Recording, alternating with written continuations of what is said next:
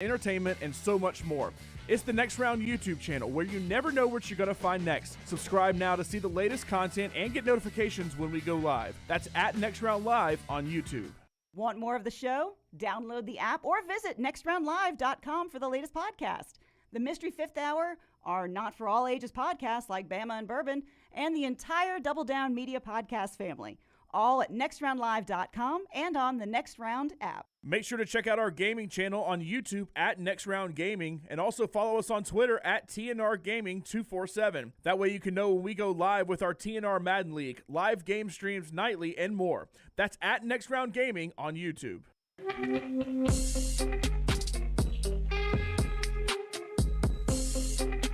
Brown's about to give you a mybookie.ag odds on the World Baseball Classic tonight, Japan and America for the championship. Bobby wrote in last night. I hope at least one of the Next Round guys was watching that WBC game just now.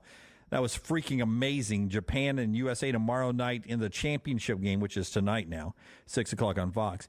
Japan has 126 million people. 62 million people in Japan watch Japan versus Korea. Some fantastic games this season. It has been amazing, the baseball played on the field and the attendance. But it has been here in the U.S., around the NFL free agency, the NFL Combine, the rush for the playoffs in the NBA, and more importantly, the NCAA tournament. What would you guys think about moving this thing right in the middle of the baseball season, sort of like what they do for the World Cup or something, and just stop the season and play this in 2 weeks right in the middle of the Major League Baseball season, in the heat of summer when there's nothing else going on? I don't know. It still doesn't do anything for me. Yeah, I don't know if I'm going to watch. Okay. So real quickly, mybookie.ag. Sorry to blow you up on that one. To get to that right there. Mybookie.ag, code next round. Mybookie.ag, code next round. All the big games coming up this weekend. The Crimson Tide of Alabama right now holding as a 7.5-point favorite over San Diego State. Right there in that same Louisville region, 9.5-point favorite is where you find Creighton. You can play those games, all the games this weekend at mybookie.ag. Don't forget code next round when you sign up at mybookie.ag. Code next round gives you a signing bonus up to $2,000. No strings attached. You bet it once. It's yours forever. Don't have to bet it 5, 6, 8, 9, 10 times. Yours forever after you bet it one time when you use code next round. All the games, everything, weekly blackjack tournaments right there at mybookie.ag. Bet anything, anytime, anywhere. Mybookie.ag, code next round. Mybookie.ag, code next round. All right. You were going to say something No, I about was just going to say first pitch, local time for Japan is going to be 8 a.m. in the morning. You think sports bars will be packed? They will be. They will be. I think people they may take the day off work. I mean, a big deal, obviously, yeah. Yeah, they probably will. Yeah. U.S. is skinny favorite is what you're telling me? Yeah, minus 140. Yeah. So that's tonight on Main Fox at 6 o'clock this evening. Alabama softball dropped one yesterday, 2-1 loss to Arkansas. They're off to a 1-2 start in softball this year. And LT's women's bracket, another Indiana. number one went down. Should have known. Indiana's a Johnny-come-lately in the women's hoops. And how about this? We told you yesterday it's the first time a number one had not made it to the Sweet 16 since 2009. Now 2 ones are out before the Sweet 16. Miami's women beat Indiana's women. Guess what Miami's men did? They beat the Indiana men and knocked them out of the men's NCAA tournament. What a roll for Miami. Hurricanes over Hoosiers. Not once, but twice. That's nice. We're back tomorrow, 9 a.m. Central Time. Until next time, God bless you and God bless America.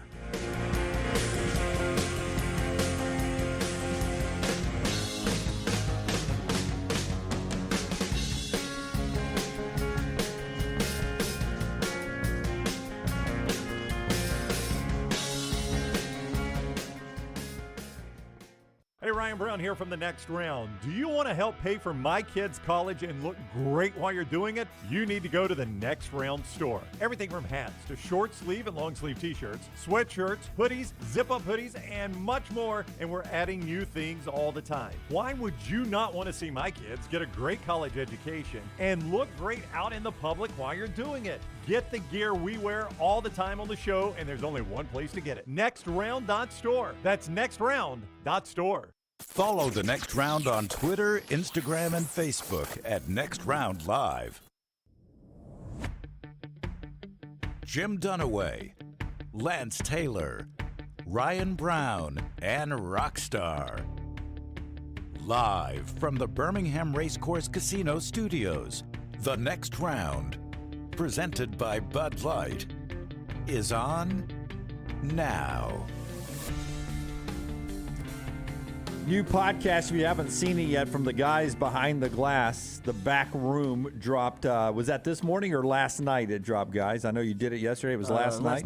Last night. A lot of rave reviews early over in the chat room from Angela and the crew. Thanks for being with us today to start off the show. Jim Dunaway, Lance Taylor, Ryan Brown, all the guys in the back room, including Forrester, who's on a little bit of a hiatus, vacation. Tyler's back in Lunsford's chair. Lunsford is in Forrester's chair, and that's Rockstar right there, who is in the next round .store camera. Good morning to him. Lunsford, I'll tell you right now, our preview screen in here on TV1 is not working. Great start, Lunsford. There we go. Way to go, Lunsford. There we go. Perfect. I texted him. Hey, what was the back room about yesterday? I walked by, I saw them recording. I assume pizza parties were part of it. They do have a food budget apparently. Well, they're going to be upset because I think I've made the definitive decision to not go to Louisville with you guys. I'm gonna let you travel alone. We'll take a week off. break that sentence down. I think I've made it. And I'm the one that gets painted with the FOMO, right? Listen, I'm the one that gets painted with that. FOMO. It's just, the Bourbon Trail's up there and Alabama, maybe their first trip to a Final Four.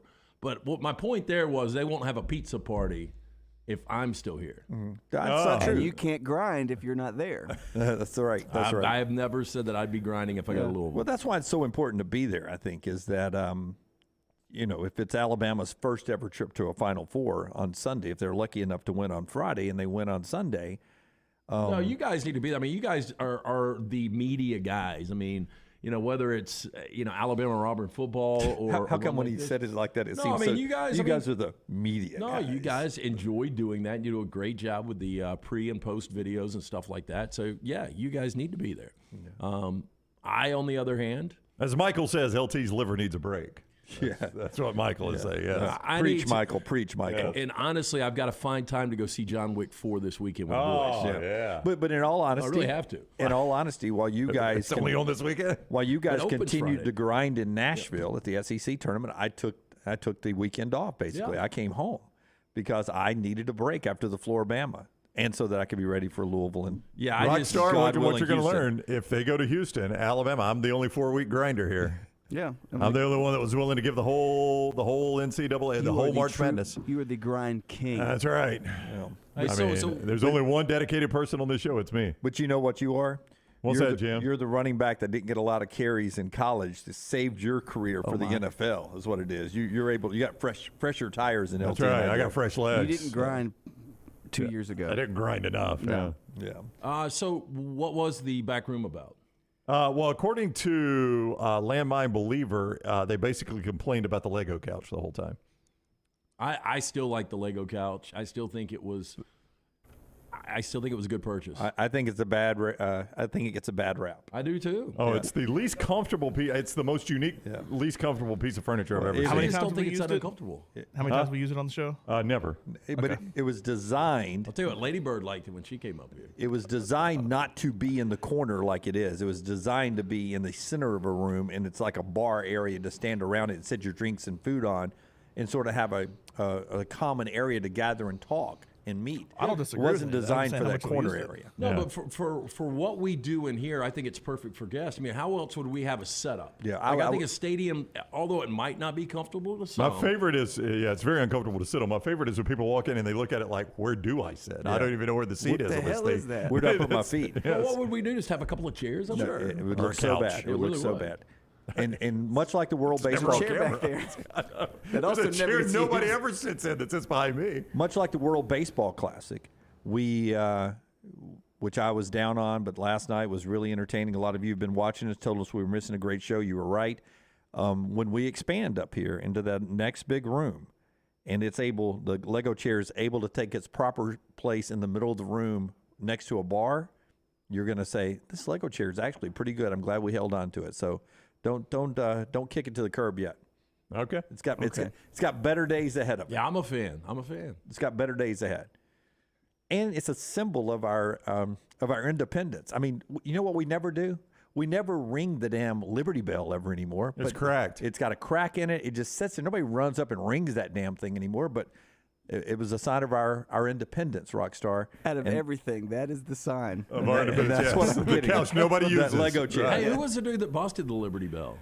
It was Barry Bonds. Yeah. Remember? That was a great trash Jonathan story. Lee Richey. Barry Bonds. Barry Bonds cracked the Liberty Bell. All right, let's get into everything that happened yesterday. The show being brought to you in part by our friends at Precision Sports. If you got a crack in your life right now, they can fix it and get you back in the game. Yeah, hey, look, 2023 is a new year, new ways to contact your favorite precision sports medicine and orthopedic provider. Remember the number, 205-512-3885. The website, precisionsportsortho.com/2023. Maybe you tweaked that shoulder, putting something in the attic. Maybe you injured the elbow shooting hoops in the driveway.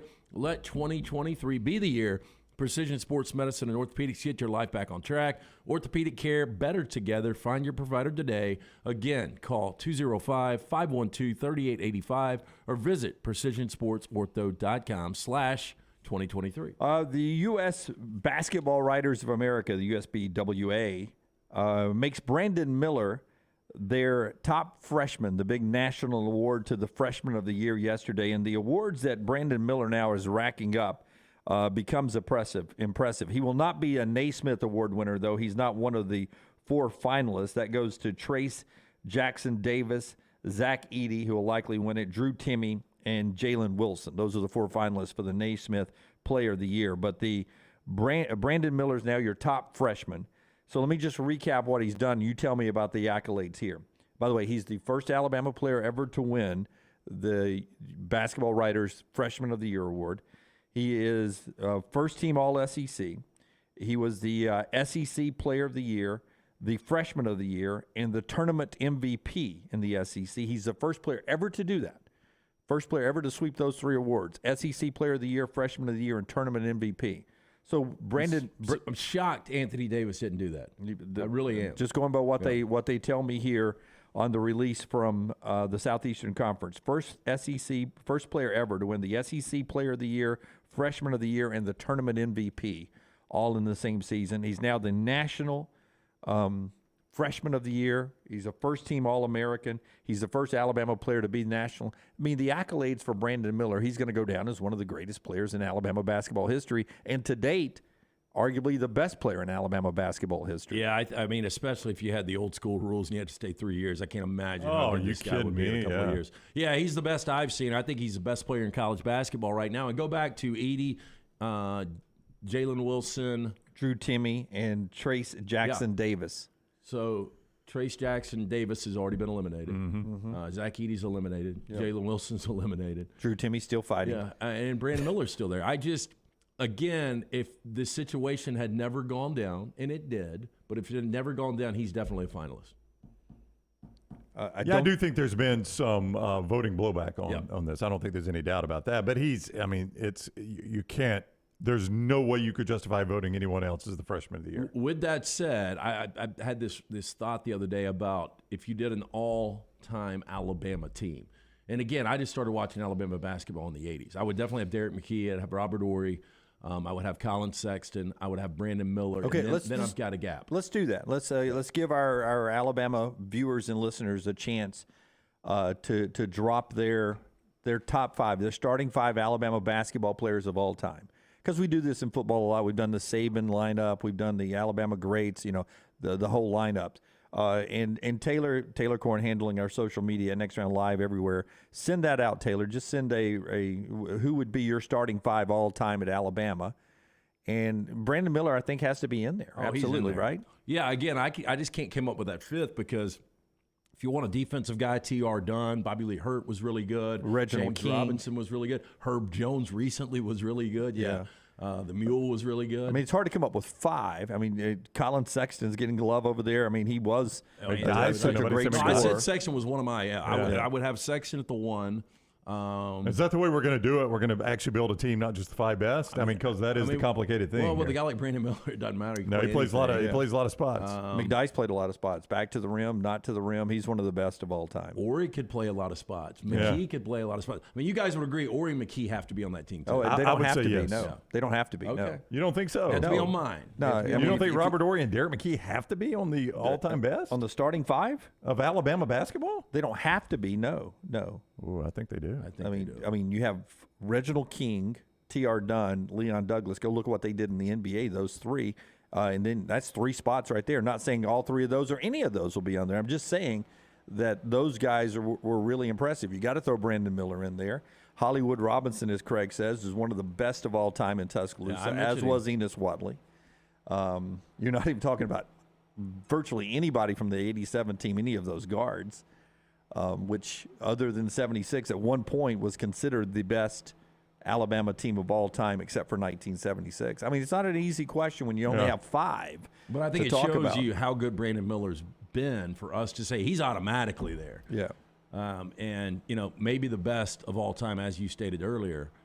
I agree. I mean, there's 8 to 10 guys in the mix. If Thalamus McGee's not on this team, I give up. Yeah. So I'm going to put it down at 11 o'clock. I'll give everyone until 11 o'clock. Okay. And we will unveil our Alabama starting 5 all time. All right. However you want to build it, you can go. I mean, it's modern day basketball, right? I mean, Sprewell was a stud. He was. Yeah. He was. Yeah. Sprewell better than Ori. No, not at Alabama. You don't think so?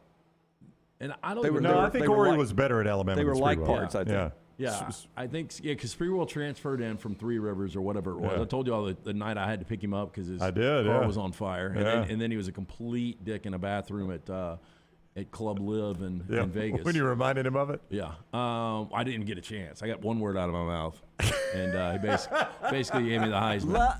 Yeah. No, before you start. But Sprewell was really our buddy Richard Hendricks, who's on the show a lot Yeah. now. Richard's I think a good player. He was a good, solid, not even solid. He was a very, very, very good college player. Yeah. I mean, it's 5 is hard. If 5 I is hard. text Wimp, would you trust his opinion on the 5? Yeah, because Wimp coached the 70s team, so you'll That's get a right. little feedback. He was an assistant with CM there, and then a lot of the 80s. We probably will have to, I think he's going to hedge older. Yeah, but we- I'll text him. That'll help us with the older Michael guys. Ansley was good too. He was. No. And he's going to hedge towards his players, too. I know that. No. Yeah, I mean, David Benoit. I mean, there's so many great names. I would love, and I'll text Chris Stewart, Yep. play-by-play voice, and you do Wimp. I'll and- text Wimp, and we'll that'll combine be, those. That'll That's be a good blend. New school, old school there. Yeah. And then we'll come up with our own. Just get a little feedback, because I think Wimp will give you a little love for the 70s and 80s that maybe are a little out of context for you guys because you weren't alive in the 70s to watch it.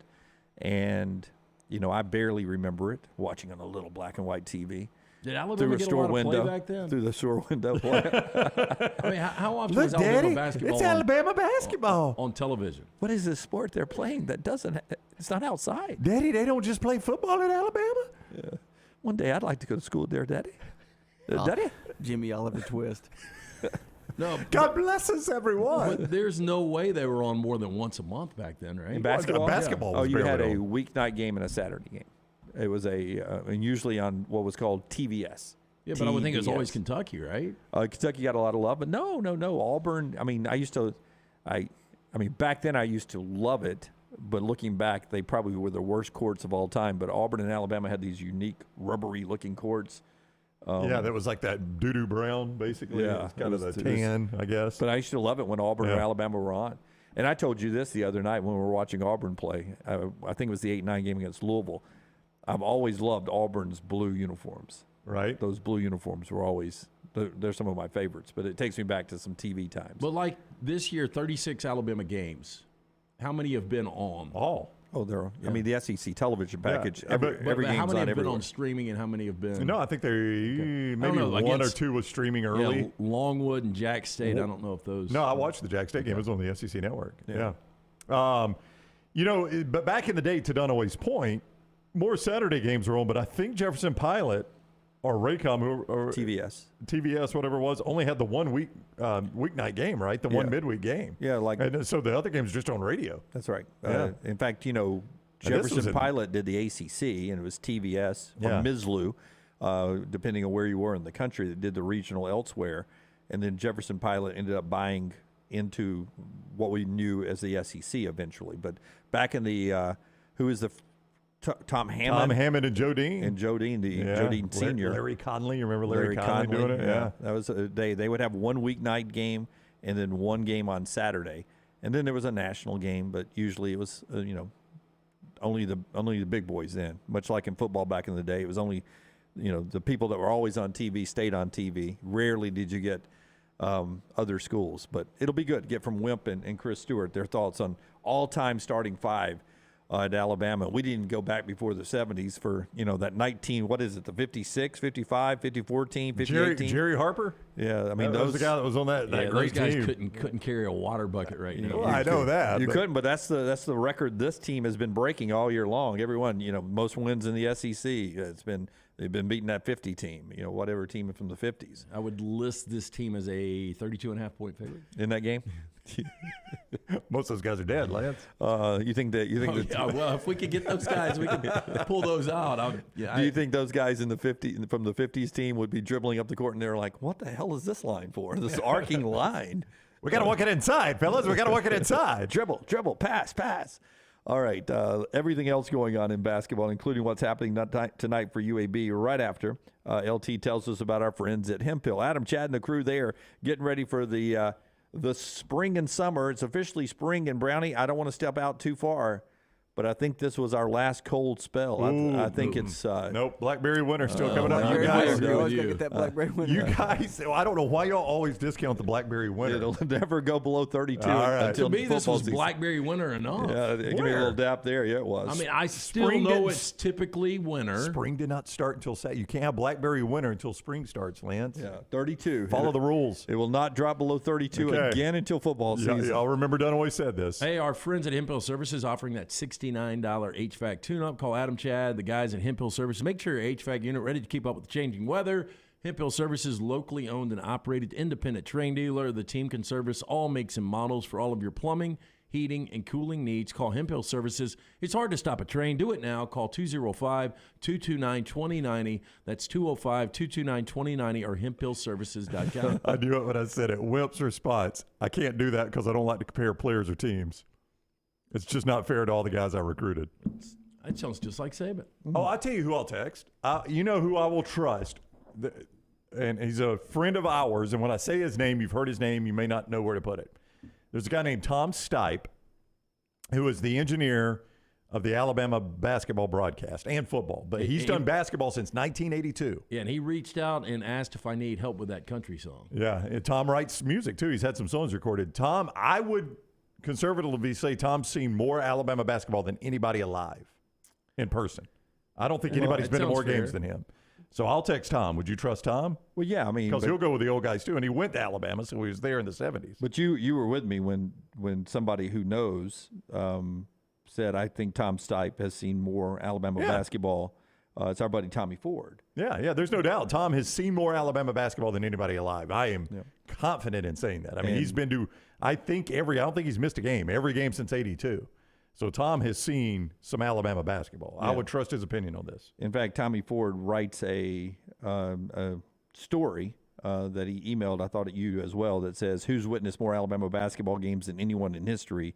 It's this guy, and it's a picture of Tom Stipe, and he goes in and gives the story of Tom Stipe's career at Alabama, and he's still the guy that you hear him on the mic some with Chris Stewart and Brian Passing during the Crimson Tide broadcast. So we'll get Stipe's opinion instead of Wimp's there, since Wimp is in a mood this morning. I knew he would do it there. Bud Light, easy to drink, easy to enjoy right there. Our great friends at Bud Light bringing you part of the show. Did you ever tell us about Hemphill, or did we talk through that? Okay, we're good to go there. UAB in action at Vandy tonight, 6 o'clock, ESPN2 quarterfinals of the NIT. UAB has been to the NIT semifinals, the Final Four of the NIT 2 other times, and a win tonight in Nashville gets them there. This Vandy team, you wondered if they would be trying to prove a point for missing the tournament. They have done that so far, but this is a fun matchup. You're going to get some points tonight at Memorial Coliseum in Nashville, Tennessee. Yeah, I mean, the total's 152, so, just do the math. They're expecting this game to be played in the high 70s. And you look at, again, Jerry Stackhouse, what he's been able to do. I mean, they've won 12 of their last 14 games. Now, on the other side, UAB's won 14 of their 16. So these are two extremely hot teams. Vanderbilt, slight favorite just because they're playing in Nashville. Tyron Lawrence has been really good for the Commodores in the first couple of NIT games. And, it's not just been Jelly Walker. Ty Brewer's been really good for the Blazers in this tournament. So, to me, I lean Blazers. I think it'll be an outstanding game, though. I wonder what the crowd will be like, because you said on the strength of being at home, which being at home at Vandy is a little different. It's not just about the crowd. It's about, the formation of the court. Yeah, the difficulty of that arena to deal with if you're not used to it. I do wonder if the crowd will be a factor at all. Like I saw Dana Altman bitching about only 3,300 fans showed up for Oregon and Wisconsin last night. You know where your fans will show up better is if you're in the NCAA tournament, Dana. So, quit bitching about your fans not coming to an NIT game. It's the NIT. We had Wisconsin last night, by the way. He's fed up with Oregon. Yeah. It was the headline I saw. Yeah, well, get them to the tournament and people will come watch the games. I still think they should have won the national championship the year you had to do stand-up. Yeah. You mean the year I finished tied for first? The year you had to do stand-up. Yeah. They had that game, and they had a complete meltdown against Carolina in the semis with a minute to go. The good news with UAB is because that building can work some – it can screw with you. They've at least got an experienced coach in that building. Andy has coached a lot of games at Vandy. That's what Volvan 205 just wrote in the Vulcan Automotive chat. Smart guy, that Volvan 205. Andy's coached a lot of games up there with Ole Miss. So he's a guy that is not going to be, flummoxed by a weird setup and knows how to prepare his team for it. All right, so that's tonight, 6 o'clock on ESPN2. Interesting game after that in the NIT. Cincinnati on the road at Utah Valley. It's not like it generated in hoops, 2K or whatever. It's a real school, Utah Valley, and they're in the quarterfinals of the NIT as well. That'll be a sellout. And they get a home game, 8 o'clock ESPN2. They play in the WAC, if you're wondering, so you can hang around and watch that one after UAB and Vandy. World Baseball Classic before we take our first break and then get to some college football. You're going to overhype this because you want a steak. Wow. No. I wasn't going to bring up that I want a steak, but I am back to 9 steaks up now. So pay one off, get a win. Wow. Oh, that's right. Rockstar, you were gone. Yeah. You 9 missed steaks? on I was tour. up 10 at one point. Wow. You missed the winner of Dunaway. Yeah, while you were gone. You gotta have a Blackberry Lance then. Yeah. Well, While you were gone, keep playing. it just started happening. It was snowing winds on Dunaway here. My God. Yeah. So and then we paid off one earlier this week, 2 nights ago now, and then won another one last night because I had Japan, and it was weird as a young red-blooded American sitting there cheering for Japan late. But God, you really were. See, a lot of our state bets. I wish your granddad could see that. I haven't even I'll catch myself at times pulling against my stake. really, Yeah. In what situations? Well, sometimes you bait Dunaway into a stake in order to help the Rams. Yeah, the Rams or something like that.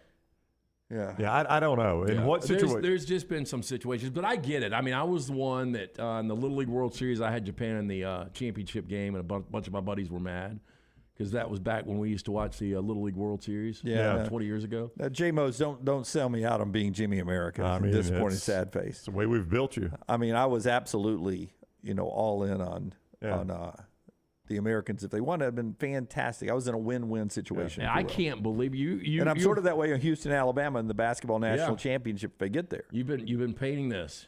Yeah. So I'm just. It's just. Yeah.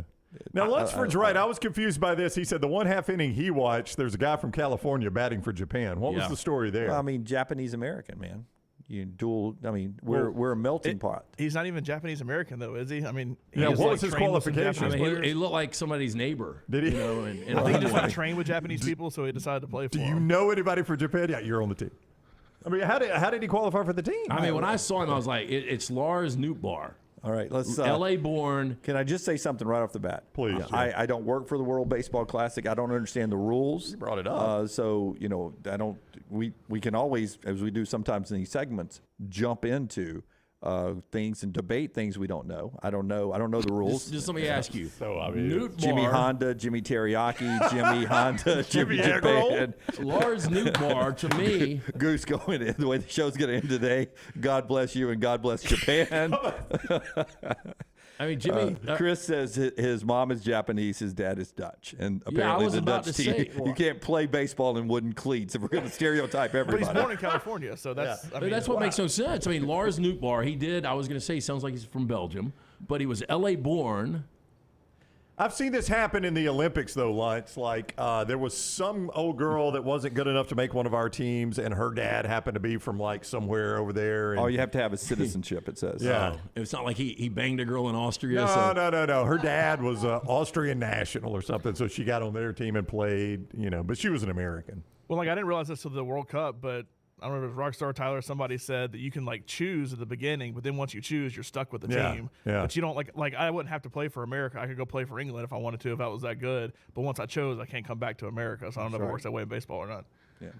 All right, so that's the World Baseball. If you're wondering, Japan won 3-2. It was an amazing thing. We'll talk about that maybe later on. When we come back, we'll jump into college football. The show being brought to you by our friends at Nichols Outfitters. Nichols Outfitters, Dunaway, is getting you ready for that turkey hunting season. It is turkey time, not Thanksgiving. Turkey season in Alabama. For all you hunters out there, no better place to stock up on your essential gear than Nichols Outfitters in Pelham. Top quality firearms, camo, calls, and decoys. Everything you need for a successful season. Exit 242 in Pelham. NicholsOutfitters.com. Nichols Outfitters knows the outdoors. Follow The Next Round on Twitter, Instagram, and Facebook at Next Round Live. For 50 years, our friends at Wayne's have been doing things around your house that you don't have time to do. Warm weather is coming. You want that lawn looking great. You want mosquitoes not around. Our friends at Wayne's, they can help you out. Right now, they will do $50 off for each of those services to continue to celebrate their 50th anniversary. Again, our friends at Wayne's, they take care of all of us here on The Next Round. You don't want those mosquitoes. You want the lawn looking great. Call them today, 866-WAYNES1 or call Waynes.com. There are so many things I love about walk-ons. Authentic, mouth-watering Louisiana cuisine, prepared fresh, daily from scratch. A great beer selection and TVs everywhere to watch the big game every day of the week. And of course, they've got two great locations on Highway 280 and 119 and at Hoover near the Hoover Met. Walk-ons is also a great place for happy hour, 2 to 6 Monday through Friday with $5 moonshine swirls, $5 house pours, and half-price appetizers. And it's an easy take-home experience for the family as well. Highway 280 and Hoover with walk-ons. The USFL champs are back in Birmingham to defend their title. We can't wait to have you for the USFL. Ticket prices start at just $10 for the 2023 season. The Stallions kick it all off on April 15th as Coach Skip Holtz, Jamar Smith, Scooby Wright, and the Stallions look to run it back at Protective Stadium. Don't miss out on the hottest ticket in town. Touchdown, Birmingham. Buy your Stallions tickets today at theusfl.com.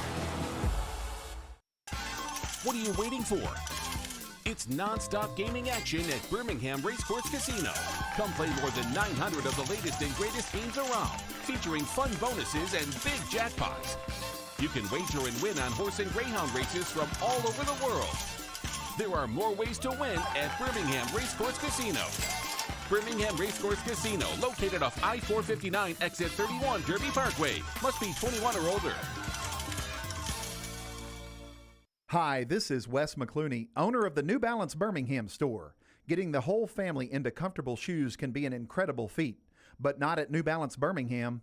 We have the largest selection and inventory of any specialty shoe store, and our fit specialists will match your feet with the perfect New Balance shoe. Come see us at the New Balance Birmingham store, located on Highway 280 next to Chick-fil-A. Experience the difference a custom fit makes today at New Balance Birmingham. Peanut butter and jelly, chicken and biscuits. Man, I love great combos, and you'll love our combo. It's the Bama and Bourbon Podcast. Yay, Alabama's Aaron Suttles is part of the Next Round family, and he joins LT weekly for the combo of Alabama sports and bourbon. Find a new bourbon to add to your collection and get all the inside information on Alabama football and Alabama basketball on the field or off the field, on the court or off the court. It's Bama and Bourbon with Aaron Suttles, only on the Next Round video and audio platforms.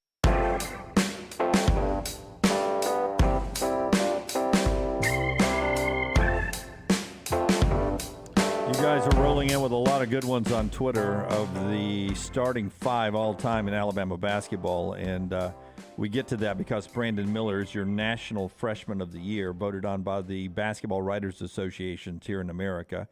And just running through most of them, just about all of them, Brandon Miller's on there. There's a few without Brandon Miller on there, but you can go send those in on our social media feeds, both on Instagram and on Twitter at Next Round Live.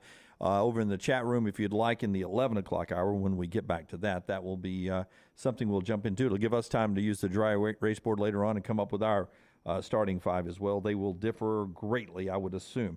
Back to the baseball classic before we move on to football. Shohei Ohtani and Mike Trout considered to be the best two baseball players, if not in the conversation right now in the world in Major League Baseball. They're teammates, and they never really play meaningful games with the Los Angeles Angels. And then just how the game worked out, it came down to those two last night. 3-2 Japan leads it. 2 outs, and there's Mike Trout, and Ohtani's out of the bullpen trying to close out the win. He touched 102 with a fastball in the dirt. He threw the fastest ball in the World Baseball Classic as a pitcher. He hit the fastest ball on the exit velo. I don't know how with the Schwarber home run. And he hit some monster shot. Man, I'm not doubting you. I'm just saying that Schwarber thing. I mean, that home run in the 8th was... And he had the fastest clock time one time, beating out an infield hit or something to first base. The guy does it all. He's such a talented guy. Still has a translator. Hasn't worked on mastering any English yet. Don't blame him. I couldn't do it either. But at some point, his star ability in our country would go to another level if he could start doing endorsements and such too. Yeah, he's only 28 years old, and I know that would be difficult. Yeah. I mean, if I could only learn 2 languages, I personally think Spanish and Chinese would be all you would need, Mandarin Chinese.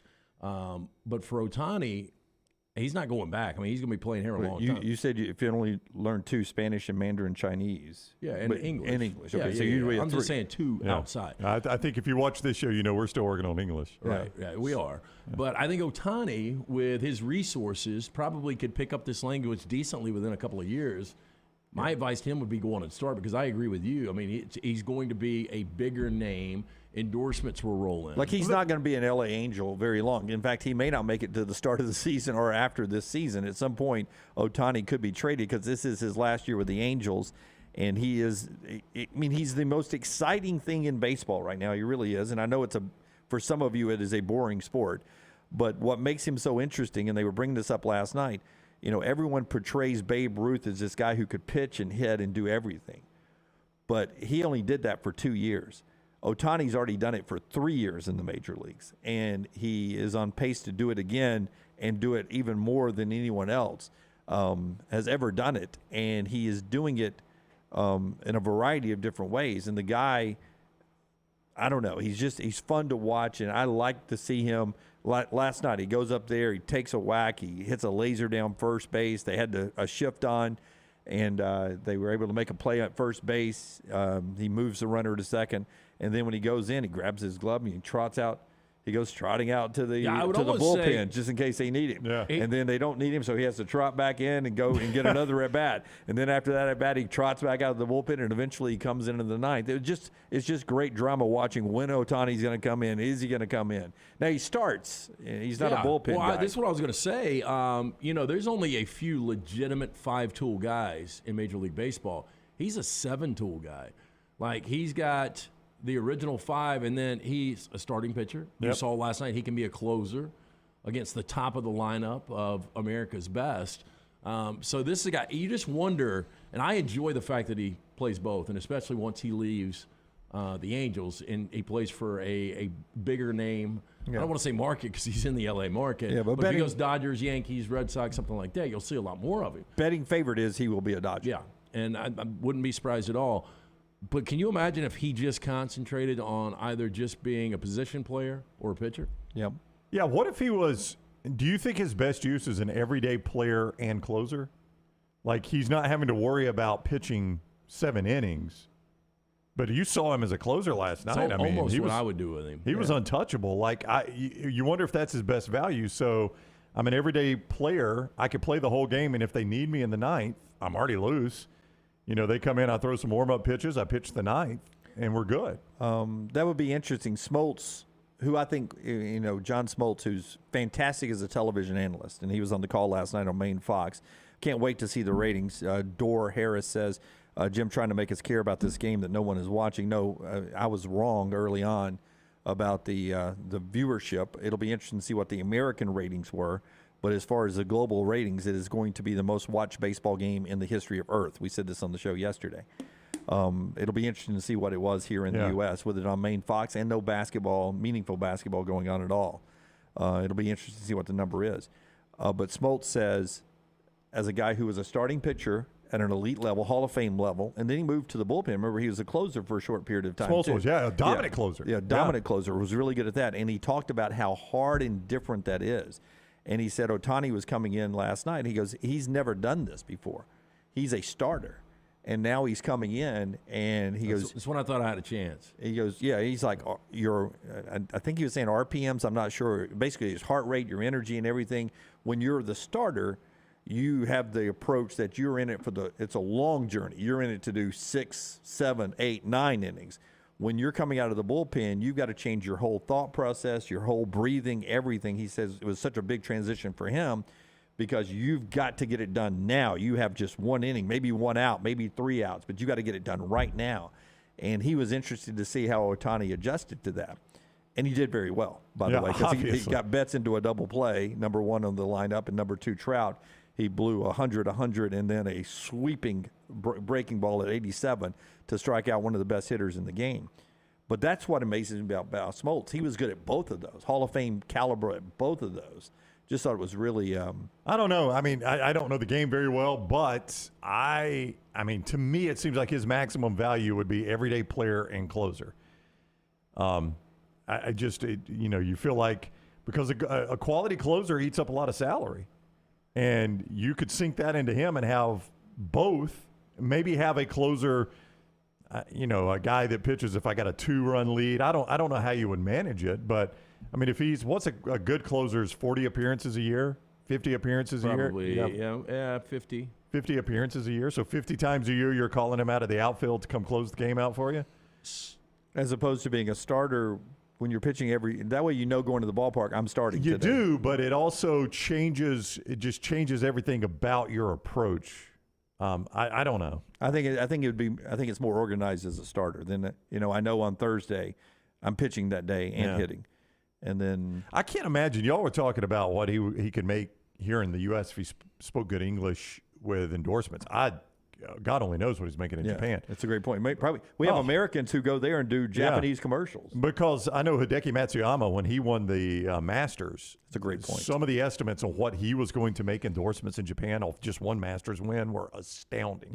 Yeah. That's a great point, Brown. Because we have American actors, who will go and do product commercials in the Japanese market and make millions of dollars to just go do one voice track or one endorsement commercial. So that's a great point. He doesn't even need American. I don't think he does. Yeah. Now he could double down. He could make a lot in America too, but I bet you can name his price in Japan. He and Hideki Matsuyama have to be the 2 highest paid sports endorsers in Japan.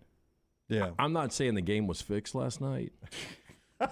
When you start a sentence that way, what you're saying is the game absolutely was fixed. No, it was just funny because everybody leading up to the game was like, if we can get the Ohtani Trout moment and how that just pops up. I mean, that's like picking a roulette wheel. How would you fix that, though, to make sure? You couldn't. To make sure Trout's the last batter. You couldn't, but I'm just saying it was really, really weird. That's what made it such a great moment.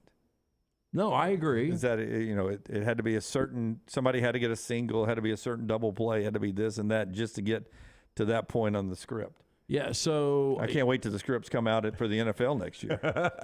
I don't know if you guys ever saw the movie. I'm trying to remember what it was. Capricorn 1? Yep. No. Documentary. I saw that. Yep.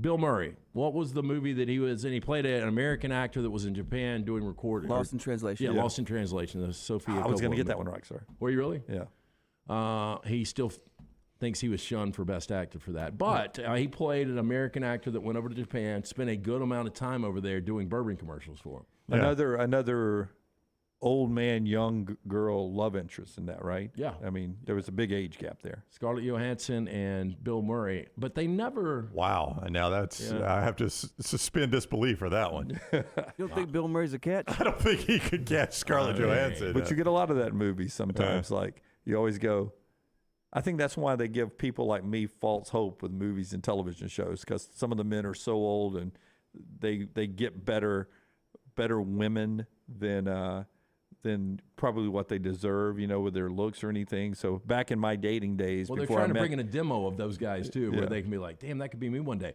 Difference is those guys have all got money. before I lucked up and got Maggie, I was like dating the world, and I was like, dating the world. Why am I dating this person? Look at this guy on the movies. I mean, look at this, the guy on Seinfeld with the bald hair. Who is he dating right now? I'm better looking than George Costanza. What was your biggest reason for breakups? Was it the fact that you got tired of them, tired of looking at them? I just didn't date a lot. I dated 3 dates usually, and then I was out. I didn't have a lot of game material.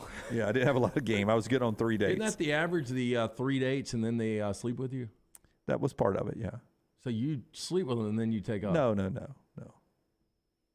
I'd sleep with them. They would be disappointed, and they would take off. They would tap out. They wouldn't come They'd back. wake up in the morning going, "I got to get my life together."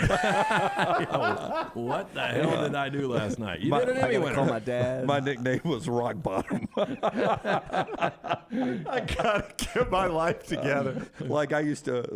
Did you have a friend that would just scour the bars at last call? Blakely's Bouquets actually would send me flowers on the reg. They would be like, here comes flowers, and it always would be from things like AA would be like, hey, thanks again. We got 4 more girls came in last month, Jim. Thank you, #Rock Bottom. I provided chips for people back in the 90s. Gotta get my life together. They're just looking in the mirror, their hair's all disheveled. They're like, this is it for me. Guys, you were telling a story one time about you had a friend that would just hang out at bars until like last call. Oh, he wouldn't get there until midnight, so that he was sober and there for the last couple hours. I'm telling you, if Otani's the closer, it's so much easier. The definition for that, it's called a predator. That was his nickname. No, it wasn't. Pred. You don't call it Pred? What's up, Pred? Oh, my gosh. It's not a great nickname. Oh, God, Pred's here. Is it midnight already? The old seeker. Well, he did work a night shift, too, so it did time out that way. But what's old Pred up to now? The joke here would be 5 to 10. 30 to life. He might be in a documentary right now on Netflix. All right. You're welcome, Chase. That's what I do for the show. Jimmy Self-Deprecator. I don't know how you say that in Japanese, but that's what I am. Jimmy Rock Bottom. Jim Walking Intervention. All right, we'll get to that college football, I promise, in just a second. But first, the MyBookie lines of the day. Lunsford will throw up the lines for MyBookie. Brownie will tell you about them. But here's the way they are. Here's the way they set this morning at 8 o'clock Central Time at MyBookie.ag. Michigan State a 2-point favorite over Kansas State. UConn a 3.5-point favorite over Arkansas. 5.5-point favorite Tennessee over Florida Atlantic. A 2-point favorite UCLA over Gonzaga.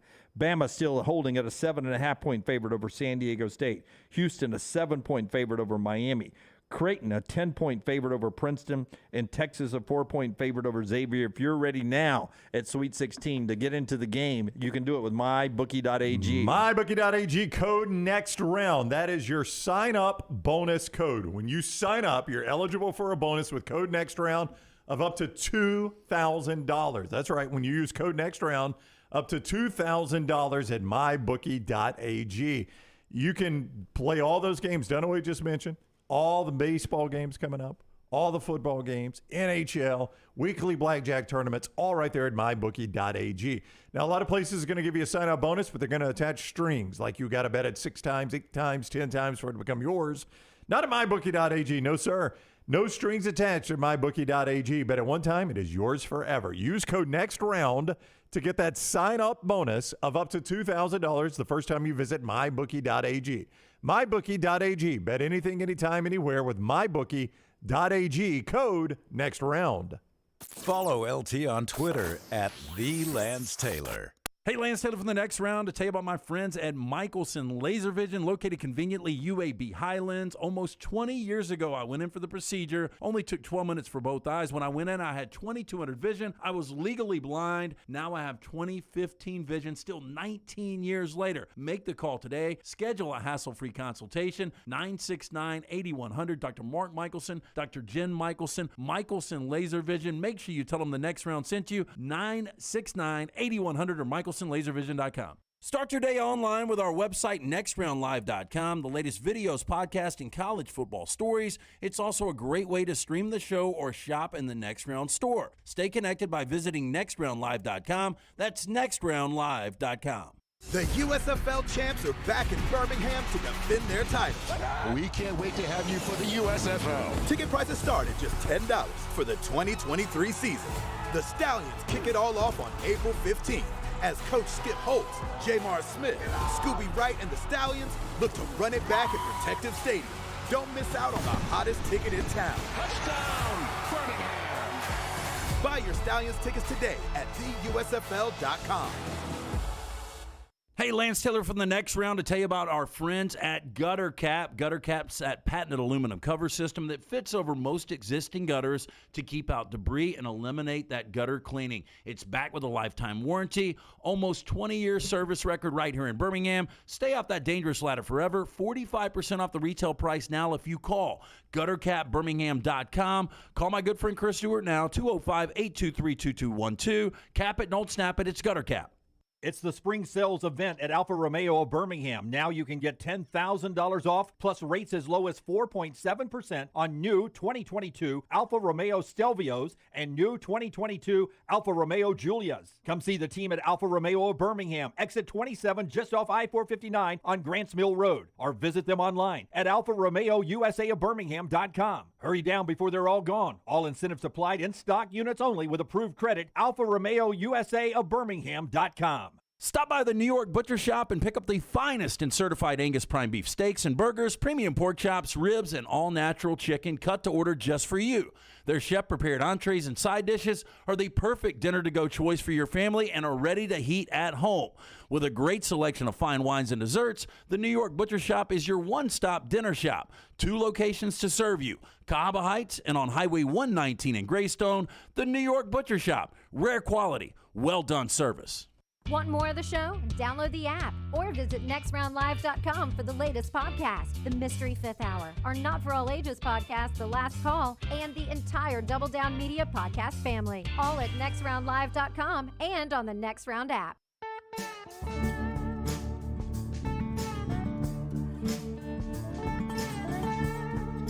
Back with you on the Next Round as we continue on today.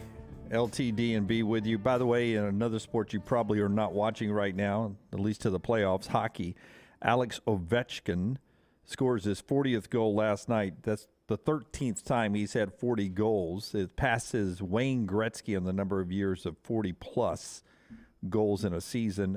He is only 74. He's got 820 career goals now. 74 goals behind the great one, Wayne Gretzky, for the most goals in NHL history. Alex Ovechkin there. A little He's Wayne, only got one ring, though, right?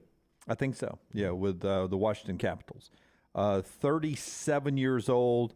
Got a little bit of LeBron and Ovechkin there, and a little bit of Gretzky and Michael Jordan. You know what I mean? Where the one's considered the greatest of all time, and the other one, the records may end up saying one thing, but I don't know. From our generation, Gretzky will always be the great one. Jordan will always be the GOAT, and LeBron and Ovechkin will have some numbers, though LeBron much more successful with some team rings there.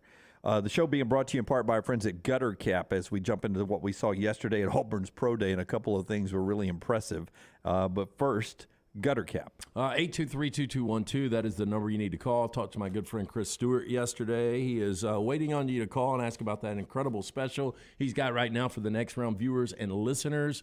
Again, it's a dirty, dangerous job getting on the roof, cleaning the gutters. That's something you don't want to do. Gutter Cap is a patent aluminum panel, fits over most existing gutters. They'll clean it one final time for you. You'll never have to clean the gutters again. Comes with a lifetime warranty. 823-2212 or guttercapbirmingham.com. Cap it, don't snap it. All right. First of all, our NIL guy from Auburn last year, John Samuel Schinker, I don't know what his NFL future is, or CFL or USFL or XFL or whatever he ends up doing. But did he surprise y'all with his speed yesterday? Yeah, Lance told me this. I had not seen this. I saw that he was at Pro Day. I saw an interview with him. Lance told me his 40 time, and I was surprised he had this kind of speed. Yeah, he clocked a 4.53 40, which is impressive. He did 27 reps outside of Brandon Council. That was the most from the 14 Tigers that showed up yesterday at Pro Day. 27 reps, 225. Decent broad jump at 9.1. His vertical was 29 inches. I mean, old John Samuel's got some athleticism. I think those types of measurements will get the guy a shot in a camp somewhere. Yeah, I'm not saying he's getting drafted. It might be an undrafted free agent. Yeah, I think he'll be an undrafted free agent. But just to get a shot, right? Yeah, I think he'll get a shot in a camp. Listen, here's the comparison I would make, because you would look at his production and say he doesn't. I don't know if the production's there. C.J. Uzomah is still playing in the NFL, by the way. His last year at Auburn was 2014. Still, again, really underutilized. Well, still drawing a paycheck in the NFL. I was going to ask you, how many receptions do you think C.J. Uzomah had in 4 college years at Auburn? Now, to be fair, I don't think he played his freshman year. I would say well, he had one big one on a drive that won a game. I would say 11. Are you going to count them all individually? And that whole drive was like, dang, why don't they throw the ball to him more? He's so good. Yeah.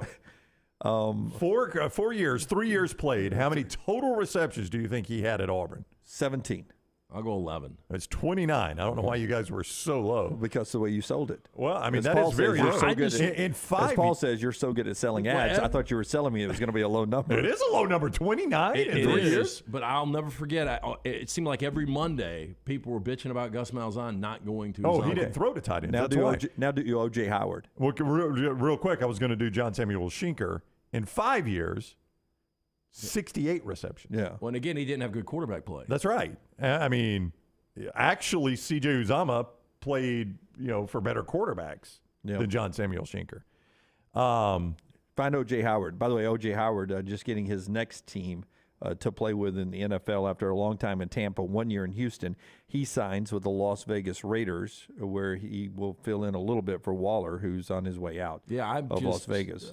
He has been very underwhelming in his NFL career. 4 years Alabama. How many catches do you think O.J. Howard had? I'm not 17. selling anything. I'm going to 17. No, I think it's more than that. I think it was 41.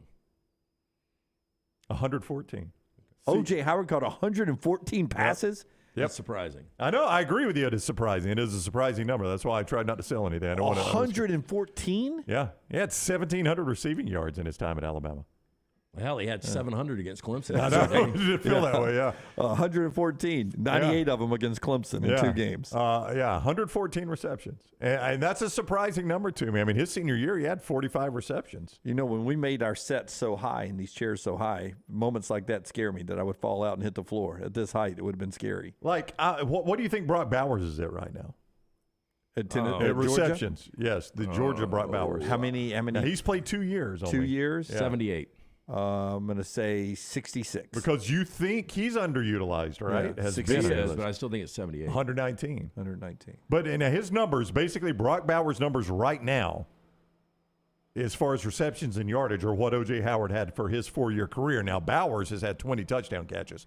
O.J. Howard only had 7. So that's right. That's just 30 catches a year. That's like 3 a game. That's what tight ends get a lot in college. That's the point. But that goes back to Uzomah, who's, knocking on doors of all pros, and he got 29 in his career.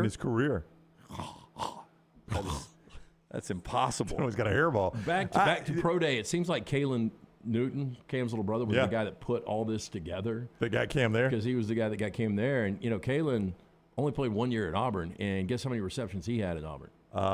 3. He had 1. 1? Yeah. I knew it wasn't many. Now, Shedrick, go ahead. I was going to say, the interesting guy was Shedrick Jackson, Lance. People are salivating over his speed. Now, here's a guy, I won't make you all guess. In 5 years at Auburn, he had 66 catches, 875 yards, a singular touchdown. He had a COVID year in 2021, his next to last year.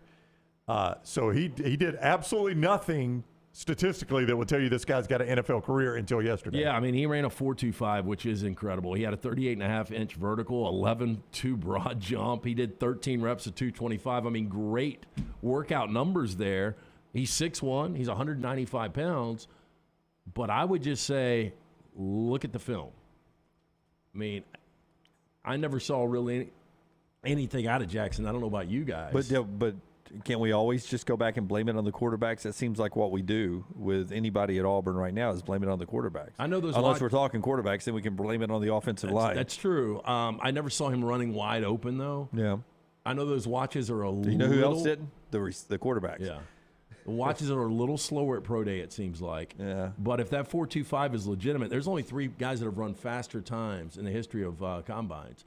And that was John Ross, Kalen Barnes, and Chris Johnson. I don't know what this means for either of these two players, but I do know it's a league that is in love with speed. And those numbers at those two positions are fast numbers.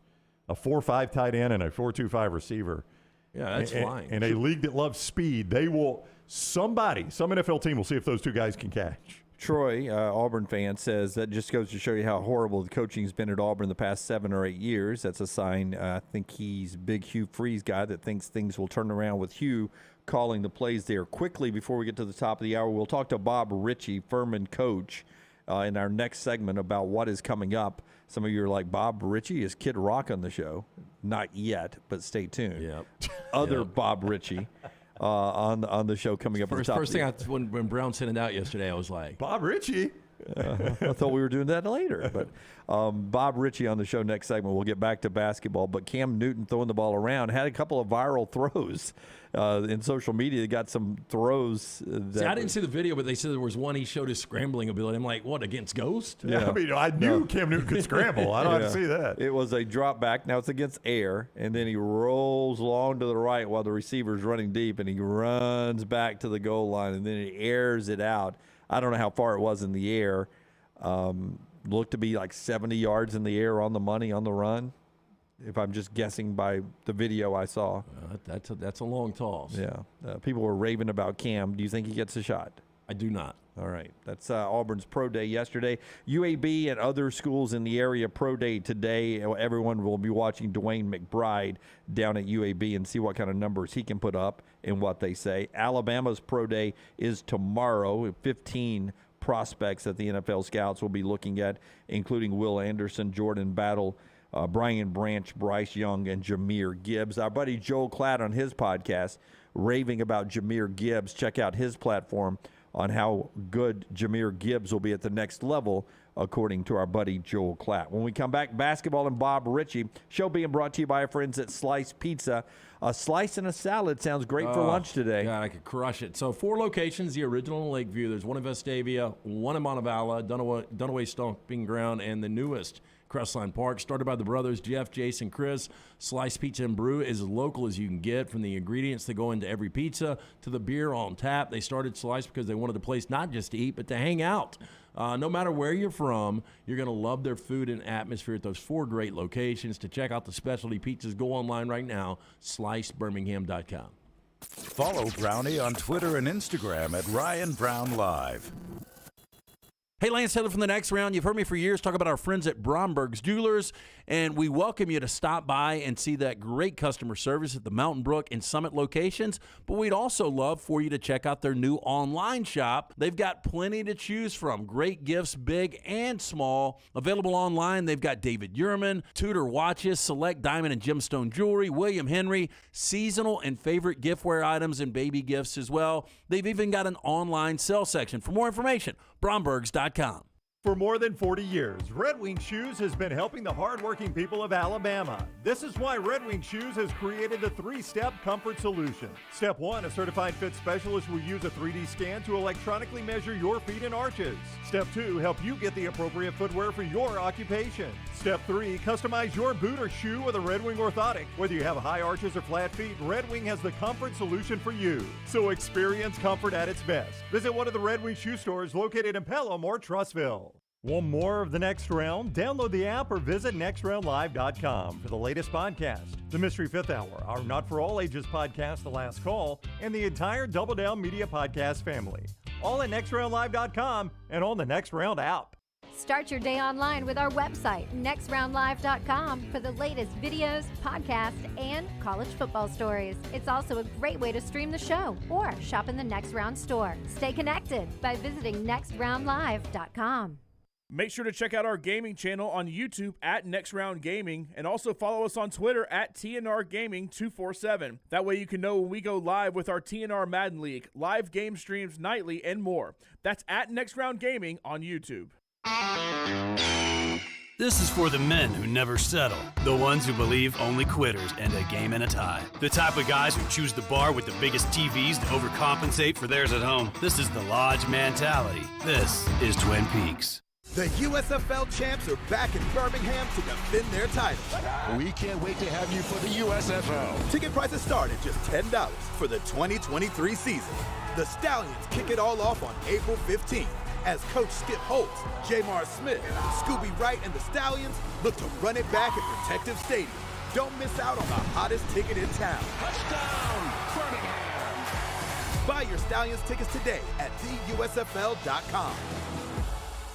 Winter's upon us, and so is the cold, wet winter weather. Don't freeze in your own home. Get the guys at Hemp Hill Services to make sure your HVAC unit is ready to keep you warm and toasty. Hemp Hill Services is a locally owned and operated independent Trane dealer, and the team can service all makes and models. For all of your plumbing, heating, and cooling needs, call Hemp Hill Services since 1954. It's the name I trust and the name Birmingham trust. It's hard to stop a Trane. Call 205-229-2090. Jim Dunaway, Lance Taylor, Ryan Brown, and Rockstar. Live from the Birmingham Racecourse Casino Studios, the next round, presented by Bud Light, is on now. Time to get some tournament thoughts before we get to the Sweet 16. We'll be up in Louisville Friday. More on our location Friday, Saturday, and Sunday from Louisville coming up later in the show. Back on the next round, Jim Dunaway, Lance Taylor, Ryan Brown, all the guys behind the glass. Taylor Corn handling everything on social media at Next Round Live. But what better way to get a scout for Bama fans on San Diego State than from a guy, Brownie, who scouted San Diego State and battled them in the tournament. Just played them. Furman coach Bob Richey coming right up. A reminder with Alabama Power, digital tools help you save time and energy. When you sign up for an online account, you gain access to tools that let you track your energy use, set up outage and billing alerts, pay your bills online, and much more. Visit alabamapower.com/digital tools to start using them today. Furman coach Bob Richey joins us now on the JohnstonRVCenter.com hotline. Good morning, Coach. Hope you're doing well today.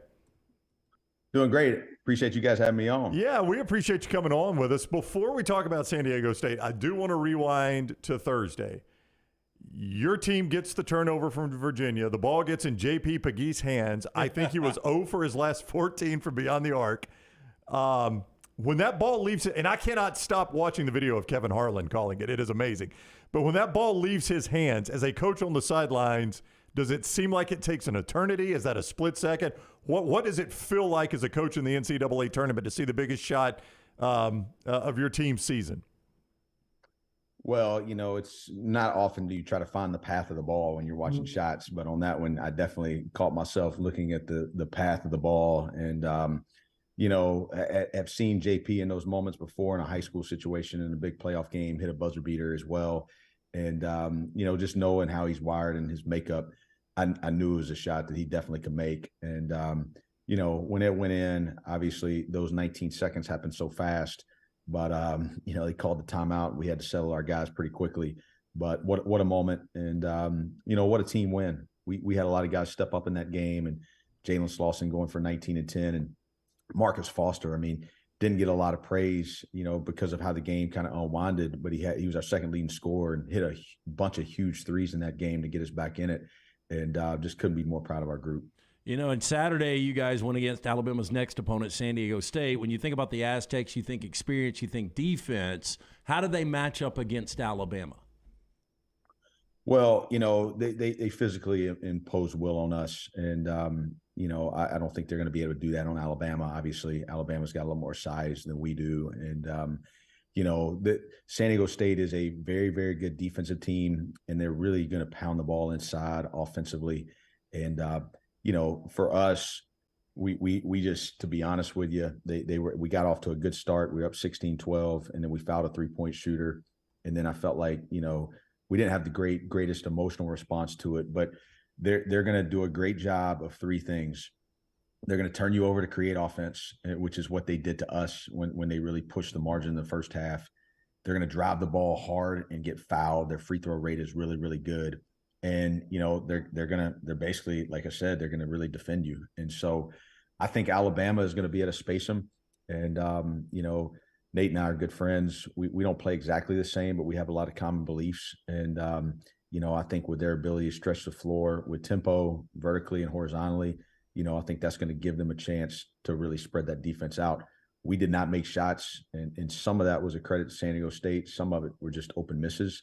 And, but if Alabama can get going from three and they can answer the bell physically, which I totally anticipate they will, I would like Alabama's chances in that game. I know the timeouts seem longer in the NCAA tournament than they do during the regular season. Is that true? And does that change your rotation? Because Nate's team seems to be really deep to me. It is deep. We've watched them all year long. They can play 11 people.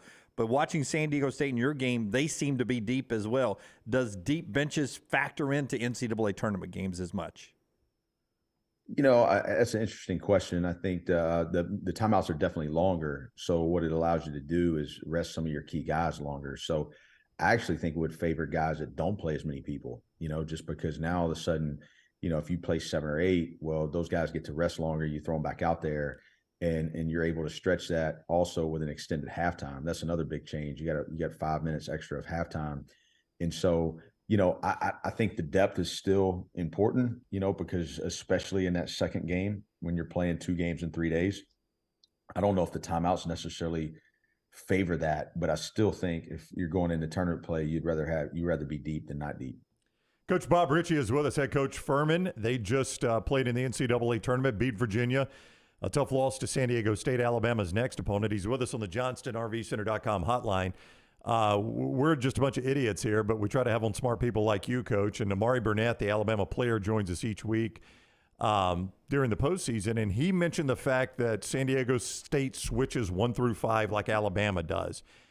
Can you dumb it down for us as a coach? How complicated does that make playing a team, or what kind of opportunity does it give you when they're switching 1 through 5? Well, they're long. People say they're huge. I would tell you they're girthy, right? They're old and they're thick, and they can really move. And so what they're going to do is, with the 1 through 4s, yes, they're going to switch you, and their guards are massive in terms of just size. So they can physically press on your bigs on those switches. But with the 5, they're going to basically try to drop coverage on that ball screen. And then if there looks like there's any contact whatsoever, they're going to veer switch it. And so now the 5's on the guard, and, those guys can move their feet. They can really shrink the floor. They're very quick to the ball. And there will be some matchups that will be favorable offensively. Again, going back to just, as y'all's football coach likes to say, big people beat small people. We weren't able to take quite as much of advantage of those switches. But I could see Nate being able to do that. It's that there becomes a little when size is equal, right? Like the ability to just big boy somebody and bully him gets a little bit taken away. And but for us, it was challenging. Our guards weren't able to get by those bigs and with enough frequency. And then what they really do a good job of, what they did a great job of in our game, is when the guards do get by those bigs, they floated the ball so well, and they've got great discipline at the rim with verticality.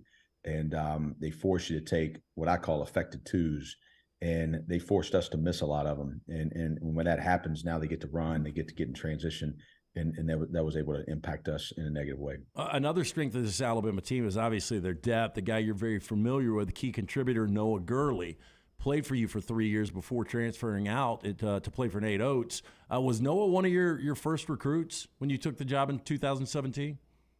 So Noah was with us for 4 years. He was actually a guy I recruited when I was an assistant, and got to know him and his family really, really well. And, had a great 4 years here and was able to graduate from Furman, and, was a 2-time all-conference player here. And, he was business. We do not have an MBA here. And, he wanted to really pursue that type of master's. And so he decided to go to Alabama, and, with my relationship with Nate and just knowing the style of play, that there would be a fit. it appeared to be a pretty good match. And I know he's not playing as much as he wants to this year, but I have seen a lot of videos where he stayed engaged and he's being a great teammate. And from the outside looking in, he and I have stayed in contact, and I love to see how he's handling the situation. I mean, how hard is that? As a coach, you know what Gurley can do, and there are some games he doesn't play at all. Then there are some games he plays 19 minutes, and he's a big factor, and he drains threes, or he's a big down low. As a coach, how hard is it to keep those guys engaged, and then being sort of a psychiatrist of your team, how important it is for those 8th, 9th, 10th guys to stay engaged like that? I think it's one of the biggest challenges in our game right now, with the portal and instant gratification and, wanting everything right away and not being willing to work while you wait. But you know what? Noah's built for that. I mean, he's got a great family, great support system. He's really, really smart. And he's somebody that he likes to win. And, I think for us as coaches, you just have to keep that conversation going. You got to continue to show a path, right? You got to continue to give hope to players that maybe not be playing as much as they want to right now, and continue to be really, really clear in your role and what it takes for each team to win. And, I'm not inside the locker room. I don't know, all the deals about their team and whatnot, but I have noticed that he's having a good attitude with that. And that's the key, right? Like, can you keep a whole group engaged in one mission, and that's to win basketball games? And it's something that as coaches we have to talk about daily, and balancing individual goals with team goals, but understanding like, hey, right now it's all about winning, and whatever we got to do, like, and then you try to make that as consistent as you can. Listen, we know how competitive your league is because we got Samford right here as well, and the battles you guys had this year, and you winning that championship in Chattanooga. After beating Virginia, as you're making your calls and recruiting now, are you getting? Is it resonating with some more people now as you call up after the world saw you beat Virginia on national TV? Yeah, I think more people know who Fuhrman is now, and I think that's the beauty of putting yourself on that stage. I think when you're in the first round, you're on the brackets, right? Like, your name gets called. I think there's a certain people that notice you. When you have a truly March Madness type moment that gets played at the volume that's been played at, then you do, right? You get because of how many people follow this that aren't even necessarily basketball fans, you get a lot more attention. And so recruiting is definitely, at least the amount of calls that the people that we're being able to have conversations with right now, and not really having to educate who it is or where it's at. It's been neat, and it's been a goal of ours, is to continue to build the brand.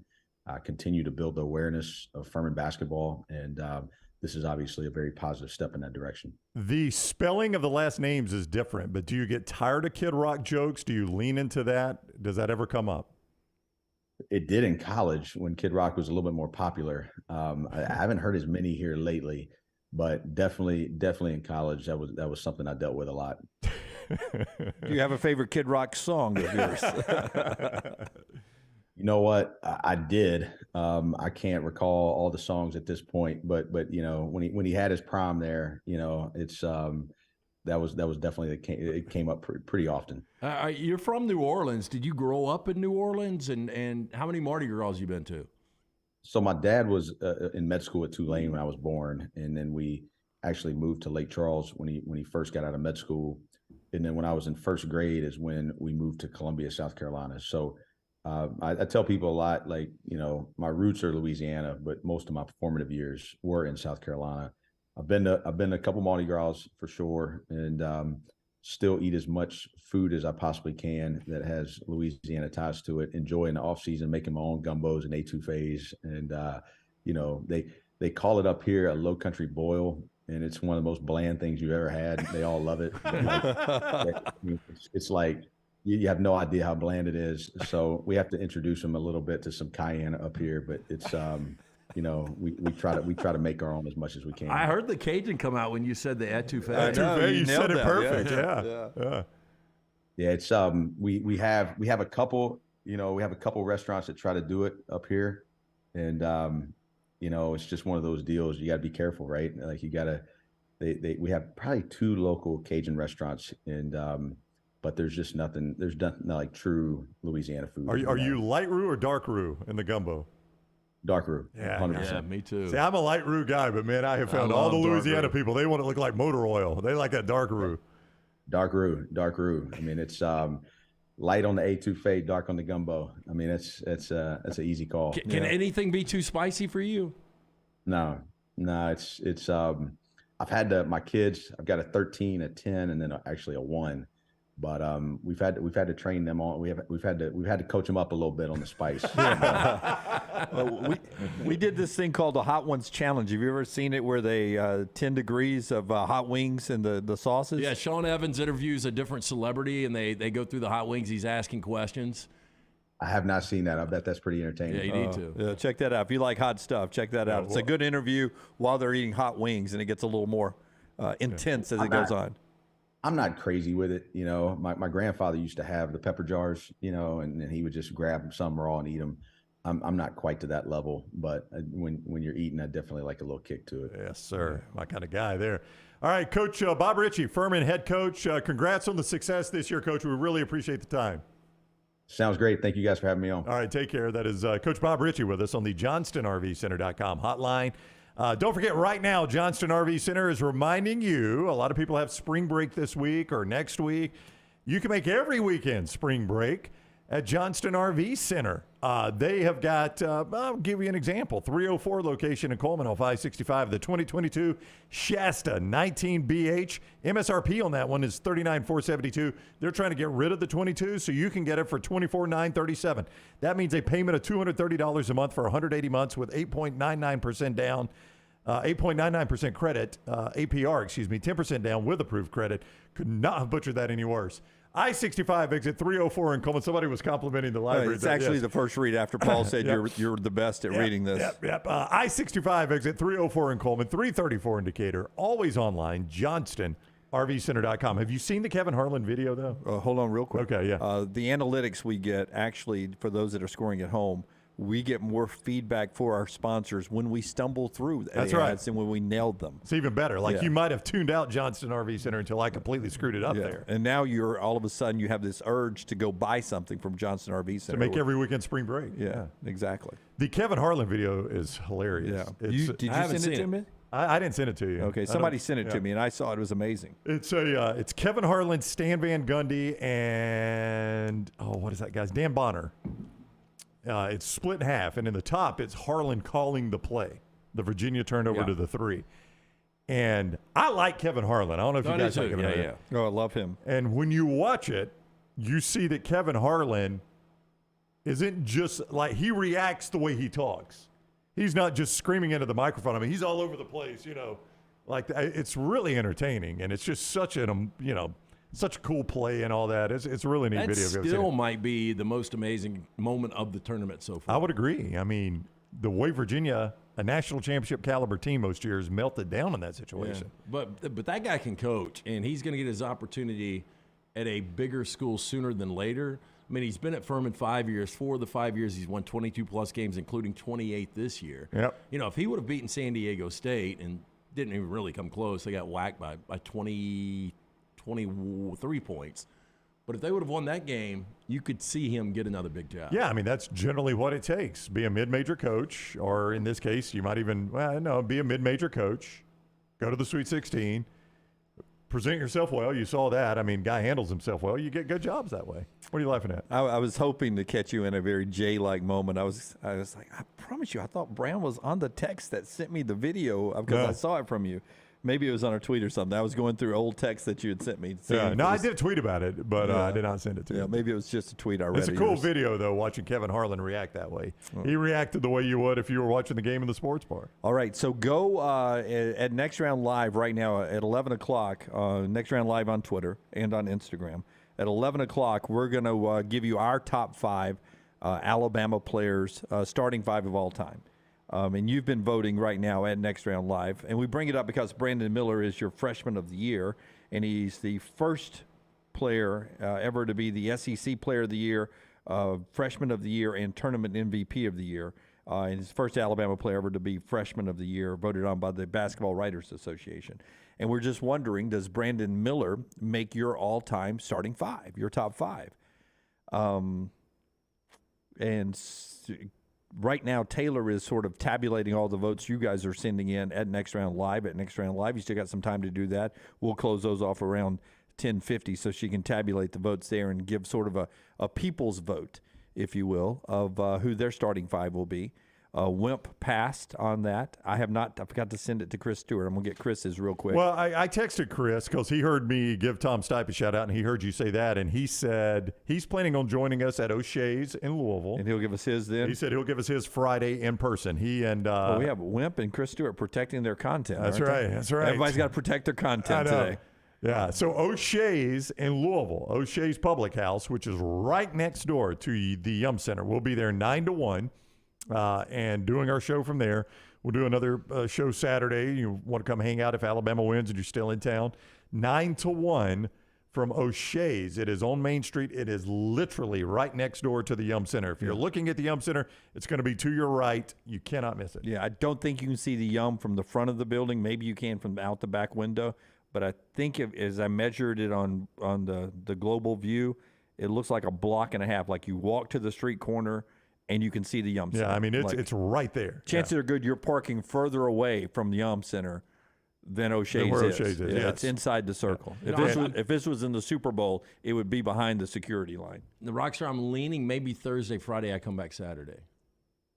We've got to change. You said you're possibly definitely not going. So O'Shea's, did that hooked you in? You like the sound of O'Shea's? It sounds fun. The fact that Chris Stewart's going to be on location with you guys. Well, I think Brian Passing will swing by as well. I haven't talked to Brian yet, but I'm sure he's willing to do it. I would love to have Chris and Brian, back to back, same time.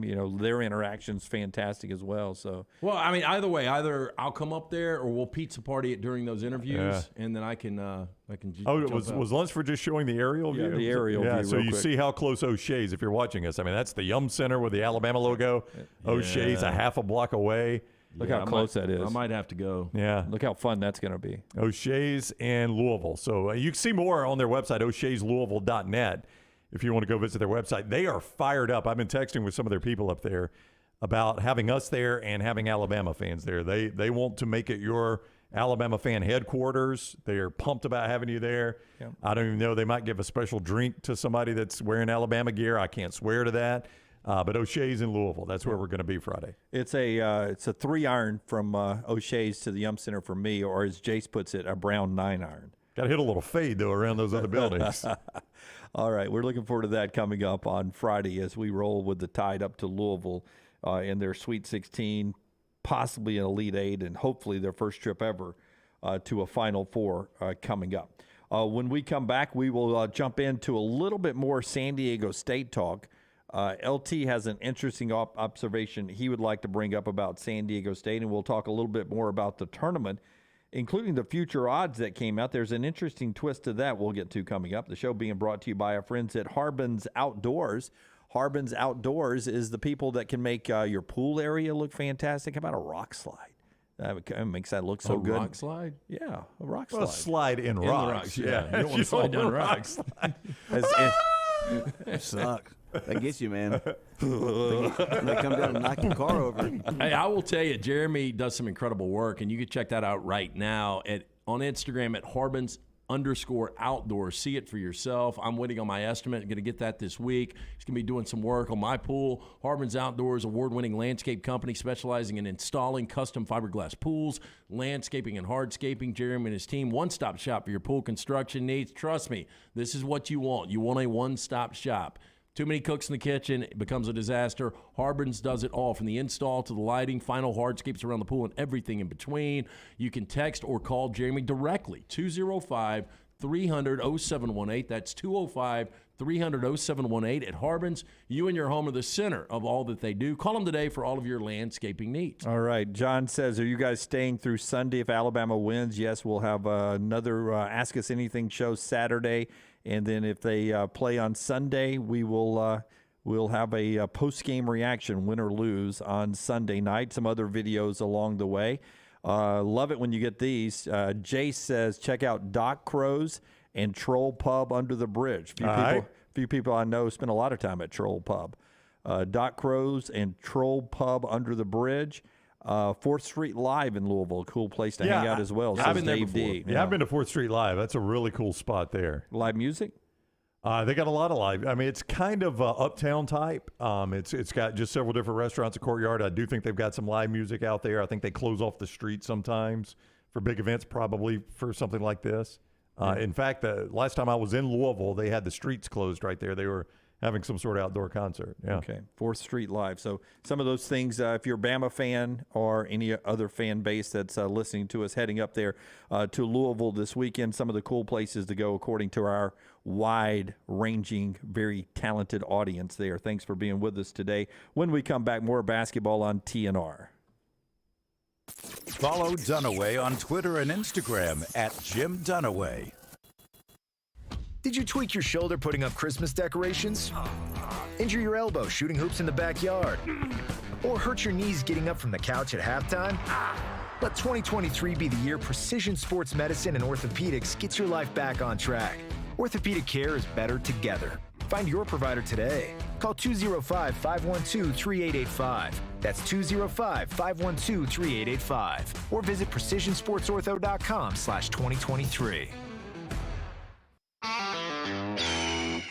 This is for the men who never settle, the ones who miss the fairway all day and still pull out the big stick, the type of guys who will always prefer to be behind the grill than in front of the camera, and the men who never let their friends forget about a high school nickname. This is the Lodge mentality. This is Twin Peaks.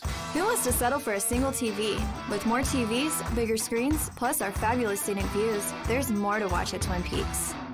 Make sure to start your day at nextroundlive.com. Get caught up on the latest podcasts and videos from the live daily show, plus specialty shows such as the Mystery Fifth Hour. You can also learn more about the whole staff at Double Down Media, find all of our social media feeds, see the latest videos from our YouTube channel and gaming channel, plus find other ways to consume the show like the Next Round mobile app, which you can download direct from the site via your iOS and Android device.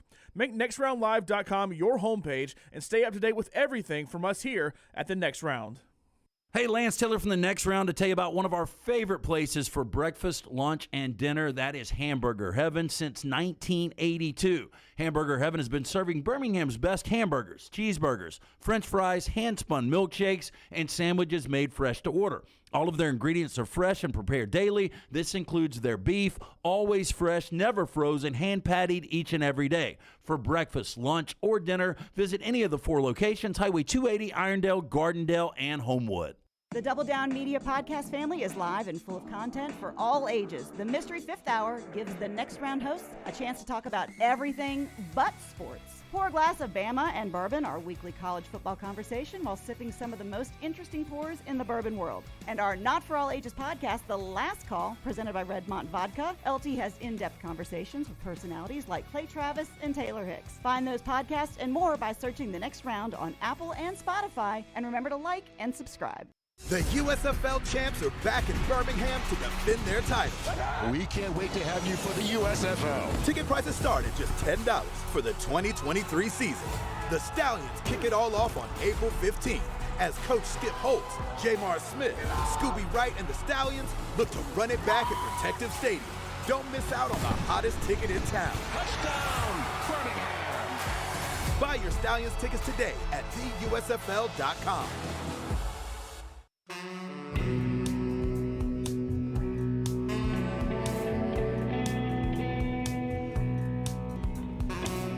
Back with you on TNR today. Next guest is Todd Fuhrman. He'll join us at 12 noon Central, then Mike DeCourcy on the tournament as well at 12:35. But LT, you have a observation about this San Diego State team that Alabama's about to play. 7.5-point favorite is Alabama in this game. And I don't know about you guys. I expect, let me put it this way. I get the feeling that Alabama fans look at who's left in their bracket and think that they have such an easy path to the Final Four because of the names on the jersey. But when you take the names off the jerseys, San Diego State and Creighton may not even be the easiest path of the teams left. And there's one reason why San Diego State is such a tough opponent. You know, I was reading this morning on AL.com, and the strange thing is I had done this past Sunday, just doing prep work for the Sweet 16, and I really didn't think about it until I saw Nate Oates had some comments on a reason that San Diego State could actually beat Alabama, and he talks about how experienced they are. And he said he looked on KenPom, and Alabama's 257th in experience, and San Diego State's 21st in the country in experience. They start 4 seniors, 1 junior. I went and looked up how many games they've collectively played. I did this on Sunday. Oh, my gosh. You guys want to guess how many games? Just the starters. Just the starting 5. I mean, the max a starting 5, you got these COVID years, it's going to screw this up. But the max a starting 5 could play would be somewhere in the neighborhood of 150 each would be about the max. I'd say they could start. Yeah, I mean 150 each is the right number. This is going to be underwhelming. No, I'm saying it's not. I'm just saying that's the maximum. That's if they've started every game of their maximum college career. I'm going to say the starting 5 has combined for 500 starts. Well, I would say that most people don't start every game their freshman year. If they do, they're probably off to the NBA. I'm going to say I'm going to say 250. They have 581 games of experience. That's pretty incredible. That's 115, a little over 115 per. Yeah, it's pretty incredible. So these guys have got a ton of experience. Yeah. And getting out of the first weekend, I think, was key for Brian Dutcher's group. He said there was nerves in that first week. I think they got obviously a really good job getting Fuhrman. But this team's got a ton of experience. But the weirdest thing is the least experienced starter in the entire game is the guy either team would take right now, Brandon Miller. Brandon Miller, That's the weird thing, well, right? I mean, there's either newcomers or freshmen like Clowney. The newcomers Mark Sears. Yeah. So not a lot of experience for Alabama. Some of their points, I think, at one point I saw Alabama 51% of their points come from freshmen, and I think it was 71% of their points come from newcomers. Would you say the highest remaining seed in each region? Okay, so you understand what I'm saying, right? Would they all trade with Alabama right now? Oh, yeah. On the path? Yeah, I think they would. So Kansas, Houston's got the toughest. Yeah, Houston's got the toughest. They played 5 seed Miami in the winner of the 2-3 Xavier Texas game. Those are 2 really difficult games for Houston. There's no way Houston's got the toughest. Oh, yeah. Well, who do you think it is? UCLA? They play 3 seed Gonzaga or 8-4 UConn, Arkansas? Yeah, I mean, it's the West. The West has the toughest. Yeah, absolutely. I would rate it this way. I would say Alabama's is the easiest. Now, when I say easiest, I don't mean it's an easy path, but it's the easiest of them. I disagree. The easiest is in the East. So you think Kansas State having to beat Michigan State and either FAU, Tennessee's the easiest? I mean, those are both basically picket games. Yeah, but I'm saying you take what we're saying is if you take Alabama or Houston or whoever the top seed is left, UCLA in the West, and you put them replacing the top seed in the others, the easiest path is the East. Alabama. Oh yeah, Alabama would easily. I would if I'm Alabama, I would much rather play either Michigan State, who they've already beaten, or Tennessee or FAU to get to the Final Four than I would San Diego State or Creighton. So Absolutely. you think if Nate Oates, if we had him sitting right here on Truth Serum and said, would you rather play Brian Dutcher in San Diego State or Tom Izzo in Michigan State? He would say, give me Tom Izzo in Michigan State. Absolutely.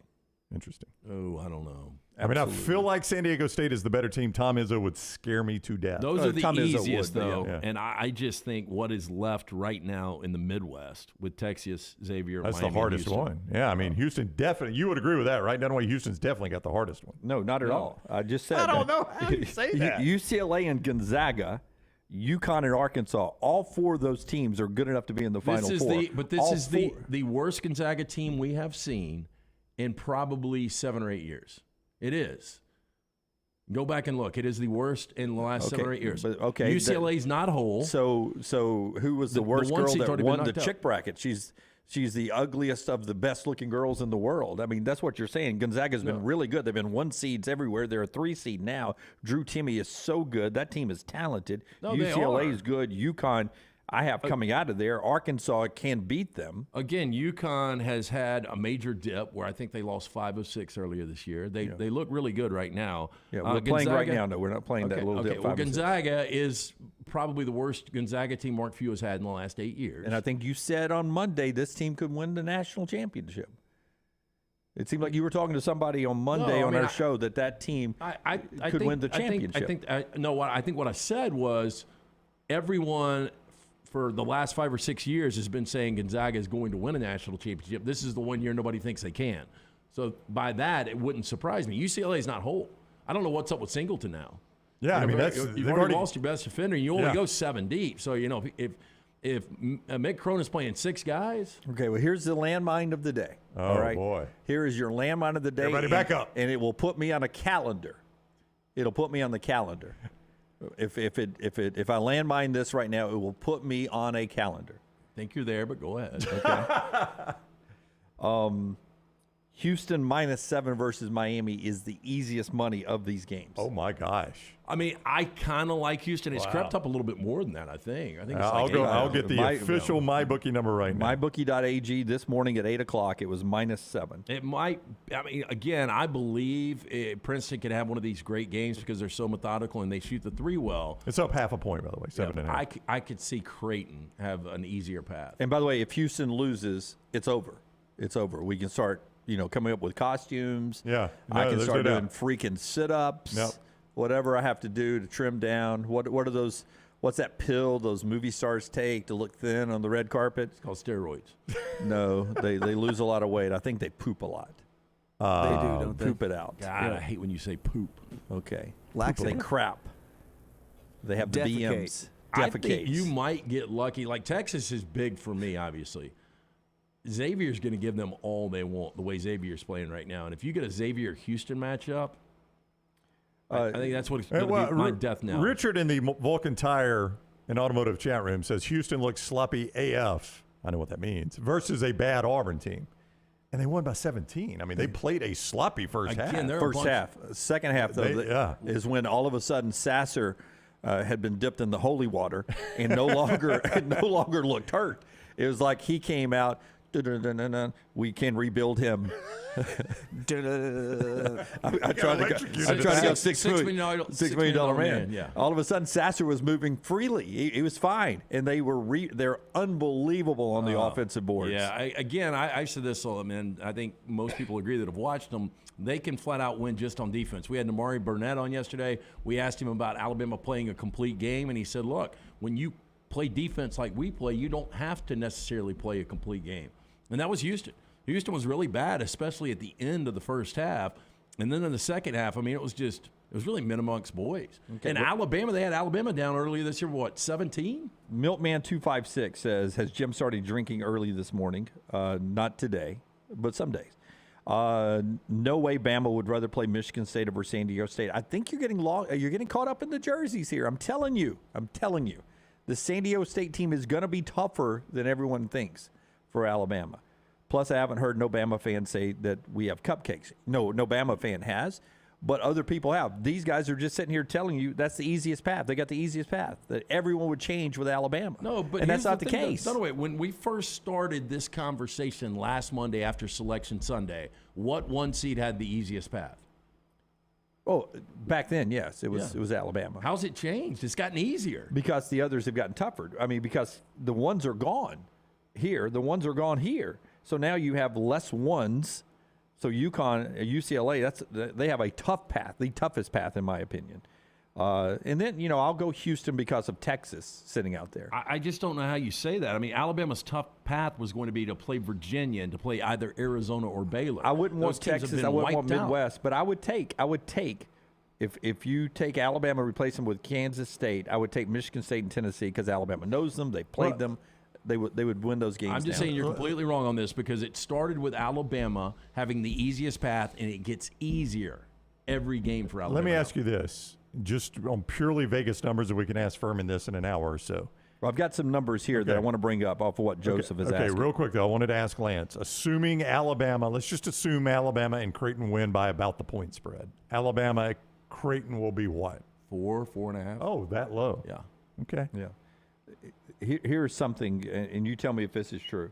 I was reading this this morning on The Athletic that Tennessee would be they're favored in this one. They'll be favored over Michigan State and Kansas State. If Tennessee and either one of those win, Tennessee will be the favorite in that game. You think that is true? Yeah, depending on how these games play out, let's just say that Tennessee wins by 6-8 over Florida Atlantic, and it's a tight game between Michigan State and Kansas State. Tennessee will be about a 2-point favorite. Betting odds in Las Vegas right now, Houston has a 22% chance to make it to the championship game. Alabama has a 16.6% chance. The next one is Tennessee. I just don't see it. Yeah. Don't see it. And as far as percentages to win the national championship, it is Houston, Alabama, UCLA, Tennessee. That's all path related. Houston's still viewed as, with Alabama, the best teams left in the tournament. Yeah. I just think Houston's got a really, really tough. I should say, I think they do beat Miami, but if they match up with Texas or Xavier, and we can Texas. We can ask Fuhrman this, but by looking at those percentages, and that's a computer kickout, right? That from The Athletic. I was just looking at the future odds to win the national championship that came out Sunday night. Alabama was plus 350, Houston's plus 400, UCLA plus 800, UConn and Texas plus 900. It seems like if you're just going by what the computer spit it out, Tennessee would be the place you'd play. I mean, that would be a little gamble to win a national championship, but I would imagine you're getting good value right now on Tennessee to be your national champs. This is setting up Dusty May's team. I think what happens, whistles come out tomorrow night. That's bad news. Because there's been such conversation about there's been so much conversation. How the old Duke got manhandled. The thing that scares me about Florida Atlantic is Florida Atlantic really relies on threes. And Tennessee is, the best perimeter defensive team, at least in the SEC, one of the best in the nation. Alabama could not move around the perimeter in that game up in Knoxville, but it was in Knoxville. Yeah, it's in Knoxville with a different officiating crew. So officiating crew is hugely key for Tennessee. I agree completely on that. 100%. Part of our show being brought to you by the great folks at New York Butcher Shop. New York Butcher Shop, a great place to get all your steaks, your other meats as well, but also those prepackaged, already prepared meals, easy to heat up and enjoy at night. So easy on the wife or husband. Whoever's responsible for dinner tonight, New York Butcher can take care of you. Absolutely. Don't forget about the huge deli sandwiches for lunch. Go check one of those out there. Incredible. Certified Angus prime beef steaks, burgers, premium pork chops, ribs, all natural chicken cut to order just for you with a great selection of fine wines and desserts. New York Butcher Shop, one-stop dinner shop, 2 locations, Cahaba Heights and Highway 119 in Greystone. The New York Butcher Shop, rare quality, well-done service. Alabama, this is not a huge surprise. It kind of started to leak out over the weekend, is losing another assistant coach. Charlie Henry has already taken the Georgia Southern job off Nate Oates' staff. Brian Hodgson, who I think everybody thought was going to be the lead candidate at Buffalo, is not taking the Buffalo job, but he has taken the Arkansas State job.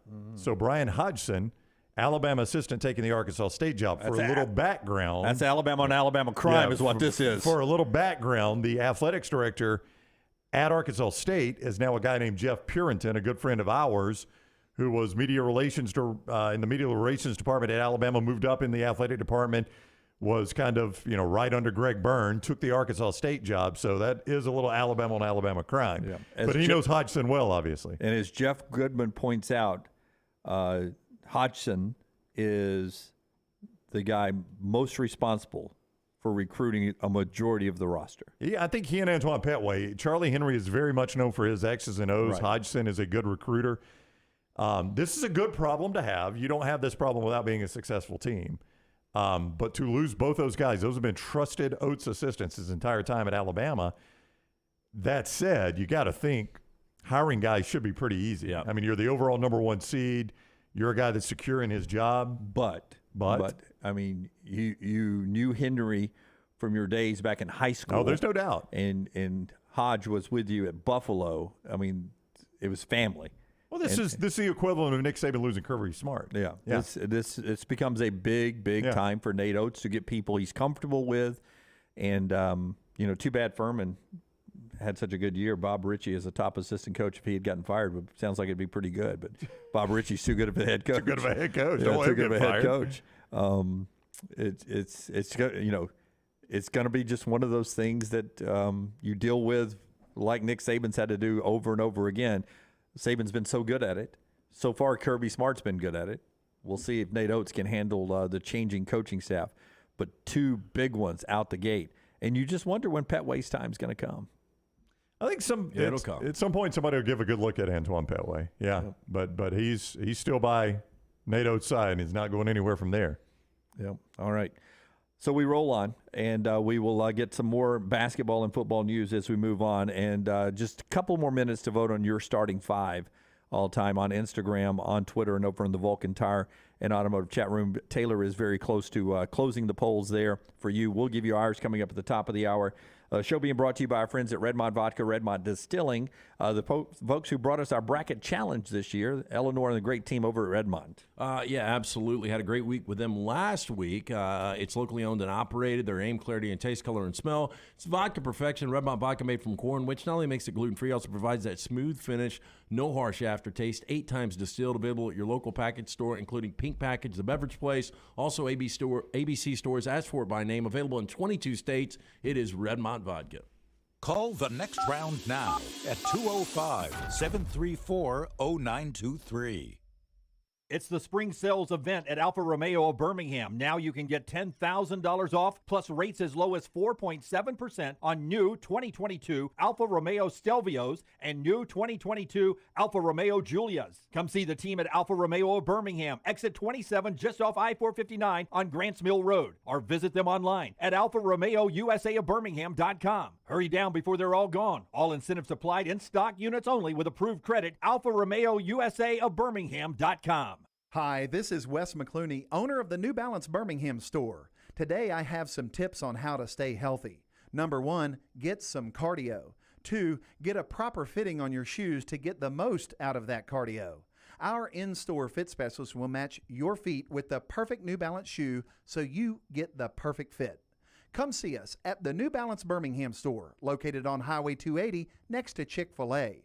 Experience the difference a custom fit makes today at New Balance Birmingham. The USFL champs are back in Birmingham to defend their titles.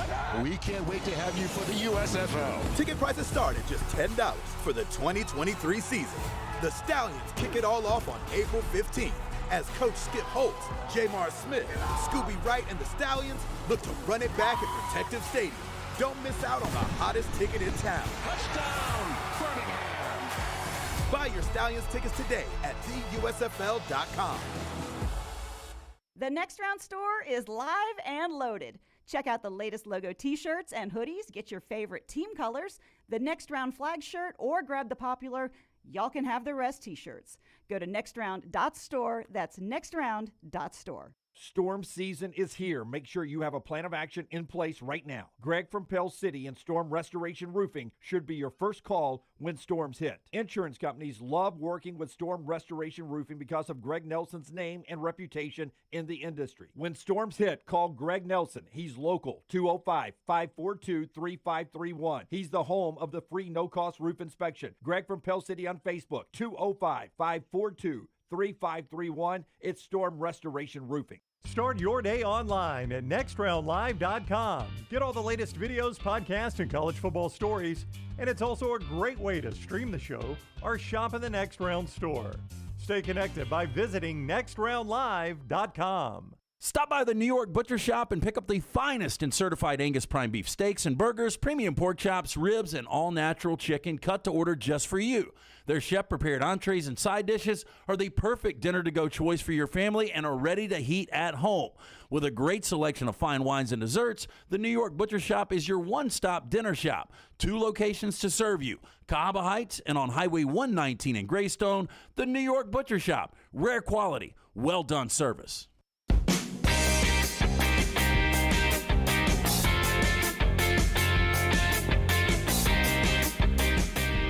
All right, we approach the top of the hour here. And at the top of the hour, we will jump in and let you know who you all voted for the starting 5 all-time Alabama basketball. And we'll give you our starting 5, all off of Brandon Miller being the National Freshman of the Year from the Basketball Writers Association. He continues to stack up the accolades. He's the first Alabama player ever to win that award. UAB is at Vandy tonight, 6 o'clock ESPN2 quarterfinals. UAB trying to go to the NIT semifinals for the third time. Paul Mills is the head coach at Oral Roberts. He's leaving Oral Roberts. He's now the new head coach at Wichita State. For you UAB fans, that becomes huge because with Houston and UCF leaving, and Cincinnati leaving the American and going to the Big 12, the gap at the power of the American, the AAC, UAB's new conference is going to be up for grabs. And many people nationally will look to Wichita State to be sort of that name brand at the top of the AAC. Of course, UAB fans hope that they will be able to sort of be that team in the future there. So Paul Mills is an interesting guy. He was at ORU. Also, it looks like Kim English is going to roll into Providence there. Bobby Hurley gets a 2-year extension at Arizona State, and then Brown just told you the news at Arkansas State. You know, Paul pointed out on Twitter before the show started, since you bring that up, he's a UAB fan, that CUSA is now 11-1 in the postseason, and every team is going to the AAC. So all the CUSA teams that are winning in the postseason, both Florida Atlantic and the NCAA, and then all the NIT teams, they're all on their way to the AAC. Yeah, so it as good as the move is for football, we knew it was going to be good for basketball. Yeah, crazy, though, how much Wichita has fallen off, man. I mean, Greg Marshall had them contending for 1 seeds. Yeah, and what did he get fired for? Was it just abuse? his behavior, yeah. Abusing the players, I believe, was the answer. Things he had said and the way he treated players. Coached them a little too hard. But, that program has fallen off without him. I mean, you think they go back and be like, okay. I guess not. They're on another guy. But something to keep in mind at Wichita State, because the Koch brothers, who are multi-billionaires, I believe, they got are some money. Big Wichita State people, and they are big supporters there. So in the world of the NIL, if you are able to tap into the Koch brothers and their giving, it should help you in any recruiting of any sport you would like. You'd have to think, any building and the buying of new uniforms, whatever disposable uniforms, whatever you wanted. They got all the money in the world, so that you'll be able to help you out there. So it'll be fun to see what Wichita State is and what UAB looks like at the next level there. One football game that is now on the record, and a couple other notes from college football right after LT tells you about our friends at Michelson Laser Vision as we look to the future of scheduling. Yeah, 969-8100, that is the number you need to write down. Find out if LASIK is right for you. Again, if you are the contacts and solution, I was speaking to somebody last week about this, and they said, I just don't know if I should pull the trigger. Pull it. Well, why not? Yeah, it's one of the best decisions I made doing radio back in the day was going to see Dr. Mark Michelson, true pioneer in the business, first to perform LASIK in the state of Alabama back in 1995, continues to do outstanding work. Also, his daughter, Dr. Jen Michelson, 969-8100. Ask for Amy. She's going to set you up with an absolutely free consultation. You've got zero to lose to find out if LASIK is right for you. Again, write the number down, 969-8100 or michelsonlaservision.com. Did they do this? Did they go, Lance, I don't know if I should pull the trigger or not? No. God, took forever to get there, man. So in depth. I'm trying improv these days. I'm in a class. Well, you did theater once. You had one line, and then I didn't ask you back, right? I was in Lunsford's mom's play. What was your line? Something about, he's late. He's never late. The Odd Couple. Yeah, it was something like that. He's late, never late, something. Yeah. I didn't memorize my line. I had it written on the 5 of spades right in front of me. No, you didn't. Oh, absolutely. Act surprised. He's late. Raise the bet. Eat a bite of your sandwich. Not a very good actor. No, you guys know that as you watch the show. Tennessee and NC State have signed on to open the season in Charlotte in 2024. September 7th kickoff there. Tennessee and NC State in Charlotte, Brownie. Well, I feel like we used to get better neutral site games. I think the big-time schools playing and that's no shot at Tennessee. I don't mean that, but I mean, I know. As soon as I said it. Shot at Tennessee. As soon as and I said NC State. Well, NC State's not big time. Nobody's going to argue that. Even NC State fans know they're not a big-time football team. But, we saw this 2012. Friday night game in Atlanta, NC State, Tennessee. But I'm just saying, it's just weird they're matching up again. Think back on, we've had Alabama play USC. We've had Alabama play Michigan. We've had LSU, even LSU and Florida State feels bigger. And we're getting fewer and fewer of these, and I'm actually okay with that. I mean, I think the early season neutral site games played their role. I'm not certain they're not a dying breed, though. I don't think you'll see most of the big names give up home dates for these anymore. But as Vol Fan 205 points out, this was the Oklahoma game. That's right. So this is actually good, yeah. They had to find this game, and so NC State's the one-off for this. It's interesting because, and I sort of hinted to this a couple of weeks ago here on the show, now that we know, even though it's not official, now that we know what the scheduling pattern is going to look like, now that we know the dates that Texas and Oklahoma are coming to the league, I said on the show a couple of weeks ago, we will see the faucet come back on of announcing future games, because that had sort of trickled down to virtually nothing because we didn't know it was going to be 8 games, 9 games, how it was going to be, when it was going to start, blah, blah, blah, blah, blah. But now I think you'll see this faucet open back up, and we'll start pouring future games at you again. I do just wonder, though, what is the future of these types of games? Neutral sites? Yeah. Do you guys think in 5 years we'll still have these? I doubt it. Yeah. Dropping. Yeah, I mean, I just think, especially so if you're the SEC and you are going to go to a 9-game conference schedule, I just don't think you can sacrifice home games like this. No, you can't. And everyone is already scheduling big home and homes to help your season ticket packages to keep people coming to the stadium. That's right. Like if you just use Alabama, for instance, and look at all the future games they've announced, they don't have any room for a neutral site game like this. They're all home and home, and they're all with big name brands. That's right. And as Greg Byrne has said on our show and others many times, it is all about the game experience. Nick Saban, who's always been for 9 or 10 conference games. It's all about what are people getting for their ticket, what they're spending for. Nobody wants to go watch these directional games anymore. So that's why these games are going away. Like USC did the one-off with Alabama. I don't think you'll ever see them do it again now that they've gone to the Big Ten. Yeah. Ball Fan 205, we're getting $4.5 million to play this game. That's big money for a road game. It's not big money for a home game. You see what I'm saying, Vol Fan 205? You'd rather have a home game at Neyland, even if it's against a directional school. You make more than $4.5 million at home. Yeah, TV has put these together historically, so there has been good money for them. But if you're having to sacrifice a home game, if that's what you're having to give up for it, you don't do that. Yeah, now that is more than you get going to play a regular season away game. But it's the drop in the bucket on what you make on a typical Saturday at Neyland. All right, we'll do our top 5 Alabama starting lineup of all time and see if Brandon Miller makes your vote, makes it into our top 5 all time when we come back on the show that's being brought to you by our friends at Maestro Dobel Diamante Tequila, the official tequila of the next round. Maestro Dobel Diamante Tequila. Ask for it by name. Do I need to say Maestro Dobel Diamante Tequila, or can I just say Diamante? The Dobel? I would either way. Maestro Dobel Diamante. Okay, Maestro Dobel Diamante Tequila. But if you just want to shorten, you can go Dobel. Okay, the Dobel Tequila. Or you can point at it. It's a cool bottle. It stands out. The world's first clear multi-aged tequila. Dobel Diamante, the blend of the extra añejo, the añejo, and the reposado. Sorry, I just got some interesting news, but I'll tell you guys break. Interesting news from LT. On the air, no? I mean, we can. There's been a shooting in my neighborhood, and 2 Shelby County deputy sheriffs have been shot, seriously injured. Yeah, I didn't think it was your neighborhood. I thought it was across from you, but I could be wrong. I mean, it says Meadowbrook. Uh-oh. Yeah, that's here in the Birmingham area if you're watching us. Our friends at Maestro Dobel Diamante Tequila, the world's first multi-aged tequila, aged in new European oak barrels, double filtered to remove color while producing a crystal clear spirit of character and smoothness. Crystal and clear in appearance, smooth and crisp on the finish. Maestro Dobel, the perfect tequila for sipping or mixing. We're back in a moment. Follow John Lunsford on Twitter @JLuntz.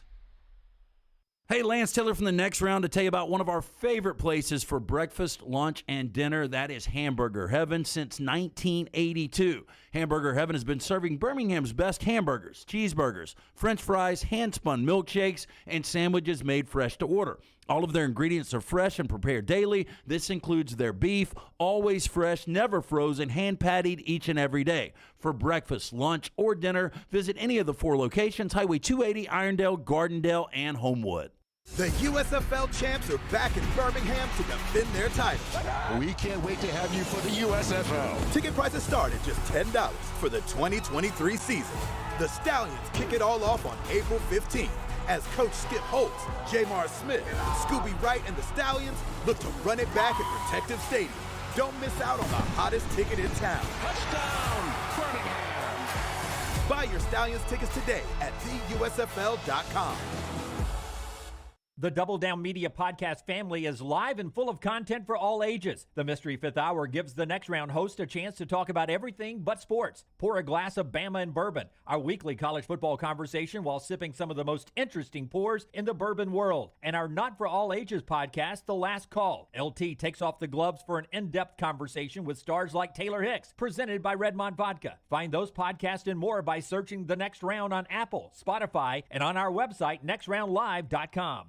Things fall apart. There's even a book about it, but that doesn't mean you have to break the bank to fix them. Ryan Brown here for the Next Round. Our friends at Mortgage Right have a new renovation option that will make repairs and other home improvements easy. If you've recently purchased a home and find yourself short on cash, or you're looking to buy a fixer-upper, Mortgage Right's renovation loan program can help you spruce up your space. Repairs can be made to your roof, plumbing, flooring, and more with the help of top-notch mortgage professionals. So get your fix by visiting mortgageright.com/TNR. And MLS 2239, Equal Housing Lender. You want to look great while supporting your favorite show? You know the place to go is the official Next Round store at nextround.store. Yes, there are .store domains, and we have one. From shirts to hoodies to hats and all kinds of fun stuff, you can rep the Next Round anywhere you go. At the beach, Next Round hats to block out that sun. Up north in the winter, get you a comfy Next Round hoodie. Just need something to put your $20 beer in at a game? Get you a Next Round koozie and throw that thing in your pocket. You never know what stuff Jim's going to make me put in there next. Check it out. It's the Next Round store at nextround.store.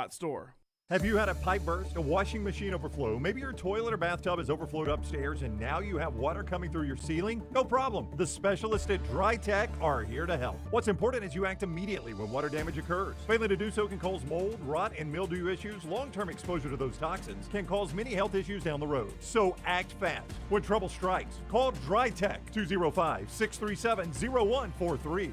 That's Dry Tech at 205-637-0143. Jim Dunaway, Lance Taylor, Ryan Brown, and Rockstar.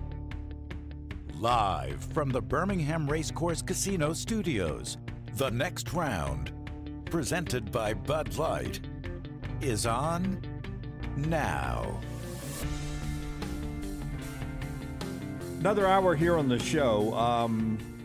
Police-involved shooting. A couple of police officers shot in the local area in Birmingham. So we'll step away from our platform for a second to update on that for those of you that are watching in the area. Do you guys have any of the latest of what's going on? It was two sheriff's deputies from Shelby County here in Alabama. ABC 3340 is reporting the suspect is in custody. So that is obviously the good news from that. But certainly you would... please keep those deputies in your thoughts and prayers as they were taken to a local hospital.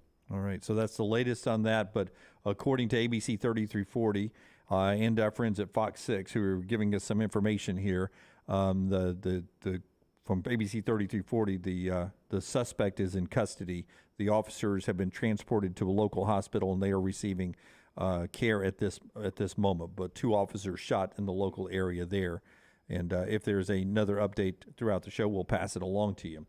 Jim Dunaway, Lance Taylor, Ryan Brown, Rockstar, Lunsford, Tyler, all behind the glass today. Taylor Korn handling everything on social media today.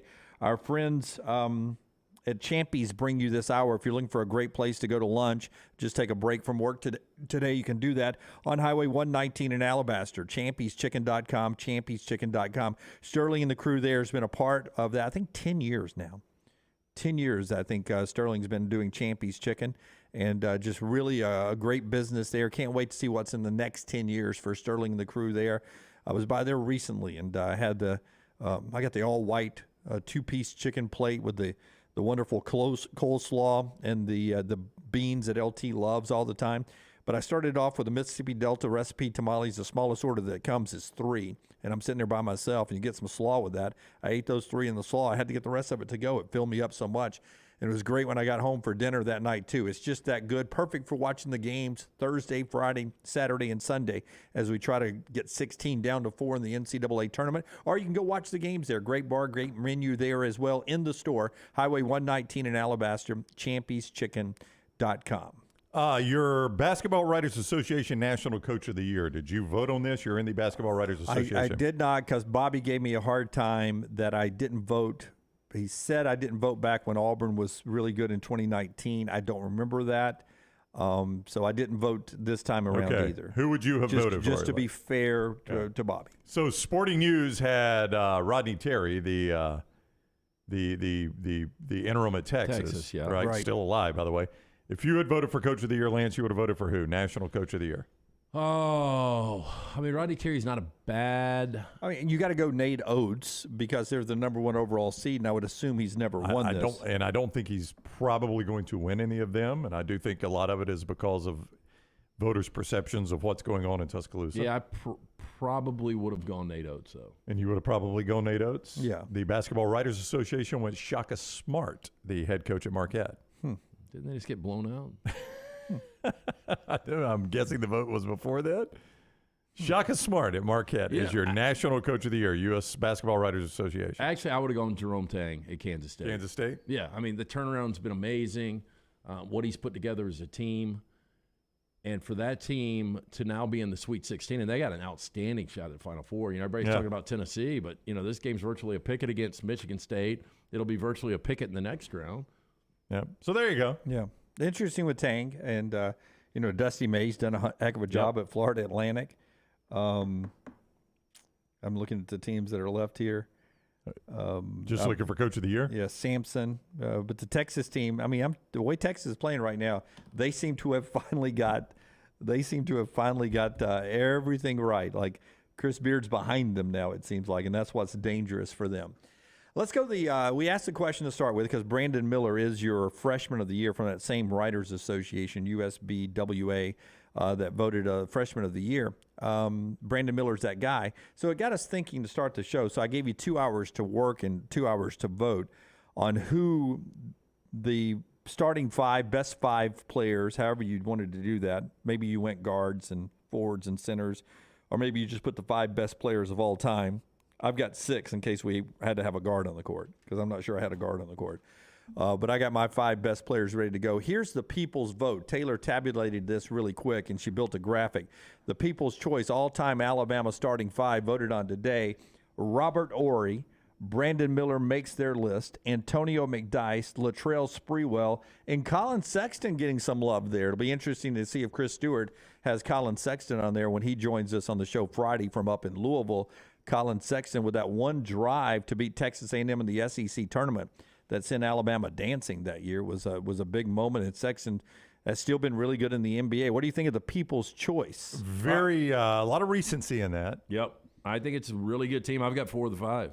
Of course, a black and white photo there on the Antonio McDyess makes it look like he played back in the 70s, but wasn't that long ago, Taylor. We don't have a color photo. He's the 3rd youngest on there, by the way. I didn't realize him and Brandon Miller both were 2'4". You know, that's interesting. I had not thought of that. Yeah, so I didn't either. There you go. Are you interested in what our good friend Tom Stipe, the guy we believe has seen more Alabama basketball than anybody alive, said? Okay, let's save Stipe for after our 3. Okay.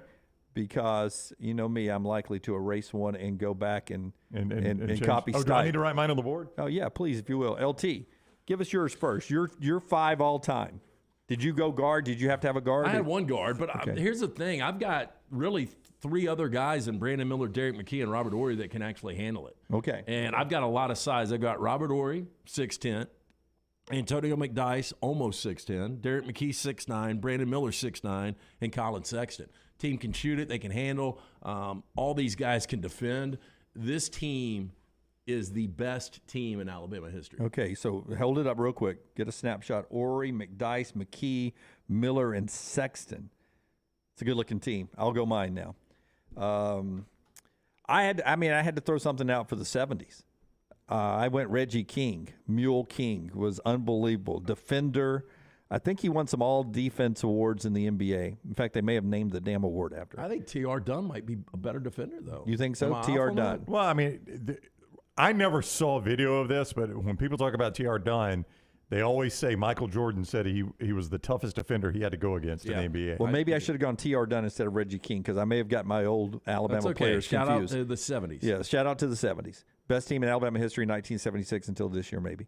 Antonio McDyess, Brandon Miller, Robert Ory, and Derek McKee. If you guys were going to make me put a guard in there, it was going to be James Robinson to bring the ball up. But my top 5 right there, McKee, Ory, Miller, McDyess. King is what I have. And who do you got? Sexton, I got Reggie Yeah, I got King. Sexton. Right. Joseph says that I'm biased against Spreewell in the Vulcan Tire and Automotive chat room. He was rude to you I once. thought about Spreewell on here, but I thought Spreewell got better. He's one of those that had he was really good for late first round from Golden State, but he was better in the NBA than he was in college. I mean, I'm just thinking there's so many. I mean, Alabama has a really good basketball history. Who was the Murray guy that was really, really good? Great shooter. Is it Anthony Murray? Was that his name? I'm trying to remember. He played at Alabama? Yeah, I'll have to go back and look. See if I can look that up. Give me your 5. I went Brandon Miller, Antonio McDyess, Hollywood Robinson, Derek McKee, and Robert Ory. I'm not passionate about this. You could convince me of some other guys. I do think this is a really difficult exercise here. I do think Brandon Miller has to be on it. Yeah, that's how we got into the conversation. Does Brandon Miller make your all-time starting 5 at Alabama? Yeah, and I mean, look, if you want to go with a point guard, if I don't have to go point guard, honestly, I'm not sure I'll put Hollywood Robinson on there. Like, if I just went straight best 5 players, I don't know that a point guard's on there. I don't know that they're not either. I'm just saying. I think Colin Sexton is, but the problem is the one and done. Yeah. I mean, it doesn't matter with Brandon Miller, the here and now, this team's that good, he's that good. But I think Colin Sexton was that good. Yeah, one thing I don't want to happen this year, if Alabama does make its first Final Four ever, is I don't want us to lose sight of what Wimp did in his time in Tuscaloosa. Though he couldn't get past the Sweet 16, it was almost a given. It felt like Alabama was a Sweet 16 type team every year. It felt like anyway. I've got 2 Wimp players on this. Yeah, that's what I'm saying. Our list is going to be riddled with Wimp players because that was how good they were throughout his time there. And it'll be so easy. Like right now, it is easy to go, well, the greatest team in Alabama history is the team that went to the Elite Eight. Well, I don't think that team makes my top 3. Well, this team's better than that one. I think it was the 87 team is better than that one. Better. I really think the team that was the 2 seed, they thought they were going to get the one, they got the 2. They lost in the conference championship game to Mississippi State over in the Georgia Dome. I think they were better. Again, when you start getting back to the 76 team? The only team they lost to was unbeaten Indiana. Yeah, I mean, I think, and Bobby Knight said that was the toughest game they had all year in their undefeated run to a national championship. I said that wrong. Wasn't the only team Alabama lost to, but that was the team that almost beat Indiana, who didn't lose to anybody. Who went undefeated, yeah. So, I think all those teams are better than that Elite Eight team. That Elite Eight team was obviously good. I mean, you don't make the Elite Eight without being good, but don't forget they had to play in the 8-9 game. That's right. You're not a great team if you're going to the 8-9 game. And then you upset the 1. Right. And then you beat, who'd you beat? Syracuse. And I think Syracuse was the 4. Then you were playing UConn to go to your first ever Final Four. That's right. So that's just my opinion. This team, has a chance to be the greatest team in Alabama history. It's different than the other team that went to the Elite Eight. And there are some Sweet 16 teams that were really, really good at Alabama that just ran in at the wrong time, wrong opponent. And that's something we can talk about as we get closer to the games on Friday night is now you've gone from the tournament from the SEC tournament, the regular season SEC tournament, and quickly to these 2 games.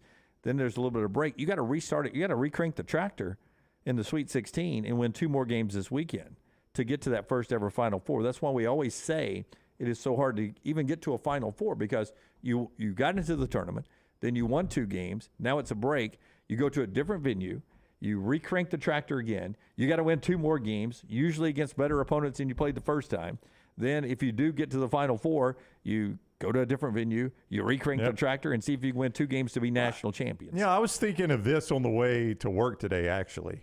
I was just thinking about how, as good as this Alabama team is, and they are obviously a phenomenally good team, they've had that performance in Norman, Oklahoma that you can't explain. That's right. And that's out there. It's out there. I mean, it's in this team now. More often than not, you get the performance, against Vanderbilt or against Arkansas or, that you were looking like, this is such a good team. Yeah, but we've also seen Brandon Miller score 41. Yeah. And that game's out there, too. And had to score 41 to get them in overtime and win at a bad team. That's why this tournament is so awesome and awful for some people at the same time. I mean, going back to the first one to ever lose to a 16, that Virginia team was legitimate.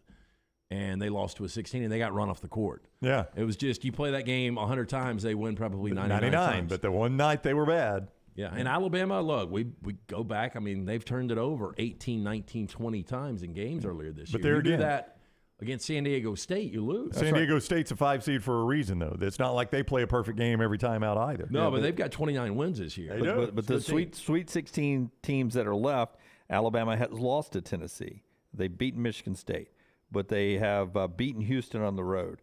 They have played Arkansas, beaten Arkansas. They've lost to UConn. They've lost to Gonzaga. So they've played some of these Sweet 16 teams before, and they've lost 3 of them. Yeah, and that's what jumps out when you start looking at their season, because I did this too. Like, Boise State went to the tournament. They split with Boise State. Nevada was in the tournament. They talking about San Diego State now. Yeah, San Diego State. I'm sorry, Jim. Yeah, San Diego State. Nevada was in the tournament. They split with them. But when you start looking at the really good teams they played before conference, Arizona, they lost by 17. Arkansas, they lost by 4. St. Mary's, they lost by 7.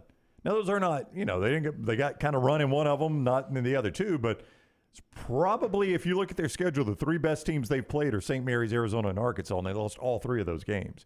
So I do think you have to balance all of this out when you talk about it. When they got in conference and played the tournament teams in their conference, they split with them. Pre-conference, when they played the tournament teams, they lost to them. So a lot of what you're basing San Diego State on is what they did within their conference play against the good teams. Yeah, and let's not forget your best offensive teams you faced, the Aztecs. They give up 87 to Arizona. Yeah. And then they gave up 78 to Arkansas. And I'll point out one more thing. They've made this Sweet 16 by beating a 12 and a 13. You don't get that opportunity very often when you're a 5 seed. Now they're playing the number 1 overall. Dr. B brings us part of the show, and then we'll continue this conversation a little bit about Alabama's next opponent and some of the great players in Alabama history. But the Dr. B over in the chat room, not our Dr. B, but a guy who just uses the moniker over there, says C.M. Newton made everything Wimp did possible. C.M. was a better coach. I won't go better coach, but he was one of the best, and he did great things at Alabama. Wimp was a recruiter on that team, too, so he had a hand in that as well. But C.M. Newton was, to me, the coach of the greatest team in Alabama history, 1976, absolutely, and did a lot of great things at Alabama. Hey, Dr. B is offering Sensus Transdermal Infuser. This enables Dr. B to get various medicines and therapies into the scalp where the hair follicles are without using any injections. This is revolutionary, as Dr. B can pinpoint delivery of a patient's genetically specific products without needles. Go to d3hair.net. Again, I went to see Dr. Beckenstein. When I started to ask around, everyone said this is the guy that can regrow your hair. He can stop hair loss. Hair is already 14% thicker. Dr. B for more than 20 years. Women and men have turned to Dr. Beckenstein for a range of cosmetic and reconstructive procedures. He will use that experience, his advanced training and genetic testing to help his patients fully understand the procedures they are considering. Call Dr. B today, 205-319-0316. That's 205-319-0316 or t3hair.net. Okay, I'm just going to read out some that our viewers are throwing in that we have left off at some point or fashion. Give me your reaction. Latrell Sprewell, we left off. Again, really, really good. Got drafted in the first round, late first round, but better NBA career than college career, and I just don't think he's as good as the guys we've been talking about at Alabama. Gerald Wallace, is somebody said. Gerald Wallace unfortunately came to Alabama at a time where the system did not fit his game and was asked to play a style of basketball probably he could have been suited to play elsewhere. But to his credit, he played within the team framework there. Before you give me Tom Stipe's list, Herb Jones. Why is no Herb Jones on here, says one person. Do you guys not value defense? Well, I was about to say, look, defensively, if we did an all-defensive team, obviously Herb would be there, but a little limited offensively compared to these other guys. Did anybody have JaMychal Green, says Jason? He's carved out a really good pro career, JaMychal Green has, and I did not have him on there, no. Danny says, you guys talk about 76 being so great, but nobody mentioned Leon Douglas. Again, I was born in 76, so there's going to be some recency bias with me. I do not deny that. Big Blazer Bob writes in, the greatest recruiting war in the history of the state. Enos Watley should be on the list. You're about to hear his name in a second when I read this. Okay, all right. Ronald Still gets mentioned. Alonzo G gets mentioned. Before you blow past Wendell Hudson gets mentioned. Yeah, before you blow past Ronald Still, had he not suffered the injuries he suffered, Ronald Still, I think, is probably, and I'm about to make a big statement here.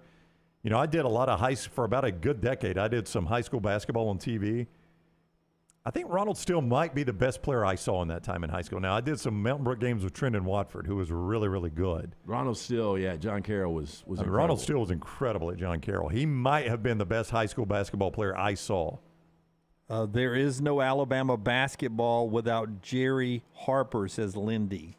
Again, that is so long ago, I have no idea. But he was on that Rocket 8. I wonder if that's the great Lindy Magazine's Lindy. I don't know. What is the great Tom Stipe, who has seen more Alabama basketball games than anyone not named Wim, probably. And I'll refresh everyone's memory who Tom is. Tom is the producer-engineer for the Crimson Tide Sports Network and has been doing that since '82. He picked up football but started with basketball. So he's seen every Bama. I think all of them. I don't know how many he's missed, but I don't think it's any. Alabama basketball game since '82. He's probably seen more Bama hoops than anybody alive. He says his 5 would be Enos Watley, James Robinson, Brandon Miller, Reginald King, and Leon Douglas. He said it is really hard to leave out Antonio McDyess, Hudson, Robert Ory, and, of course, Passink.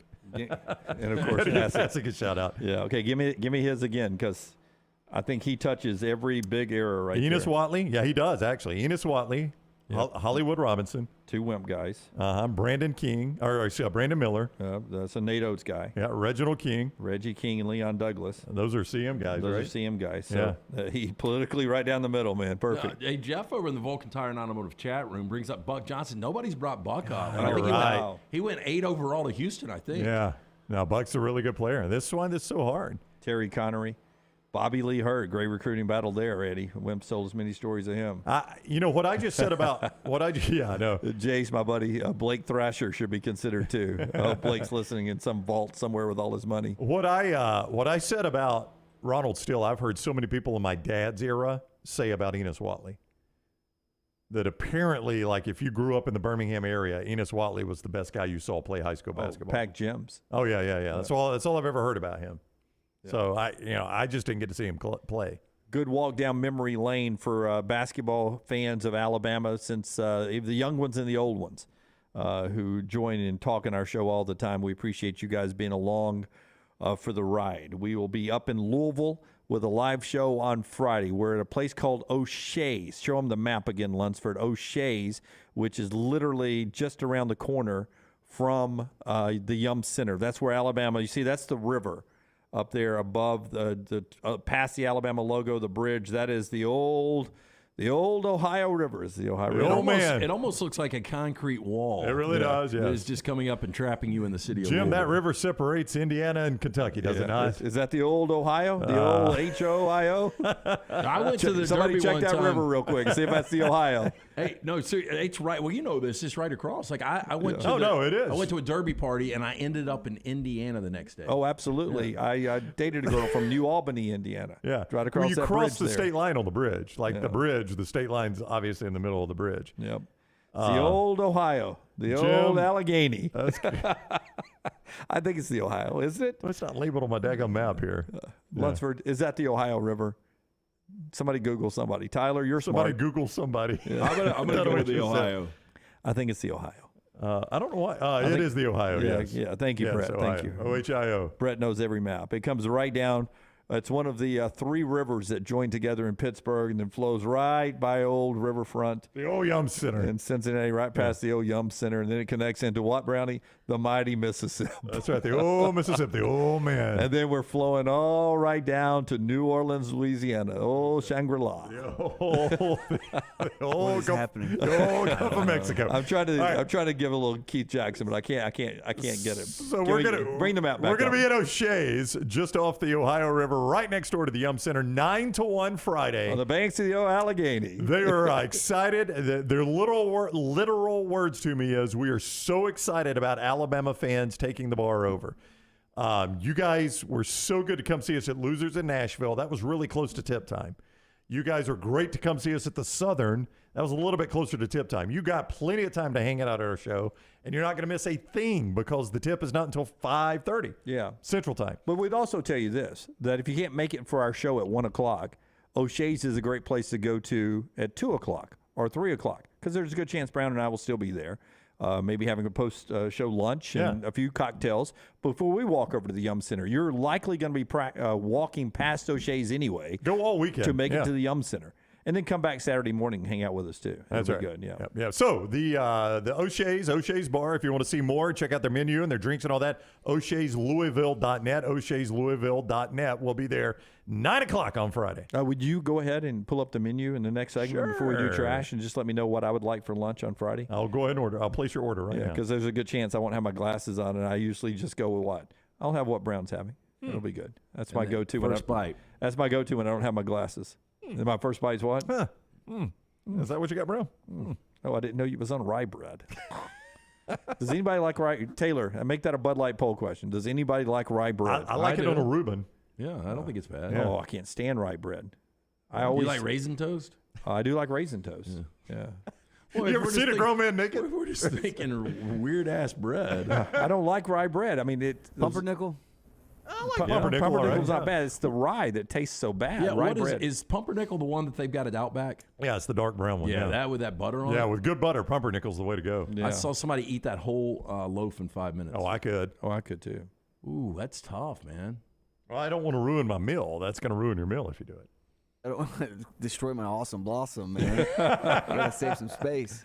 O'Shea's in Louisville. O'Shea's. Right on the banks of the Ohio River is where we'll be gathering on Friday. When we come back, LT's got trash for us. Go vote in the poll questions right there at Next Round Live. Follow the Next Round on Twitter, Instagram, and Facebook at Next Round Live.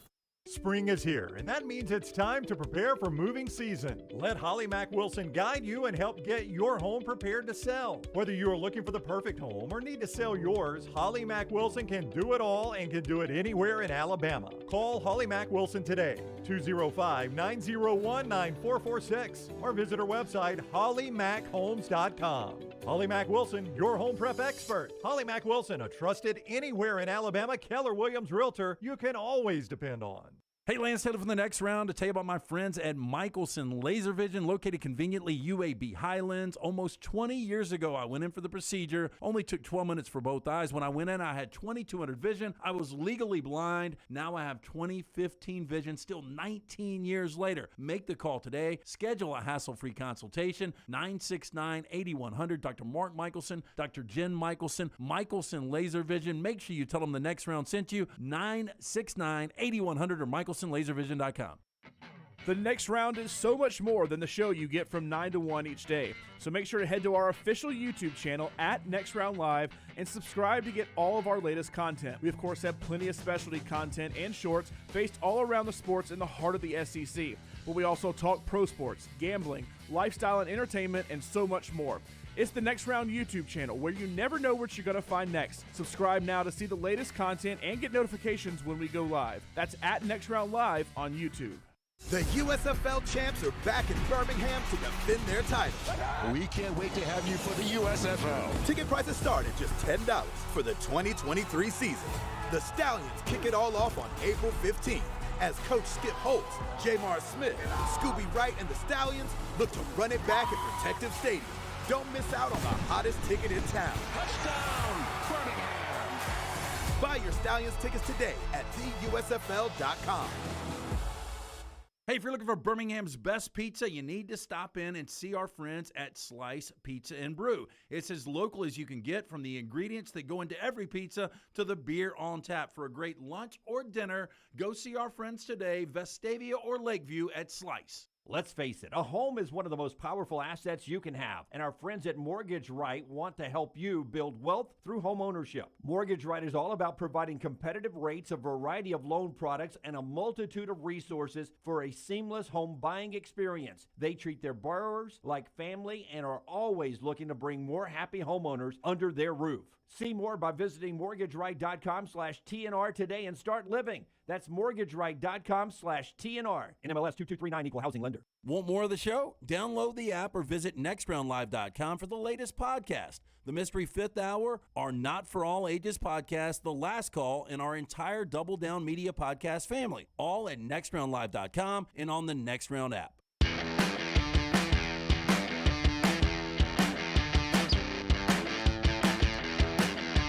Back with you on the next round.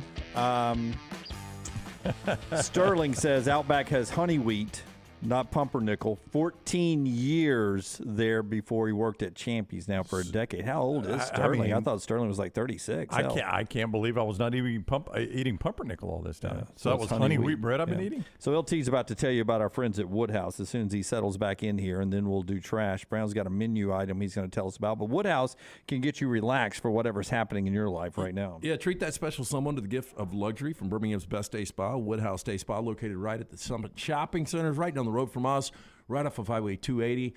You can choose from a menu of over 70 options, including massages, body treatment, skincare, waxing, nail services. The Woodhouse Day Spa, voted America's Best Day Spa since 2009. Also, pregnancy massages. You endorse them, right? I do not personally. My wife had one. She endorses them. She said it was the only one they give me, Rockstar. She wished she could do it again, and I'm like, I don't want to play that game right now. Yeah, think about it. Your wife is going through this. She's taking one for the team, having that kid. Send her to the Woodhouse Day Spa, get her a pregnancy massage, or treat yourself. Gift card, simple solution. Buy them 24/7 online, or stop by the Woodhouse Day Spa. Tell Casey Stewart, fine folks there, the Next Round sent you. By the way, Sterling says he's 42, so if he worked 14 years at Outback and 10 years at Champy's now, he's been working at one of those two places since he was 18. Yep. Very good math, on the way on the fly, too. Well, at the whole Woodhouse Spa, I was doing long form over here. I can show you my work if I get extra credit. Brown, we're at O'Shea's. We are, Jimmy. On Friday, 9 to 1. Once we're done at 1 o'clock, what are we having for lunch? What's on the menu at O'Shea's? Well, so O'Shea's is a Irish pub, as you might imagine. So you got a little bit of that Irish flair. I am going to probably, I would say our first thing that we would order would be the cheese balls. House-made, served with a sweet chili sauce. Rockstar's interest? Yeah. I don't like them with cheese, though. It's from male cheese balls. Right there. Rockstar would order them. I'll take the cheese balls. Hold the cheese, please. Yeah. I think I would go with the Guinness beer cheese. Dunaway, I've already heard announce he is not a fan of beer cheese. Weren't you the one that said that? I told you I loved it back in the Baby Doe's there. Beer cheese soup. This comes with the big pretzel, too, right? Yeah. Then let me back up. We might go with the Guinness beer cheese. I thought you had said you were not a big fan of the beer cheese. I actually do not like deep fried cheese. Yeah. When it comes to lunch, well, the cheese balls are out then. When it comes to lunch, the shrimp and lobster grits sounds good. Do you like that? Oh, my. Bourbon smoked paprika marinade over smoked cheddar grits with asparagus and black pepper cream sauce served with a dinner roll. Just went peaky up there. I don't know why. That. Yeah. Seafood mac and cheese, crab meat, lobster, and shrimp over macaroni smothered in 3 cheeses. I like it when they smother things in cheeses. You're going to keep talking and LT's going to be there. Oh, I know. It's close because I'm thinking right now the spicy ghost of Baxter with some truffle fries or tater tots on the side. Tell him what the spicy ghost of Baxter is. I don't know. I can't find that one. Is that a big shout out to Baxter, my dog, after he passed? You don't see it. It's crispy chicken. It's a melt. Crispy chicken, cheddar, lettuce, tomato, onion, ghost pepper, barbecue ranch on a potato bun, which potato buns are legit. Oh, they are, but you're going to go the ghost pepper ranch? Yeah. You are? Lester, do you want to do extra cheese or you want to do pepperoni? I don't, like, remember I said. Yeah, super pepperoni. I would take heat pretty good, and then the older I got, I would start sweating when I would eat. But you're going back the other way now? Since we did hot ones, I swear I don't sweat nearly as much. So it broke your thermometer. Yep, it really did. Fantastic. So I think you're not No. on the Louisville menu. I think you may be on a different O'Shea's. 956 Baxter Avenue, Louisville, Kentucky. Yeah, well, we're at the Main Street location, so they do have a slightly different menu because theirs is the Ghost of Main Street. Same thing, but it's on a brioche bun, which I like better than a potato bun. I like a potato bun better. Oh, I like a brioche bun better. What's on that? The same sandwich? Parmesan encrusted crispy chicken, cheddar, lettuce, tomato, onion, topped with ghost pepper barbecue ranch. Yeah, I'd give that a shot. On brioche bun. All right. That's what I'm going with. Or we could be at 2 different O'Shea's in Louisville. So this is Patrick O'Shea's that we're broadcasting. Same people, yeah. Patrick O'Shea's on Main Street, right next door to Yum Center. That's where we'll be. But we got to get to trash now. It is brought to you by our friends at Mortgage Right. Hit the big button, Rockstar. Let's roll on. Congratulations, The Cure, Rock and Roll Hall of Fame inductees 2019. Are you as excited as I am? By the sounds of it, no. LT's Trash is presented by Mortgage Right. Mortgages done the right way. Are you a veteran looking for a VA loan? Mortgage Right has been advocating for veterans since their company began. As a veteran-owned/operated company committed to your well-being, they can help you find the best terms available and guide you through every single step of the process. For active military or veterans, VA loans can be a great way to help you purchase a home. Let Mortgage Right take care of everything from the pre-qualifying process through closing. Their mortgage experts will work with you to find the best rate and loan program available. As a veteran-owned, operated company, they understand the difference between working with someone who gets it and someone who doesn't. We've made it our mission to simplify the VA loan process. Visit their locations, Highway 280 in Birmingham, Parkway Drive in Leeds. You can apply at mortgageright.com/TNR or call 205-815-9200, NMLS 2239, Equal Housing Lender. We start first in Western Massachusetts. Two thick wooden beams inside of a Massachusetts museum were pierced over the weekend by a musket ball fired from an antique weapon. If there's anywhere you're going to find a fire musket, it's going to be Massachusetts. Yeah, you would have to think. I mean, that's pretty much how the nation started, right? So a musket went off and went through these woods. Okay, it was part of the building. It wasn't like historic pieces of wood like from the Mayflower or anything. No, okay. but I'm going to say if that hit somebody's skull, it does the exact same thing. Oh, you think it might kill them? Yeah, members of the 6th Middlesex County Regiment were practicing Sunday at the Westford Museum for the upcoming Patriots Day reenactment when one of their loaded muskets went off, firing the projectile through a 6-inch beam and ceiling joist. Why are we loading our muskets? I don't know. Yeah, I would think you don't go live ammo in that situation, well, you know Rocky. Lloyd, man, he takes it seriously. You would think I bet he did. after the Alec Baldwin situation that you'd be. You would also think with a musket, you wouldn't be loading it because, I mean, it's more complicated than just a normal gun, right? You got to put the bag of powder in there. And then you got to stuff it down. They didn't have the same safeties in 1776, did they, Brown? Hey, what is the liability if in the reenactment they were to shoot somebody? That's probably quite high. The casualty of war.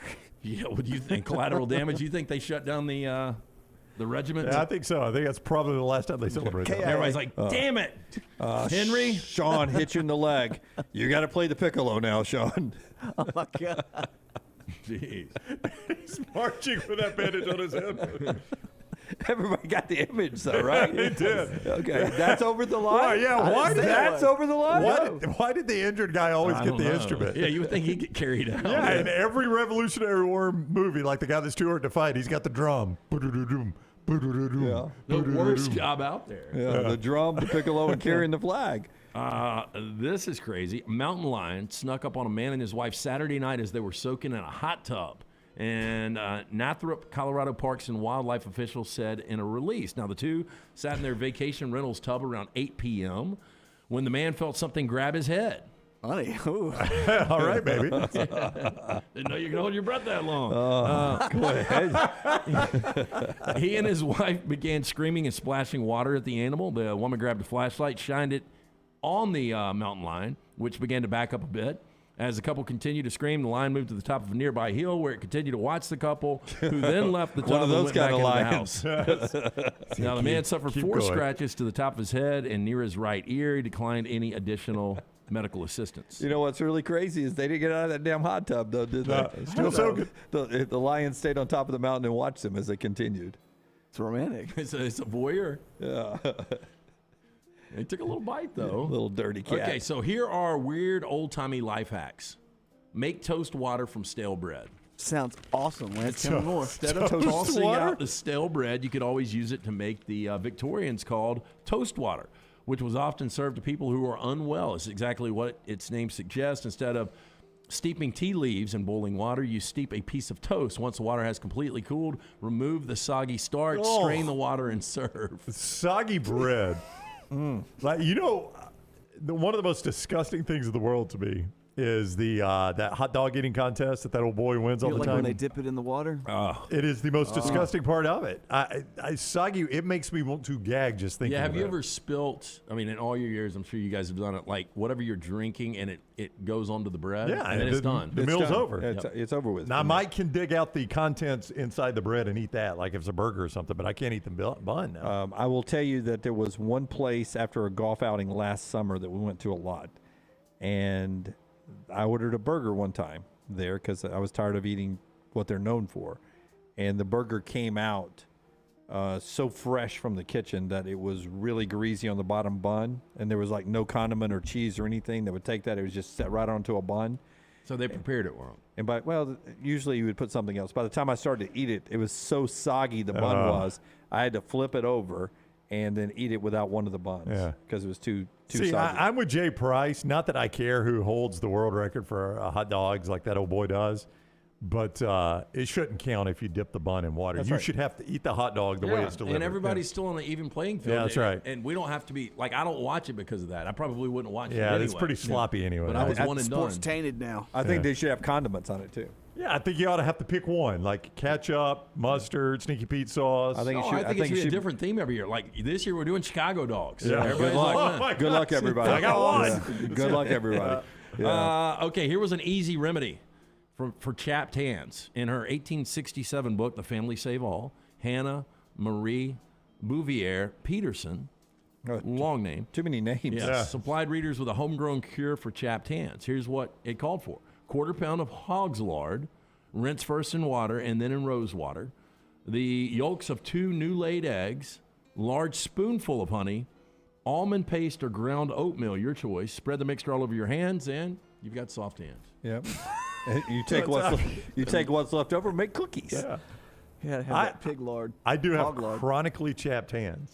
I mean, chronically. I thought you had like really, really soft hands. I do have soft hands. It comes from a life of avoiding manual labor, but I have very dry skin, so my hands crack a lot, and I have to put lotion on them constantly. My left hand is calloused. My right hand is not. Uh-oh. I think it's my golf grip. Yeah, Rockstar, that's what it is. yes. That's what it is. I thought you were righty.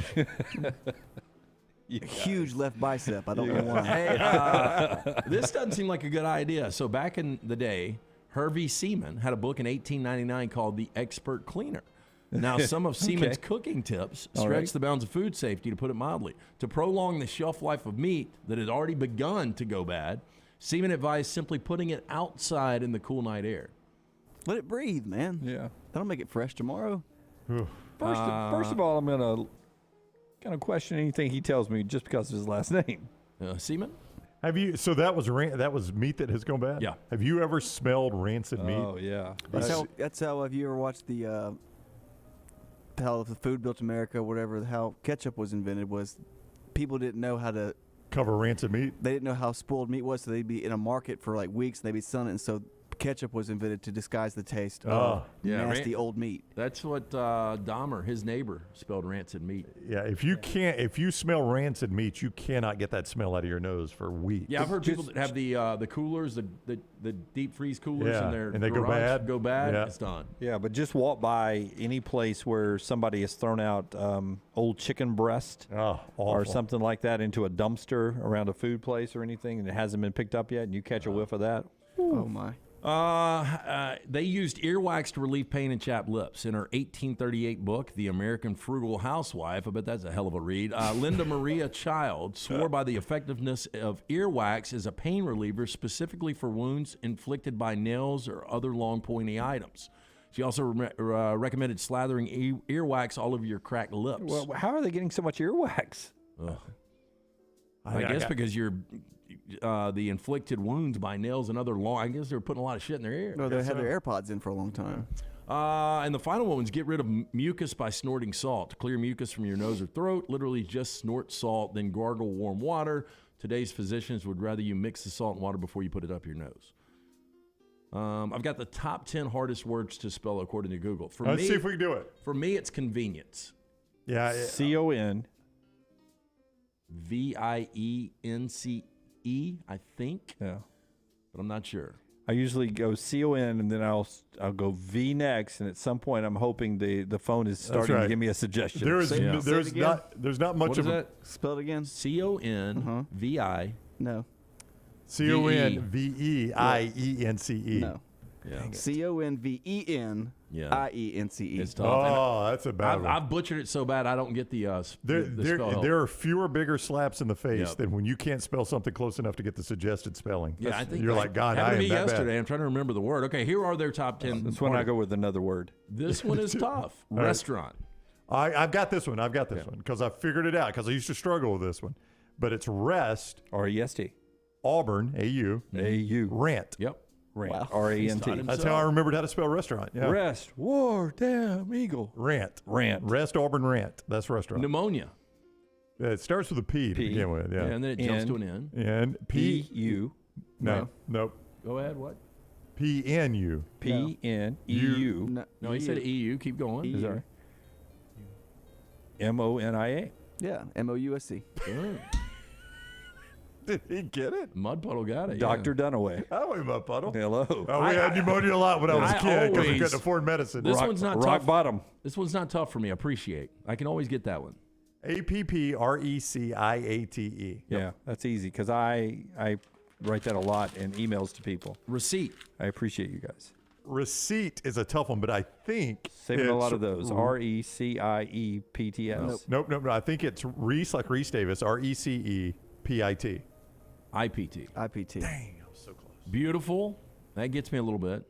Beautiful. J-I-M. Beautiful it's easy. B-E-A-U-T-I-F-U-L. Yeah. This one's easy. Niece. N-E-I-C-E? Yeah. Or is it N-I-E-C-E? It's N-I-E-C-E. Yeah. I said N-E-I. I before E, yeah. I before E. Maintenance. Main, you got to break it down. It is M-A-I-N-T-E-N. Mm-hmm. Mainten. I-N-C-E. No. A-N-C-E. There's no E, yeah. Bougie. I use this word all the time. B-O-U-G-I-E. B-O-U-G-I-E. Correct. Thank you. Yep. Yeah. Diarrhea. Oh, that's a tough one. 2:30. That's a tough one. Yeah, I'm just going to say shit. I think the problem with diarrhea is it's got the two H's in there, or two R's. It's two R's. It's only one H. D-I-A-H-E-R-R-E-A. No. Well, D-I-A-R-R-H-E-A. no, I know I could not spell it. And then You don't finally, do- congratulations. I don't think that was No, that that's tough. easy. It's congratulations. Well, everybody puts congrats if they can't spell it. Yeah. And finally, we've got some interesting headlines for us to read. All right, You ready to okay. read some? Yeah. I just spelled a lot of stuff. Now I got to read. We're gonna do Burglar. math? An Oak Hill community couple discovered a thief in their home Saturday after a man told a joke and heard a laugh upstairs. Oh, my. That's a good joke. That's a good joke. The burglar couldn't even not laugh. This happened at 2:58 p.m. The Learning Center on Hanson Street reports a man across the way stands at his window for hours watching the center, making parents nervous. Police ID the suspect as cardboard cutout of Arnold Schwarzenegger. That's good, man. Wow. Okay, this one, setting it straight. Due to a typing error, Saturday's story on local artist John Henniger, Rocky, no relation to Rocky, was mistakenly reported that Henniger's bandmate Eric Leday was on drugs. The story should have said Leday was on drums. The Sentinel regrets the error. It was probably like 15 days after. Yeah. And on the back page. Sunday on July 19th, 8:44 a.m., report of a male riding bike through neighborhood yelling racial slurs. 8:47 a.m., officer stops a man who says he's just trying to find his dog, who's named after a popular candy bar, Snickers. Oh, that's awful. This is a correction. In yesterday's paper, Chris Serrell's jazz albums column, we incorrectly referred to Don Rendell as a terrorist when it clearly should have been tenorist. We apologize. Don? We apologize for any offense. Don down at the hardware, he's a terrorist. Big old terrorist, that Don. Those are mistaken headlines. When we come back, our musical guest tonight. It was like one of those late shows. Yep. What's on the dessert menu with O'Shea? Bye. Home is a major milestone in life. Getting it right comes down to the right advice at the right time. That's why we're proud to partner with the friends at Mortgage Right who do mortgages the right way, locally owned and operated. Mortgage Right standing by to help you today. Visit their locations, Highway 280 in Birmingham, Parkway Drive in Leeds. You can apply at mortgageright.com/TNR or call 205-815-9200, NMLS 2239, Equal Housing Lender. And this hour also being brought to you by our friends at Champy's World Famous Fried Chicken, Highway 119 in Alabaster. Stop by and say hi to Sterling and the crew there for lunch or for dinner or pick up for to go this weekend is champyschicken.com. Take the next round anywhere you go with official Next Round gear. Buy yours today at nextround.store. For 50 years, our friends at Wayne's have been doing things around your house that you don't have time to do. Warm weather is coming. You want that lawn looking great. You want mosquitoes not around. Our friends at Wayne's, they can help you out. Right now, they will do $50 off for each of those services to continue to celebrate their 50th anniversary.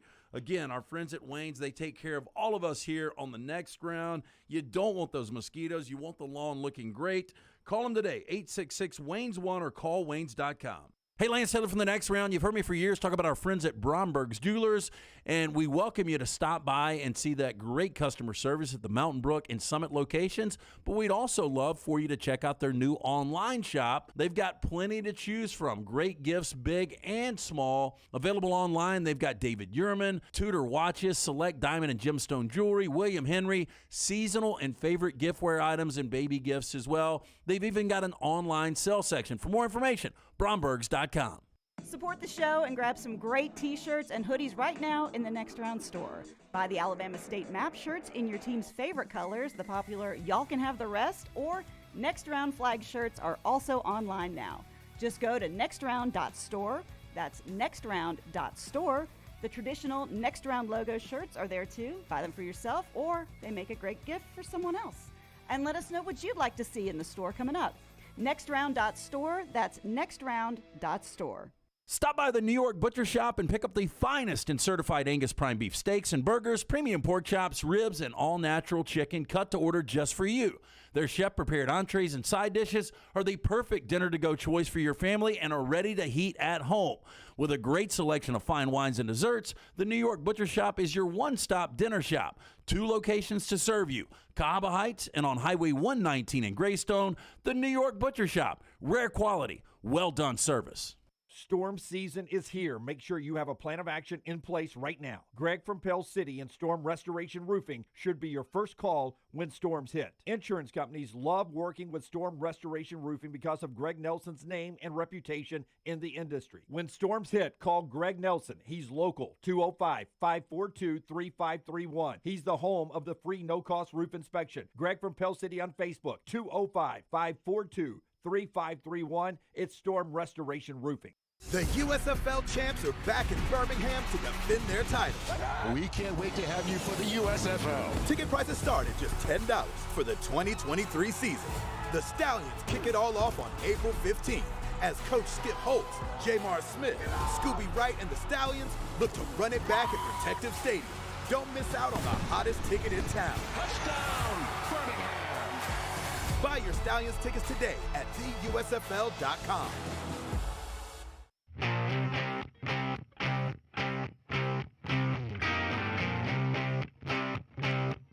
Our friends at Weight of Wellness want to remind you to jumpstart what's going on in your life, whether it's losing weight right now or whether or not you would like to get your blood pressure or cholesterol in a better shape, better situation, better shape right now. You can do that with our friends at Way to Wellness. Leslie and her board-certified team will take care of you today. All you have to do to sign up and get more details is go to the website, aplanforme.com.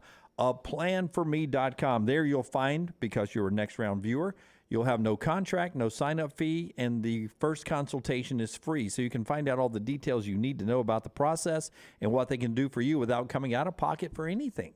It is Way to Wellness, your journey to healthy living. Again, that website, aplanforme.com, aplanforme.com. A lot of Alabama fans jumping in, Mo Williams, Ronald Steele, some other folks needing to be mentioned in our Alabama starting 5 of all time. Brandon Miller is on that list by most of you, if not all of you, because he is the freshman of the year and he's racked up so many awards. Alabama in action again in the Sweet 16 coming up. But a little football news before we get to the top of the hour and talk to Todd Fuhrman about the tournament.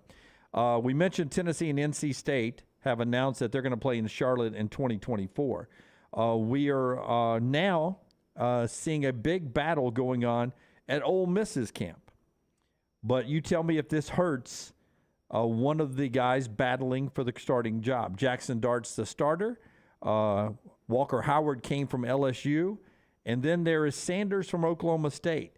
He's going to be, wait for it, limited in throwing the football for most of spring coming off of an injury. How does that affect? I mean, it hurts you so much. I mean, I guess, yeah. I mean, I guess it's, time for you to build some sort of cohesion with your receivers.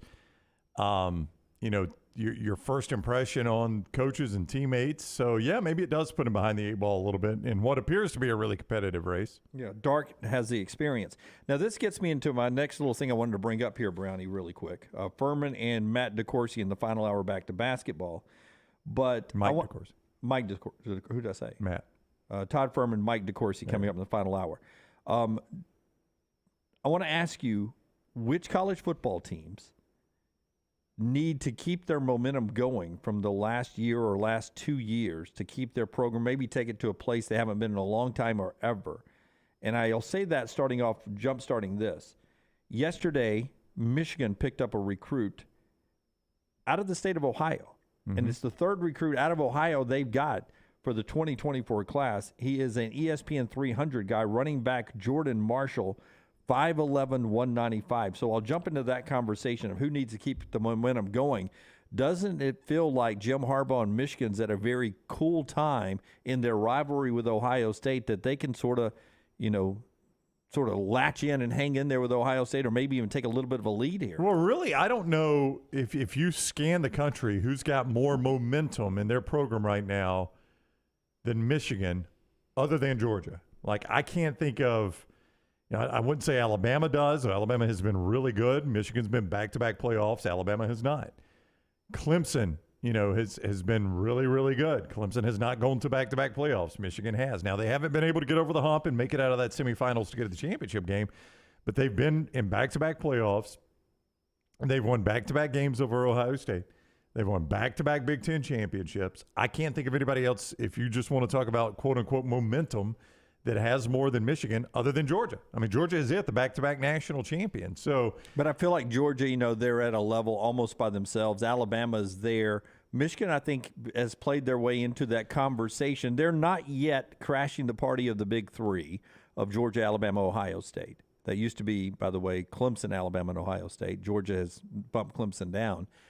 But they're close now. They're really close. I know Ohio State was in the playoffs again this year and played Georgia to the horn, obviously. But it's hard to say they haven't surpassed Ohio State. They've beaten them back-to-back years. They're the Big Ten champion back-to-back years, and they've been to the playoffs back-to-back years. That's what Ohio State hasn't done all those three. So it's hard to say that, I guess, just program momentum-wise, they're not in front of Ohio State right now. And, with the changing face of the Big Ten, that makes it all the more critical that you've got, you got USC and UCLA coming in. So there's going to be a new power struggle. USC, I think, is definitely a program that's on a hot rise right now. So I think it is an interesting time in the Big Ten, specifically in this discussion for Ohio State, because if you believe Michigan has caught and passed them a little bit, what does Ryan Day do to flip that back? That's right. And other programs quickly that you think should keep the momentum going, or it's a big year to keep it going. In the SEC, what South Carolina has done with those last 2 wins in the regular season, the bowl win, to keep things moving in a direction, it's a big year for Shane Beamer. And maybe this year, for the first time in a while, the expectations are maybe out of whack too high. Well, I don't know what people think they are. You think people are going to start talking 10 wins with them? Oh, absolutely. That would be the next progression, right? Absolutely. 10 wins, challenge the East. I think they'll be 2-0. I think when they go to Georgia, and that's going to be your measuring stick game there, right? Is when you play in Sanford Stadium against Georgia. I say they're going to be 2-0. They play North Carolina. That's a complete toss-up. And then Furman, so they could be 2-0 when they go to Georgia. And if so, then it becomes the biggest game South Carolina's had in a very long time. Tennessee also, you throw in that book. They got over a hump last year. They got to keep the momentum going. They did, but I do think the expectation is, with Hooker gone and some of those receivers gone, that they might take a slight step backwards. So if they don't, that speaks volumes about Josh Heupel. They were a 10-2 regular season team. They got the win over Alabama. But if they're 8-4 next year, it's going to seem like, oh man, it's going to seem like a big step back. But like a one and done. Yeah, they're not going to have to be too bad. Now, the one thing that helps them a little bit is their out of conference isn't tremendous. Virginia, All-Star, UTSA. That should be 3 wins right there. But they do have to go to Alabama. They do host Georgia, so that's big. I could see another 10-2 out of them. Yeah, really quick. We're approaching the top of the hour, but LSU is another one that's got the momentum going in the right direction. And Joseph says Ohio State was a kick away from winning the 90 last year. You can't kick them off that top Big Three line. We appreciate all your feedback over there. Keep those rolling in our Vulcan Tire and Automotive chat room. Todd Fuhrman coming up on the other side. I want to remind you, when your son and daughter are thinking about college choices, think about the University of Montevallo. Schedule an in-person tour right now at montevallo.edu. You can also find out at the website about class sizes, how they're small and going to help your child academically, how they've got 23 fully funded NCAA Division II scholarship sports, how you can go win a fishing national championship in college athletics at the University of Montevallo, how you can play on a nationally ranked baseball team at the University of Montevallo, be in a world-class theater department, broadcasting school, and a lot more. It's all at one place. It's the University of Montevallo, montevallo.edu, montevallo.edu to schedule that in-person tour. When we come back, Todd Fuhrman from Vegas as we talk about the Sweet 16 of college basketball. Call the Next Round now at 205-734-0923. If you're looking for a fun golf atmosphere that is laid back with a peaceful environment, the Meadows Golf Course in Harpersville, right off of Highway 280, is perfect for you. Just a short drive from Birmingham, this 18-hole, 200-acre track with rolling fairways and ample greens is the definition of peacefulness of the country just miles from the city. Enjoy a great lunch before your round and a cocktail on the wraparound porch after 18. Come see us today. The Meadows Golf Course in Harpersville, right off of Highway 280. Have you had a pipe burst, a washing machine overflow? Maybe your toilet or bathtub has overflowed upstairs and now you have water coming through your ceiling? No problem. The specialists at Dry Tech are here to help. What's important is you act immediately when water damage occurs. Failing to do so can cause mold, rot, and mildew issues. Long-term exposure to those toxins can cause many health issues down the road. So act fast. When trouble strikes, call Dry Tech 205-637-0143. That's Dry Tech at 205-637-0143. Spring is here, and that means it's time to prepare for moving season. Let Holly Mack Wilson guide you and help get your home prepared to sell. Whether you are looking for the perfect home or need to sell yours, Holly Mack Wilson can do it all and can do it anywhere in Alabama. Call Holly Mack Wilson today, 205-901-9446, or visit her website, hollymackhomes.com. Holly Mack Wilson, your home prep expert. Holly Mack Wilson, a trusted anywhere in Alabama Keller Williams realtor you can always depend on. Follow Next Round Live on Twitter, Instagram, Facebook, and YouTube. The social media team at Next Round Live will share the latest interviews and videos from UAB, Alabama, Auburn, and campuses all over the college landscape. You'll also get the latest highlights and news from the Next Round Live Daily Show. Jim, Lance, and Ryan will share their thoughts, and remember, you can always see the old shows on the Next Round Live YouTube channel. Subscribe, like, and don't forget to comment. Turn on the notifications so you don't miss a thing. It's Next Round Live on Twitter, Instagram, Facebook, and YouTube. This is for the men who never settle, the ones who miss the fairway all day and still pull out the big stick, the type of guys who will always prefer to be behind the grill than in front of the camera, and the men who never let their friends forget about a high school nickname. This is the Lodge mentality. This is Twin Peaks. Who wants to settle for a single TV? With more TVs, bigger screens, plus our fabulous scenic views, there's more to watch at Twin Peaks. For more than 40 years, Red Wing Shoes has been helping the hardworking people of Alabama. This is why Red Wing Shoes has created the 3-step comfort solution. Step 1, a certified fit specialist will use a 3D scan to electronically measure your feet and arches. Step 2, help you get the appropriate footwear for your occupation. Step 3, customize your boot or shoe with a Red Wing orthotic. Whether you have high arches or flat feet, Red Wing has the comfort solution for you. So experience comfort at its best. Visit one of the Red Wing shoe stores located in Pelham or Trussville. Jim Dunaway, Lance Taylor, Ryan Brown, and Rockstar. Live from the Birmingham Racecourse Casino Studios, the Next Round, presented by Bud Light, is on now. Pro days going on around several places. Auburn yesterday. There's a group of NFL people at UAB today. Alabama tomorrow with 15 or so possible NFL draft picks working out in Tuscaloosa. Ohio State's first-round wide receiver Jackson Smith-Njigba recently ran a 40 at his pro day. And according to Ian Rappaport, here is what they are saying his time is. If you had to guess Jackson Smith and Jigbus 40 times. I would say he is a 4.46. 4.48 to a 4.52 on different watches there. Doesn't matter.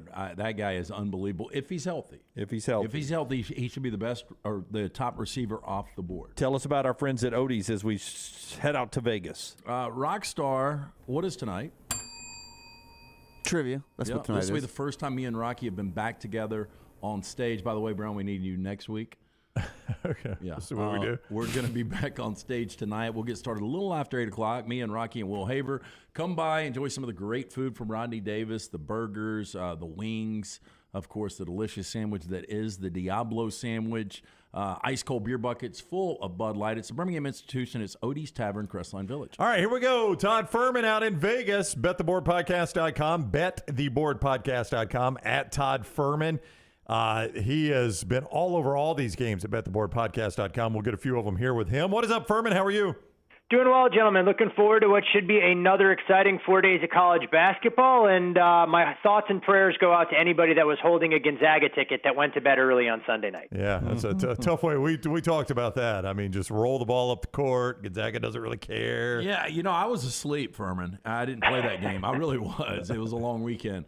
But Dunaway was saying it's one of the worst beats he's ever seen. But I go back, and I don't know, you've seen a ton of these. But this year, Iowa and Michigan State, and how Iowa got that game to overtime and then covered the 5.5. Yeah, I mean, I think it's significantly worse. For me, when I look at worst bad beats of all time, I don't think it can boil down to just one play. That's kind of my assessment. It has to be the perfect confluence of events. So when you're a team catching 6 points in that spot that you referenced between Iowa and Michigan State, you have a commanding lead late in the game, and you have more than a 99% win probability, that's something completely different layered on top of it. So when you go through the pantheon of bad beats, if it's just one play, okay, I get it. I know there was an improbable sequence over the final 15 seconds that allowed TCU to be able to execute. There's no doubt one of the worst that we've seen of the tournament, but you could also make the case that Penn State sneaking in the back door against Texas with an improbable 4-point play with under 10 seconds to go would be right up there as well. So nothing is ever safe this time of year or in general in the sports betting realm until that clock hits 000. Yeah, it started my worst Sunday in Vegas way back in the day. I was walking in, Notre Dame was in the tournament, and it was a meaningless inbound pass layup that took me winning to cut it inside of the 4, I think. And I was like, oh, this is so unfair. So the basketball is not for the faint of heart. Before we talk about the games themselves, I want to ask you about, with 16 teams left, is there a interesting play on actually betting on a national champion, a team to win the national championship? Should I be looking at a place like Texas, or should I be looking like a Tennessee? Where should I be looking at a possibility, a good place of my money to get good return for a national champion right now? I mean, Texas and Houston were my picks to get to the Elite Eight, so I don't think there's any real surprise there, assuming some of those seeds hold. No doubt both of those teams will check the boxes that you want looking for a national champion. You mentioned that East region, and that's the definition of a muddled mess in terms of Tennessee, FAU, Michigan State, and Kansas State. I'm not sure any of those 4 teams can do enough both on the offensive and defensive end to get them over the hump. So by default, if I'm looking at the SEC more than any other league out there, I think Arkansas still offers a little bit of upside and a price in that 25 to 30 range. I'm not sure they'll be able to beat UConn, but if they do, they can pose some real problems from an athletic standpoint against a team like Gonzaga, who they beat last year in the round of 16, and even a UCLA side who wants to bang down low. So Arkansas would probably be my flyer aside from the favorites that I'd be willing to invest in, just given what we've seen from this bunch and the fact that they were able to get here without much in the way of contributions from Nick Smith. Todd Fuhrman, BetTheBoardPodcast.com, at Todd Fuhrman on Twitter, BetTheBoardPodcast.com. I saw Brian Edwards Sports, tweet this stat I wanted to ask you about. Alabama in their last 11 as a favorite of 9 points or fewer. They're favored by 7.5 against San Diego State. 9-2 in their last 11 when the line is under 9. Pretty good record there. They've definitely fared well in those kind of spots, and I think one of the things that the casual fan fails to account for when you're handicapping Alabama this year is how good they've been on the defensive side. I mean, that was one of the issues a couple of years ago when we knew if shots weren't going to fall that this team was extremely vulnerable, but they found so many secondary pitches that have allowed them to make this run. No greater illustration than what they did against Maryland, where they didn't shoot the ball well at all and were still able to win by a convincing margin north of 20. You look at some of those numbers with Alabama and then the Mountain West record of futility going all the way back to the early 2000s. I mean, when the Mountain West steps up in class, and what I mean by that is playing a team hailing from a Power 5 conference, their success rate ATS is under 30%. So San Diego State, the beneficiary of taking on College of Charleston and Furman, two teams that they could overwhelm athletically, they won't have that luxury here. I understand why people are making a case for the Aztecs, given how well they defend the perimeter, and they're much more athletic than what they've been in the past. But this is going to be a jolt to the system. And if Alabama's making shots early, I'm not sure the Aztecs can dig themselves out of a hole. I think it's actually a good buy low spot for Alabama here. But I made the game 8, so not enough to get involved here at 7.5 just yet.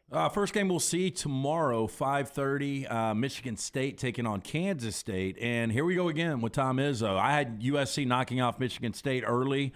Tyson Walker has been fantastic. Joey Hauser can shoot the eyes out of it. But Michigan State, a really good three-point team, Todd, is, they were terrible against Marquette, 2 of 16. They still win the game almost double digits. Well, that's the one matchup to watch. I mean, no doubt Michigan State, one of the better teams in the country, shooting from deep, where they rank third with an efficiency rating of 39.5%. They're top 50 from the foul line. So two areas that you like teams to have as they get deeper into the tournament and step up in class. But fortunately for Jerome Tang's Kansas State Wildcats, I mean, this is a team that's inside the top 20 defending the arc. So it's kind of strength on strength in that particular side. When you look at Kansas State, they've taken money against them each of their first 2 games. We saw the Montana State line trickle down from a peak of 8.5. We saw Kentucky get bet up from 1 to 3, and Kansas State just made some plays down the stretch, mainly because Kentucky went cold from the floor. I look at the combination of Noel and Keontae Johnson and think they're going to be a difficult out. I mean, Noel hails from Harlem, so it's a homecoming of sorts playing in the mecca of college basketball. I was hoping this number was going to continue leaking out and I'd have a chance at 3. Doesn't appear to be the case as the 2s were gobbled up a little bit earlier. Lean Kansas State for me, but I like the game under the total as well. I think these teams are going to struggle to get up and down against one another and get easy buckets in transition. Florida Atlantic and Tennessee, speaking of under a total, I wonder if they can score enough points to get, last I saw it was like 130.5. Is that an underplay there for you? And do you think Florida Atlantic can finally make Tennessee pay without Ziegler on the court?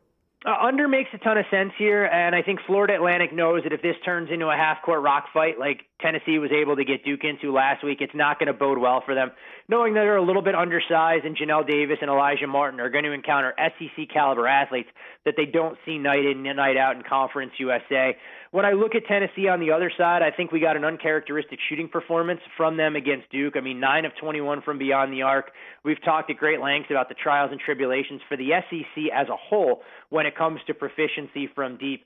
So if Tennessee isn't making shots, we know that defense will be the common denominator. The one interesting scenario here that could blow this game plan up if you're looking to go under the total is if FAU gets out to a lead and they force Tennessee out of its comfort zone to play from behind. But in my opinion, correlation here between the favorite and the under and underdog and over, because dictating tempo will ultimately be the deciding factor in who wins this game and moves on to the next round. Todd Fuhrman, bettheboardpodcast.com, bettheboardpodcast.com, former odds maker at Caesars Palace, at Todd Fuhrman on Twitter is on the JohnstonRVCenter.com hotline.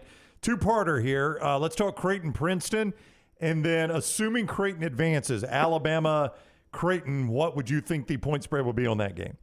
You know, numbers a little bit rich as far as true power ratings for Creighton and Princeton, but that being said, I'm not running to the window to try and back the Tigers here in any capacity. I think you look at Creighton and their defense, much like Alabama, gets grossly undersold for how good they've been on that end of the court. We've seen different players rise to the occasion through the first 2 games for the Blue Jays, being able to score north of 30.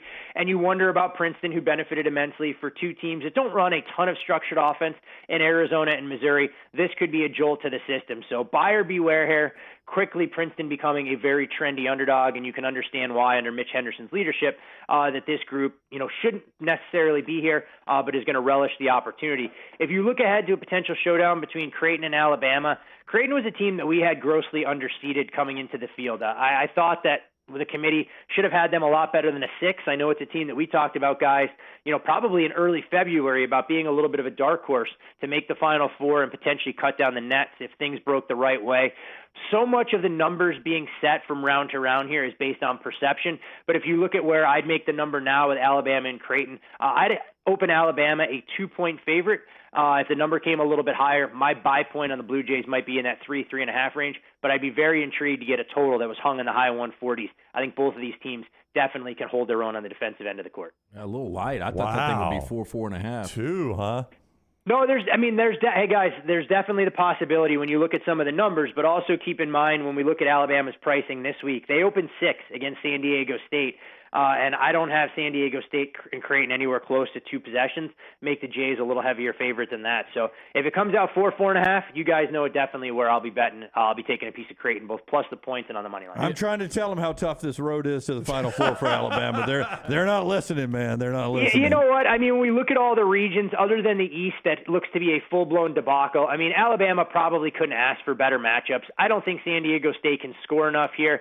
And from an athletic standpoint, they can probably they will be able to hold their own with Creighton. It's just an interesting concept to see who can have a better game plan 36 hours later. But when you look from region top to bottom, other than the East, I think this draw in Louisville is as good as Alabama fans could hope for. Fuhrman, round of 16, the toughest game to me is late night tomorrow night, Gonzaga and UCLA. I've got Gonzaga advancing in the bracket. I don't know what the status of Singleton is. I mean, if Mick Cronin loses another player, they don't have a lot of depth. That's the big concern. And UCLA kind of downplayed the ankle sprain, saying that he was going to be a full go. We know those can be touch and go, and we're going to want to monitor that. Even if he's out there in the mix when the game starts, if he aggravates that ankle and UCLA has to go into their bench, it's going to pose some problems. So I think when you're looking at Mick Cronin's path to success here and kind of atoning for the game that got away when they lost 93-90 in the Final Four a few years ago, we need to see Amari Bailey come of age. And if the big fella up front, who's filled in nicely for Jalen Clark, can perform, 17 points per game over his last 5, totaled 31 points, 12 assists, and 8 boards in the tournament. That's a player to watch.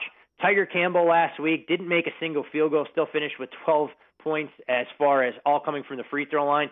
And if I'm UCLA, I'm looking to attack Drew Timme early and often, because if you can get him into foul trouble, there's not a ton of difference makers on this Zaga team that I would trust to put the team on my back, other than Drew Timme and, of course, Julian Strother. This Miami team is interesting to me, and LT liked them at one point this year, and they struggled down the stretch in an ACC that hasn't been holding up in the tournament. But we watched the second half against Auburn with Houston down 10, and all of a sudden it looked like Marcus Sasser was 100%. At least he moved that way in the second half, and then that team looked nasty again. They looked right, like Houston got right in the second half against Auburn. Can Miami make a game of that? And is Houston now your favorite to win the national championship? Definitely appeared over the weekend that they got their wake-up call, going in down at the break, needing to erase that rather large halftime deficit against Auburn. But the one takeaway for me there was that Houston allowed Auburn to kind of dictate that game. Auburn also got away with some poor shot selection that happened to go down, and then you saw a regression rear its ugly head in the second half, where Auburn really couldn't throw it in the ocean for a long stretch and more or less lived at the foul line, with Houston being able to dictate some of the pace and tempo. And I think that could be similar here in terms of Houston, who comes in 341st in the country in pace, Miami inside the top 100. But Miami is a team that fits the tournament profile. Veteran guards, very good head coach, and the ability to take games over. The problem that Miami runs into here is they don't have a lot of size, and they're going to need to try and find ways to defend the defensive glass. Omier was great with a 17-rebound performance against Indiana, but this Houston team plays with a little bit more edge. Open 6, out to 7.5. We've seen a little bit of buyback. I think the number is pretty fair here. Houston's still my team to beat. It's who I picked to win the tournament beforehand. Would like to see them get healthy, and I think having the extra day, playing Saturday and not running it back till Friday, can only help in terms of Jamal Shed and Marcus Sasser performing at 100%. All right, he is Todd Fuhrman. Go follow him on Twitter there, at Todd Fuhrman. BetTheBoardPodcast.com. BetTheBoardPodcast.com is where you get breakdowns of all the games. Ones we talked about more in depth, the ones we didn't mention, you get those right there at BetTheBoardPodcast.com. Fuhrman, enjoy the Sweet 16. We appreciate the time. Hey, always a pleasure. And one final thing on the Sweet 16 edition, we brought in a little bit more SEC flavor. Ron Slay stepped in from the SEC Network to assess the overall profile of the trio of SEC teams remaining. Told a great story about his time in the NCAA tournament as well. So even for the casual fan that may not have a wagering interest, I think they'll really enjoy about the half hour we were able to spend with Ron earlier this morning. That's big for our audience. Anytime Slay comes on, our people love him. He brings a lot of energy, and he's a fun guy. So go get that at bettheboardpodcast.com. All right, Fuhrman, be good. Always a pleasure, guys. Enjoy the games this weekend. Thanks, you too. Todd Fuhrman with us on the JohnstonRVCenter.com hotline. All right. One interesting note about this road for Alabama. We'll go down memory lane for just a second after Brownie tells you about our friends at mybookie.ag. While we're talking about the odds and playing bets and this and that, mybookie.ag can get you in if you have the promo code. You do need that promo code, Dunaway. This was the read. The gentleman said, I did better than anyone. So we'll see if we can do this one mistake-free. What do you think? Yes. I'm going to say yes. I'm going to bet yes. You could bet that at mybookie.ag. Code next round when you go to mybookie.ag. All the games this weekend. We just talked about all the lines with Fuhrman. Even a potential Alabama-Creighton matchup that would be Alabama favored by a skinny 2 points. If that happens, you can bet it right there at mybookie.ag. That is mybookie.ag. Now, when you sign on for the first time, you're going to need code next round. Code next round. What that does is makes you eligible for a sign-on bonus up to $2,000. A sign-on bonus up to $2,000 when you sign on at mybookie.ag. Code next round. Mybookie.ag. Code next round. Listen, you can bet the NCAA tournament, the NBA, upcoming Major League Baseball games. You can bet UFC fights, weekly blackjack tournaments right there at mybookie.ag. And you can do it with code next round. And the first time you sign on, a sign-on bonus of up to $2,000. Listen, if it's just for fun, if it's to build a bankroll, you can do it right there at mybookie.ag. Bet anything, anytime, anywhere. Mybookie.ag. Code next round. Fantastic. When we come back, LT's got our 4 downs. I got to go pick up some markers. So we're back in a second. Right here on TNR. Everything Next Round is on demand now in the podcast section at nextroundlive.com. Man, I love a good meal. I'm Jim Dunaway. A good meal is what you get with my friend Sterling at Champy's Chicken on Highway 119 in Alabaster. We're talking great southern fried chicken, wonderful sides, hand-cut chicken fingers, po' boys, and those Mississippi Delta recipe tamales. You got a perfect menu for everybody. Champy's Chicken is perfect for watching the big game, or taking a meal to the lake house, down to the coast, or stay in the restaurant and dine in a great atmosphere. It's all made fresh to order right there on 119 in Alabaster, Champy's Chicken. What are you waiting for? It's non-stop gaming action at Birmingham Racecourse Casino. Come play more than 900 of the latest and greatest games around, featuring fun bonuses and big jackpots. You can wager and win on horse and greyhound races from all over the world. There are more ways to win at Birmingham Racecourse Casino. Birmingham Racecourse Casino, located off I-459 exit 31 Derby Parkway. Must be 21 or older. Make sure to start your day at nextroundlive.com. Get caught up on the latest podcasts and videos from the live daily show, plus specialty shows such as the Mystery Fifth Hour. You can also learn more about the whole staff at Double Down Media, find all of our social media feeds, see the latest videos from our YouTube channel and gaming channel, plus find other ways to consume the show like the Next Round mobile app, which you can download direct from the site via your iOS and Android device. Make nextroundlive.com your homepage and stay up to date with everything from us here at the Next Round. Hey, Lance Taylor from the Next Round. You've heard me for years talk about our friends at Bromberg's Jewelers, and we welcome you to stop by and see that great customer service at the Mountain Brook and Summit locations. But we'd also love for you to check out their new online shop. They've got plenty to choose from. Great gifts, big and small. Available online, they've got David Yurman, Tudor watches, select diamond and gemstone jewelry, William Henry, seasonal and favorite giftware items and baby gifts as well. They've even got an online sale section. For more information, Brombergs.com. Want more of the show? Download the app or visit nextroundlive.com for the latest podcast. The Mystery Fifth Hour, our not-for-all-ages podcasts like Bama and Bourbon, and the entire Double Down Media podcast family, all at nextroundlive.com and on the Next Round app. Make sure to check out our gaming channel on YouTube at Next Round Gaming, and also follow us on Twitter at TNR Gaming 247. That way you can know when we go live with our TNR Madden League, live game streams nightly, and more. That's at Next Round Gaming on YouTube. Man, I love a good meal. I'm Jim Dunaway. A good meal is what you get with my friend Sterling at Champy's Chicken on Highway 119 in Alabaster. We're talking great southern fried chicken, wonderful sides, hand-cut chicken fingers, po' boys, and those Mississippi Delta recipe tamales. You got a perfect menu for everybody. Champy's Chicken is perfect for watching the big game, or taking a meal to the lake house, down to the coast, or stay in the restaurant and dine in a great atmosphere. It's all made fresh to order right there on 119 in Alabaster, Champy's Chicken.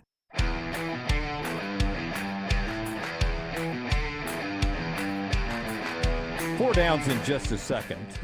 Some of you are still voting right there, and you can. We'll love reading all those and what you think of the 5 greatest Alabama basketball players your starting 5 all-time would be. We get to that because of Brandon Miller. Where would you put him right now? Brandon Miller, by the way, the USBWA Freshman of the Year, top freshman, first Alabama player ever to win that award. The first player to be the SEC Player of the Year, Freshman of the Year, and the tournament MVP in the same year. But he's not a Naismith finalist. UAB in action tonight against Vandy. You guys keep writing in your names there. Taylor has been tabulating those. We appreciate everything Taylor Korn is doing. Our friends at Storm Restoration Roofing want to remind you that if you are in need of a roof contractor ever, like if you want to replace some old shingles, whatever happens to your roof, Greg Nelson can be that guy for you, Storm Restoration Roofing. But more importantly, I want Greg to be just your number on standby all the time, because imagine a spring storm causing roof damage for you. That tree limb falls and hits it. Maybe something more damaging happens. You want to have a guy that the insurance companies trust that can be there instantly. A guy that's local is not going to come in and take you for your money. He lives here, so you always know his location. He's not going anywhere. His crews are local as well. He's been in business for over 20 years. He and his wife own and run the company. Then you need to have that guy on standby when a storm happens. And here's his number. Just keep it and call him instantly. 205-542-3531. 205-542-3531, or look him up on Facebook, Greg from Pell City. He's A-plus rated with the Better Business Bureau. He's got all the warranties, and the most important part is insurance companies trust him. He gives you a free no-cost roof inspection. If you haven't had a roof inspected in a while, he does it for free. 205-542-3531. But we get these windstorms, and I never think about this. These windstorms come through, and they may just loosen a shingle or two or bend a shingle or two that can allow seepage of the water that can start that roof damage that could cost you thousands of dollars. Why not see if the roof's okay with a free no-cost roof inspection? 205-542-3531. Trust me, you're going to love the guy. 205-542-3531. We were talking about, in trash, we were talking about dead bodies. Don't think the smell of rancid meat. Rancid meat. Oh, I brought up the Dahmer thing. Yeah, and then you brought up Dahmer. Forrest says, he's been with us a long time, a morbid FYI for you, but and he works in, public service, so he knows this to be the case. A dead human smells like roadkill. We all stink. Yeah, I tell you what, I don't really want to think about this. Yeah. I do believe that. Yeah. I mean, I think it's probably true.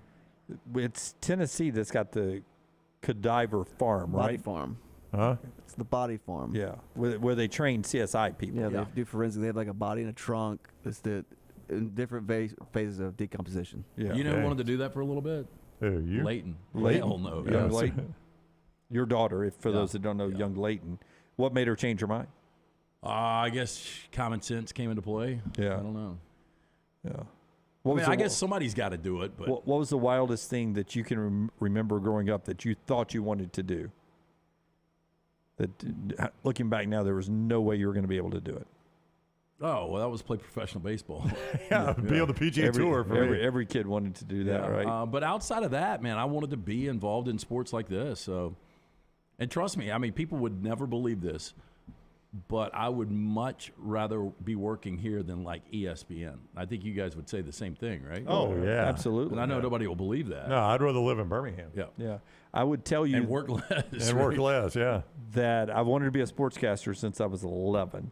Now, I never thought I would do this. I thought, this was never in my plans. You were going to be Herb Winches on TV. I wanted to be Herb Winches on TV or Keith Jackson and do play-by-play. Yeah, that's kind of what I wanted to do outside of being a PGA Tour golfer. I wanted to be, do college football games like Keith Jackson. But the only thing that I ever almost changed my mind was I wanted to be a high school baseball coach. One of the two. You get thrown out of so many games. That was the only time that I wavered on being a sportscaster was high school baseball. How many times would you get run? Oh, how many times would he second guess himself on a starting lineup? I don't know if I should put him. No, he'd let somebody else do it so he could second guess them. No, Sammy Dunn, the great Sammy Dunn, and I would have had some historic battles. Sammy Dunn would have run you out of the park. Yeah. Let's do 4 L's before you say something else dumb. Okay, Vulcan Tire and Automotives brings you 4 downs every day. Hey, look, you need to keep your car starting strong every time with a battery check from our friends at Vulcan Tire and Automotive.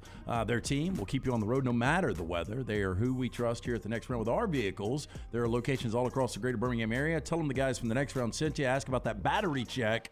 For more information, VulcanTireandAuto.com. First down. More points. Jelly Walker tonight against Vandy or Brandon Miller tomorrow Friday against San Diego State? Ooh, that's a tough one. Give it to me again. Jelly Walker tonight against Vandy or Brandon Miller Friday night against the Aztecs?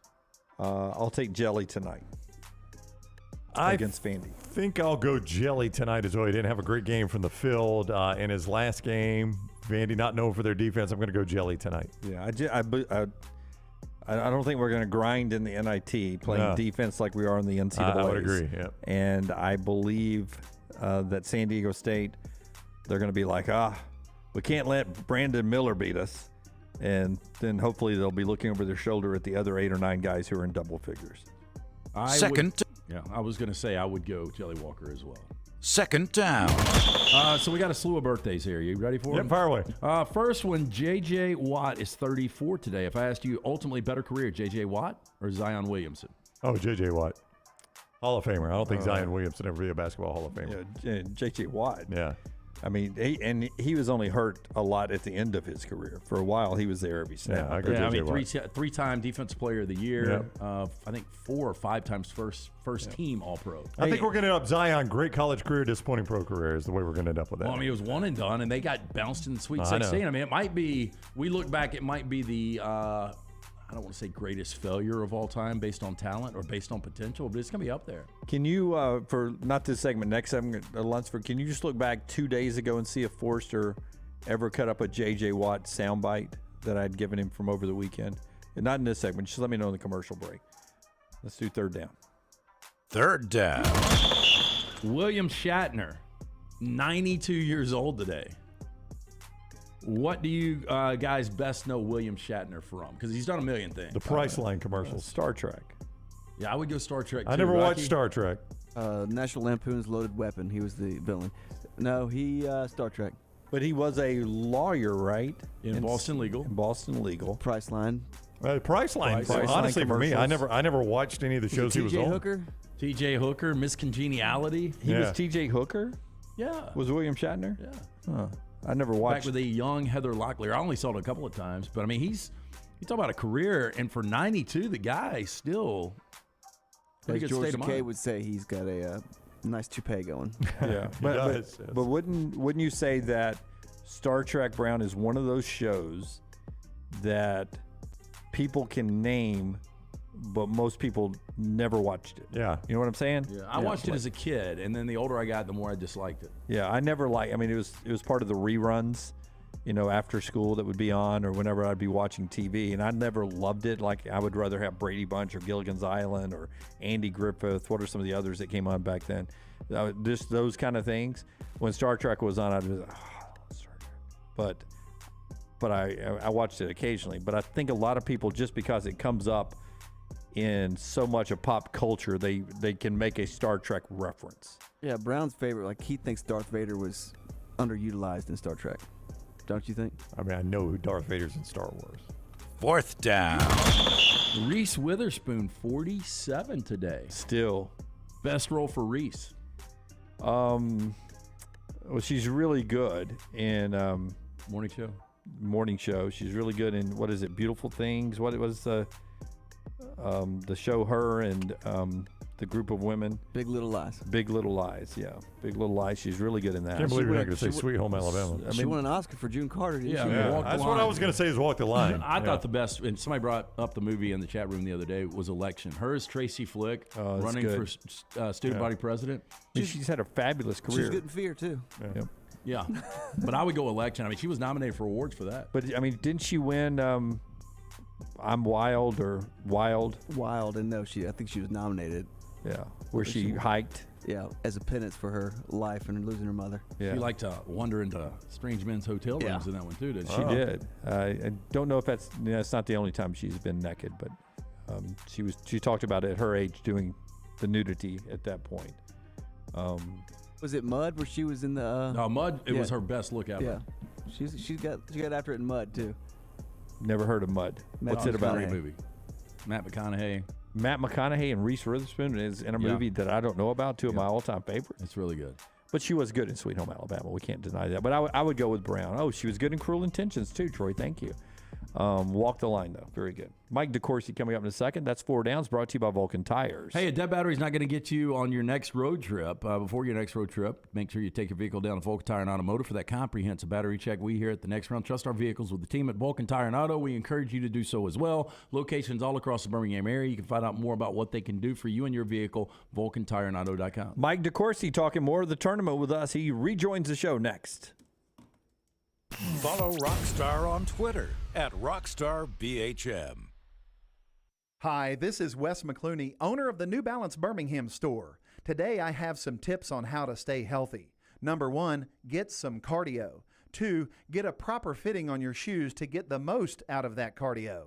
Our in-store fit specialist will match your feet with the perfect New Balance shoe so you get the perfect fit. Come see us at the New Balance Birmingham store, located on Highway 280 next to Chick-fil-A. Experience the difference a custom fit makes today at New Balance Birmingham. Peanut butter and jelly, chicken and biscuits. Man, I love great combos, and you'll love our combo. It's the Bama and Bourbon podcast. Yay, Alabama's Aaron Suttles is part of the Next Round family, and he joins LT weekly for the combo of Alabama sports and bourbon. Find a new bourbon to add to your collection and get all the inside information on Alabama football and Alabama basketball on the field or off the field, on the court or off the court. It's Bama and Bourbon with Aaron Suttles, only on the Next Round video and audio platforms. Hey, Ryan Brown here from the Next Round. Do you want to help pay for my kids' college and look great while you're doing it? You need to go to the Next Round store. Everything from hats to short sleeve and long sleeve t-shirts, sweatshirts, hoodies, zip-up hoodies, and much more. And we're adding new things all the time. Why would you not want to see my kids get a great college education and look great out in the public while you're doing it? Get the gear we wear all the time on the show, and there's only one place to get it. NextRound.store. That's NextRound.store. The USFL champs are back in Birmingham to defend their titles. We can't wait to have you for the USFL. Ticket prices start at just $10 for the 2023 season. The Stallions kick it all off on April 15th as Coach Skip Holtz, Jamar Smith, Scooby Wright, and the Stallions look to run it back at Protective Stadium. Don't miss out on the hottest ticket in town. Touchdown, Birmingham. Buy your Stallions tickets today at theusfl.com.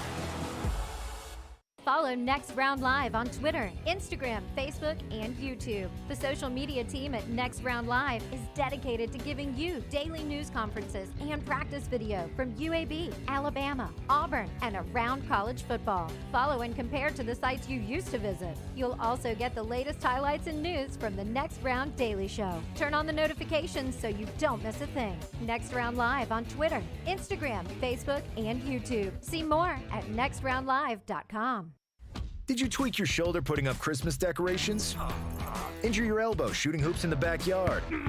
Or hurt your knees getting up from the couch at halftime? Let 2023 be the year precision sports medicine and orthopedics gets your life back on track. Orthopedic care is better together. Find your provider today. Call 205-512-3885. That's 205-512-3885. Or visit precisionsportsortho.com/2023.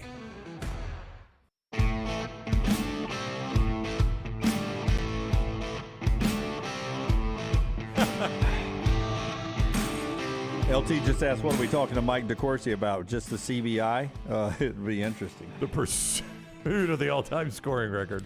So in 1987, what I think is the second best Alabama team ever, they didn't get out of the Sweet 16, but their first 2 games were in Birmingham. So Alabama's now 4-0 in the NCAA tournament all time in Birmingham. Which is, it's been a building that has, in regular season games, brought them some pretty bad moments. But the 2 this past weekend and then 2 back in 1987, they're 4-0 in the building that is the BJCC.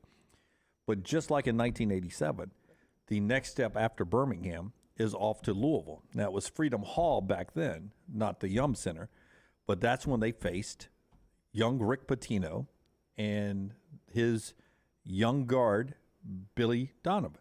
And Billy Donovan shot Alabama's eyes out and eliminated Wimp's best team.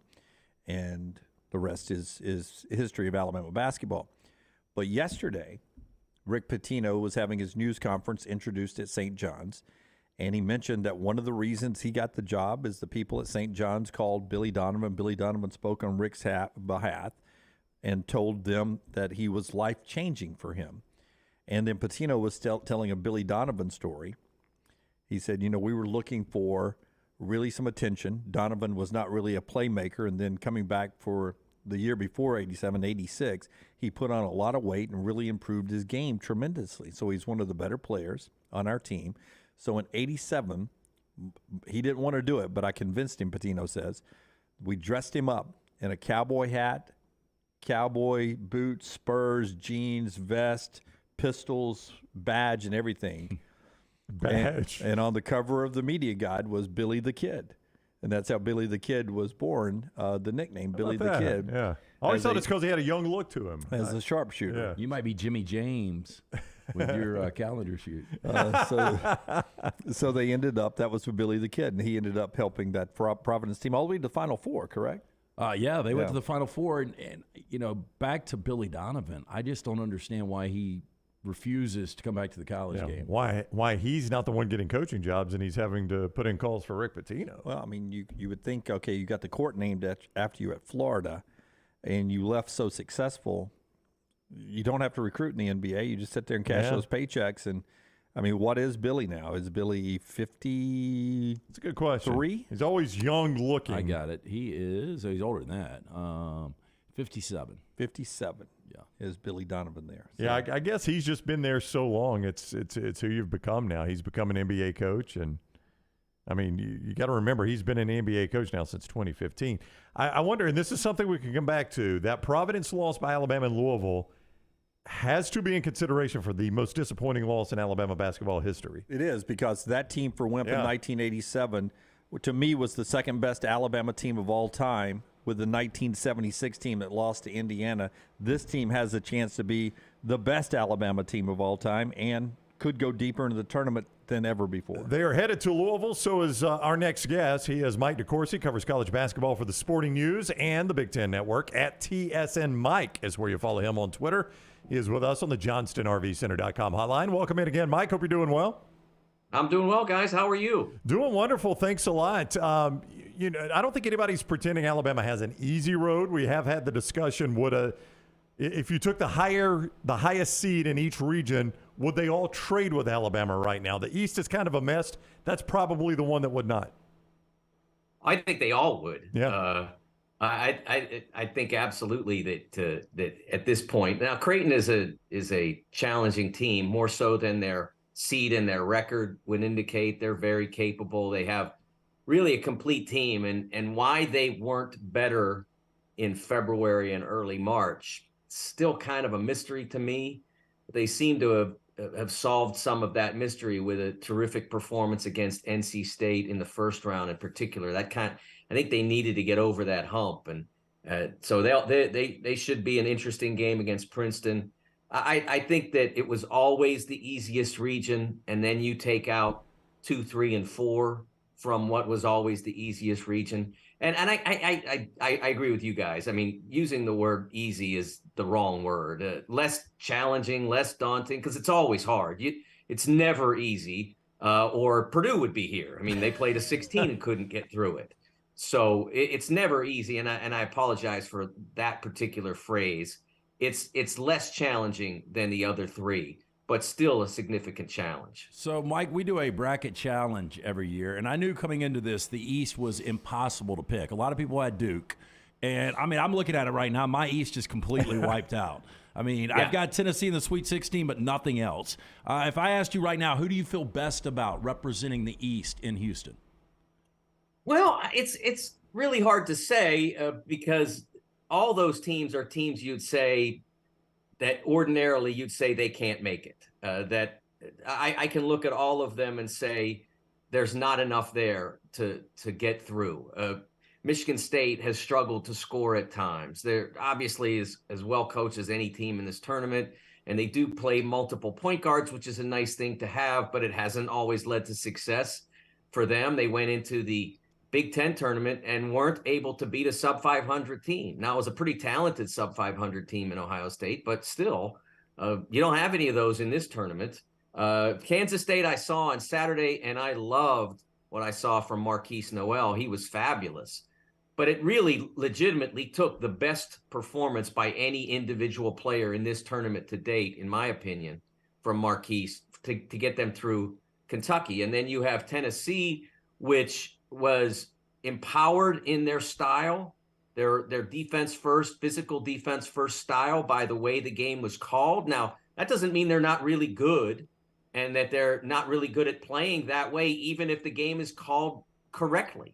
They've won a lot of games when their opponents went to the line a bunch of times because they're kind of built for that. They expect you to go to the line, and they figure, every now and then you're going to go one of two instead of dropping threes or twos, and they're going to not limit your opportunities, and they're going to win. But they are somewhat challenged on offense to start with, and then you take away Zakai Ziegler, and that problem is exacerbated. And then FAU is a very good team at the upper range of the mid-majors, and that's not usually what gets to the Final Four. So it's really a region in which I sort of kind of think now Michigan State because of Tom, but I don't love any of the teams that are left there.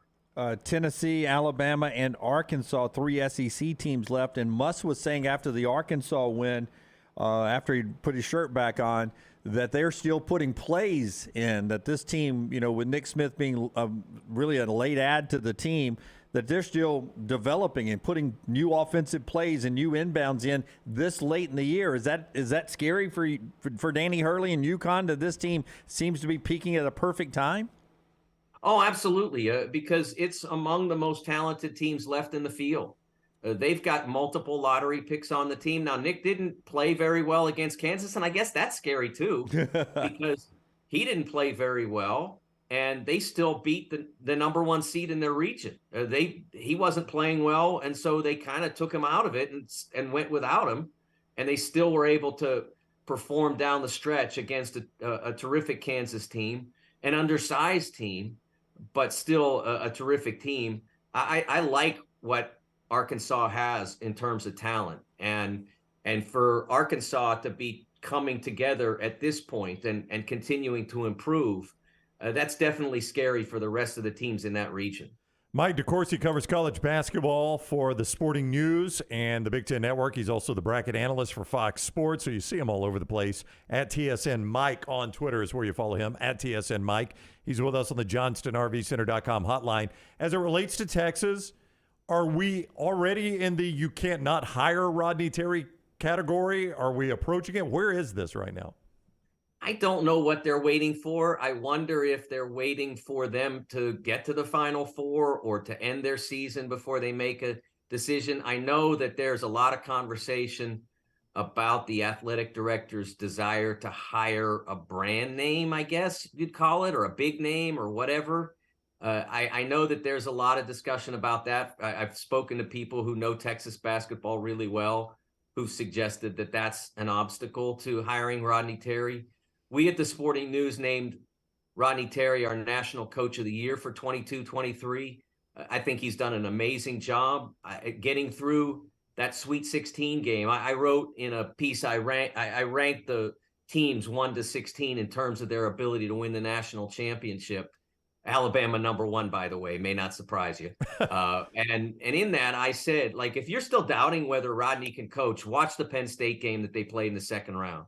Penn State's the most unusual matchup of any power conference team that's good enough to be in this deal. Most unusual matchup. They basically don't have a center. They have a 6'4", 6'5" point guard who spends most of his time backing you down, posting you up, and then playing out of the post to shooters on the outside.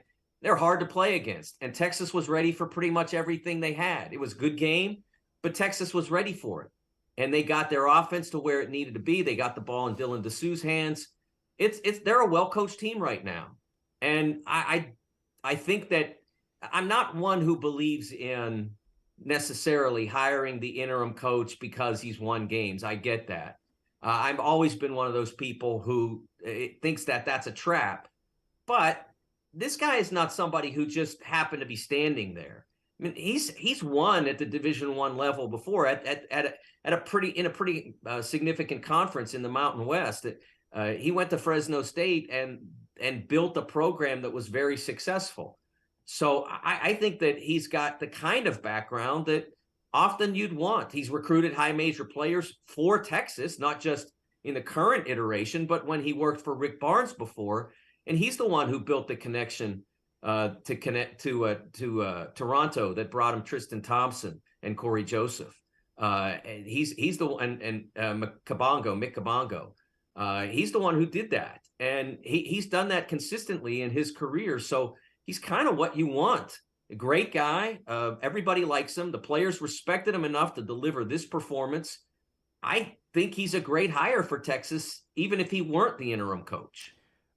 Before you go, I know you know the history of Alabama basketball. 9 times to the Sweet 16. This is the 9th time. They've only been to the Elite 8 once. They've never been to the Final Four. If you had to take your favorite piece of Bitcoin and put it on Alabama, where does this ride end? Does it end Friday night, Sunday? Does it end semifinals, or does it end on Championship Monday? Or does it not end ever? Does it keep going on and on? Well, it will end, or else I would never sleep. But it says right here that it ends on Monday night with them being handed a trophy. So wow, not everything on this bracket has been right, but they're still there.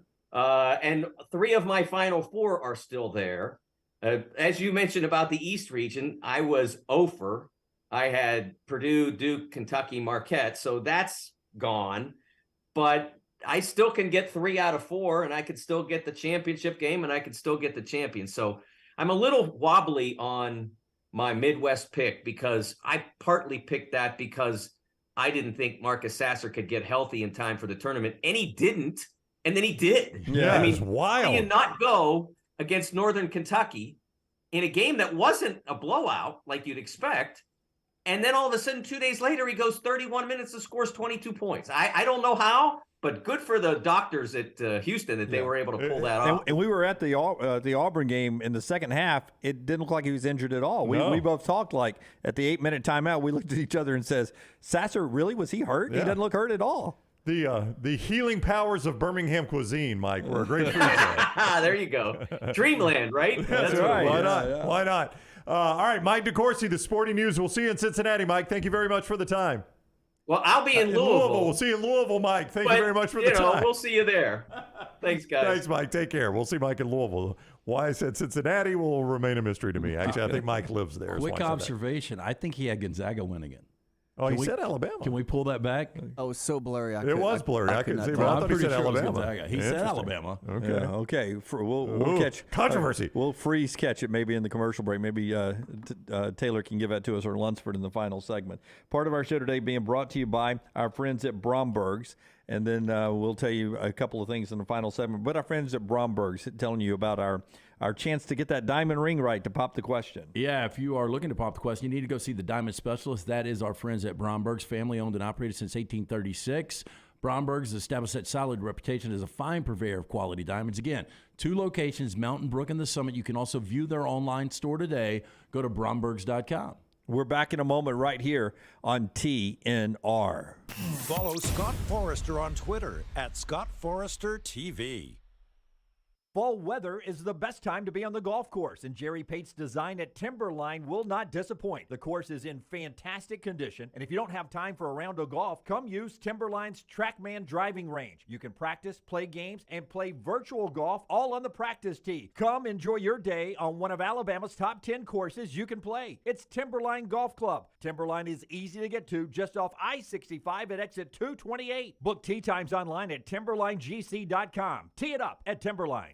Hey, there's nothing worse than waking up to a plumbing problem. Don't get caught in a flooded house. Call the guys at Hemp Hill Services. Adam, Chad, and the team at Hemp Hill are the only ones I trust to fix it and fix it right the first time. Hemp Hill Services does it right and always at a fair price. For all of your plumbing, cooling, and heating needs, trust the name that Birmingham has trusted since 1954.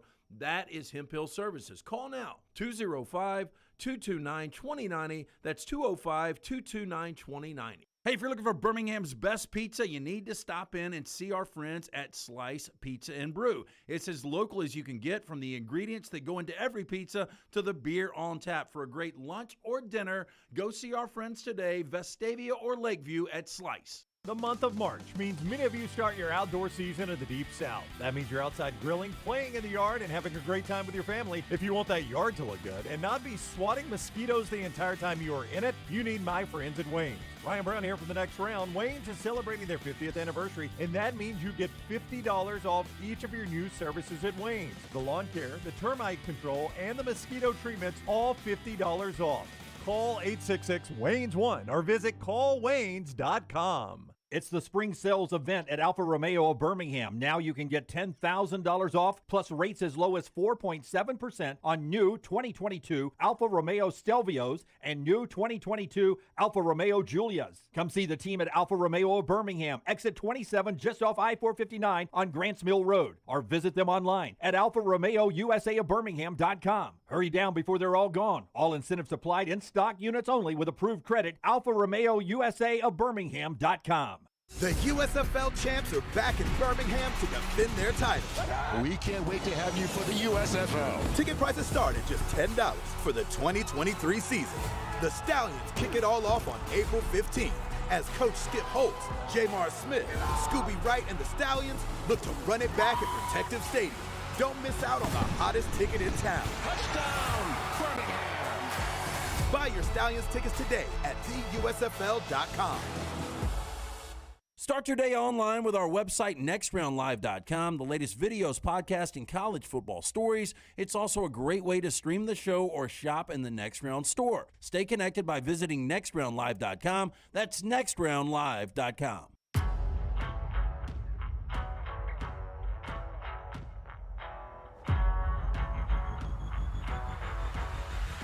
Back with you on the next round. We've checked the videotape. It is Connecticut, Alabama and Connecticut in his championship, not Gonzaga. Okay. Who did he have winning it? Alabama. Okay. Yeah, Alabama. It was fuzzy. It was fuzzy. Yeah. Part of a show being brought to you by our friends at A+. Jimmy D, my house, while we love it, had a bathroom that was a little bit dated. I'm just going to be honest with you. The master bath, we needed to update it. And it's been a project. I didn't sell you the house, so you don't have to apologize to me. No, I'm not apologizing, Jim. And my wife, I mean, it has long been a project she wanted to do, but as Dunaway pointed out the other day, sometimes when you leave a corporate job and start your own company, you put things on the back burner. We did that, so we put this on the back burner. It was time to do it. So Jennifer Brown, my beloved wife, scoured the internet, looked for the best people, read reviews, looked at ratings, talked to people. She picked Brad Bell with A+ Tile and Home Remodeling. Here is his cell number, 205-422-1758. The transformation of our bathroom has been incredible. I cannot wait to show you the photos. As soon as we get the shower doors installed, we'll show it to you. It's going to be beautiful. You're going to love it. We do. Brad can do that in your house too. Now, here's a word of warning. When you start this process, you're going to find these one-day places. They'll do your bathroom reno in one day. A lot of times they just plaster a shower over the old one. That sounds disgusting, I know. And here's another problem. A lot of times it's twice what you would normally pay. I know you wouldn't think that because it's one day, but Brad says he routinely sees bids for twice what his is. And you're getting better work out of Brad. Why would you not use Brad Bell? From Huntsville to Mobile, from Anniston to Tuscaloosa, all points in between, Brad Bell. If you missed this number, reach out to me on social media, email me, I'll get it to you. 205-422-1758. Brad Bell, A-plus Tile and Home Remodeling. 205-422-1758. Well, Brown won't say it, but I'll say it. Thank you guys for your support over the last 18 months to 2 years. Without your great support and all our wonderful sponsors, Brown's bathroom would still suck today. It'd still be dated. Yeah. I'd still be showering there and crapping there, but it'd still be dated. Brown, according to Todd in the Vulcan Tire and Automotive chat room, this could get you excited. Steak bet should be taken care of this weekend at Jack Ruby's Steakhouse at the Galt Hotel.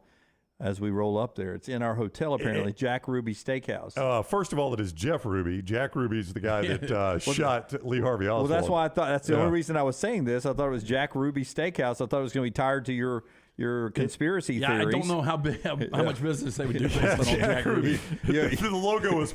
You only get one shot to order. They're known for their shots. I think even Dick's is closed in Chicago now, isn't it? I'll take the old grassy knoll appetizer if you don't mind. The grassy knoll salad. Yeah, grassy knoll salad. Yeah. It's going to get inappropriate very quickly. Rockstar, say it. You got one. I'm down. Okay. We'll take the Book Dispensary cheese platter, please. I'd like a Moscow Mule. We call it the KGB. Hey, what about the headshot hamburger? Lance. Oh, yeah, I'm the bad guy now. Yeah. Too soon, 1963.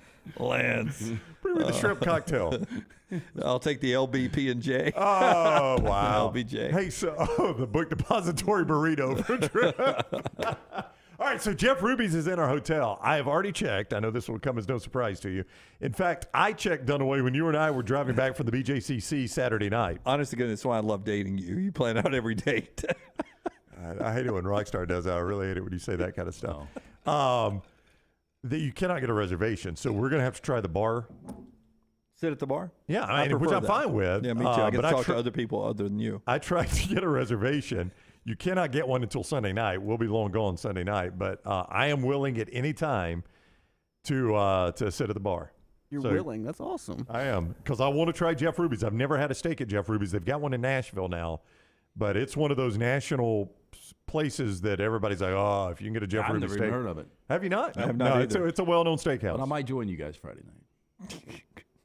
When are we going to know if Lance is going? I don't know. This is a moving target. I need one good night of sleep.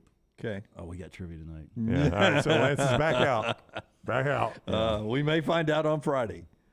I like that. Richard goes the Magic Bullet brisket. I'm willing to go. We're going to sit at the bar, though. I've tried to get reservations at all times. Like, they take reservations up until 10 o'clock, and you still can't get one. All right. So I'm sure a lot of people, knowing that Louisville was a place they could go in the tournament. Different shots on their drink menu. You can name them after different suspects and conspiracy theories. Absolutely. Kyler Murray not ready for the season, according to Ian Rappaport. Austin Eckler says he's only going to make $6.25 million without a new contract, or if he gets traded. Calls himself one of the most underpaid deliverers in the NFL right now. Agreed. O.J. Howard to the Las Vegas Raiders. Isaiah McKenzie to Indianapolis. That is some of the NFL notes I couldn't get to. I was going to do a whole segment on Willis Reed. Dies at the age of 80. Probably the most iconic moment in sports history that none of us ever saw live, but we saw him. How many times have we been told about Willis Reed coming out of the locker room? Great moment. Two-time NBA champion with the New York Knicks. Golden State in Dallas tonight. Golden State 8-29 on the road, and still a good team. They're at Dallas tonight. Bet accordingly. That is our show today. We, despite my rooting interest last night in the World Baseball Classic, I will end traditionally with God bless you and God bless America. Until next time.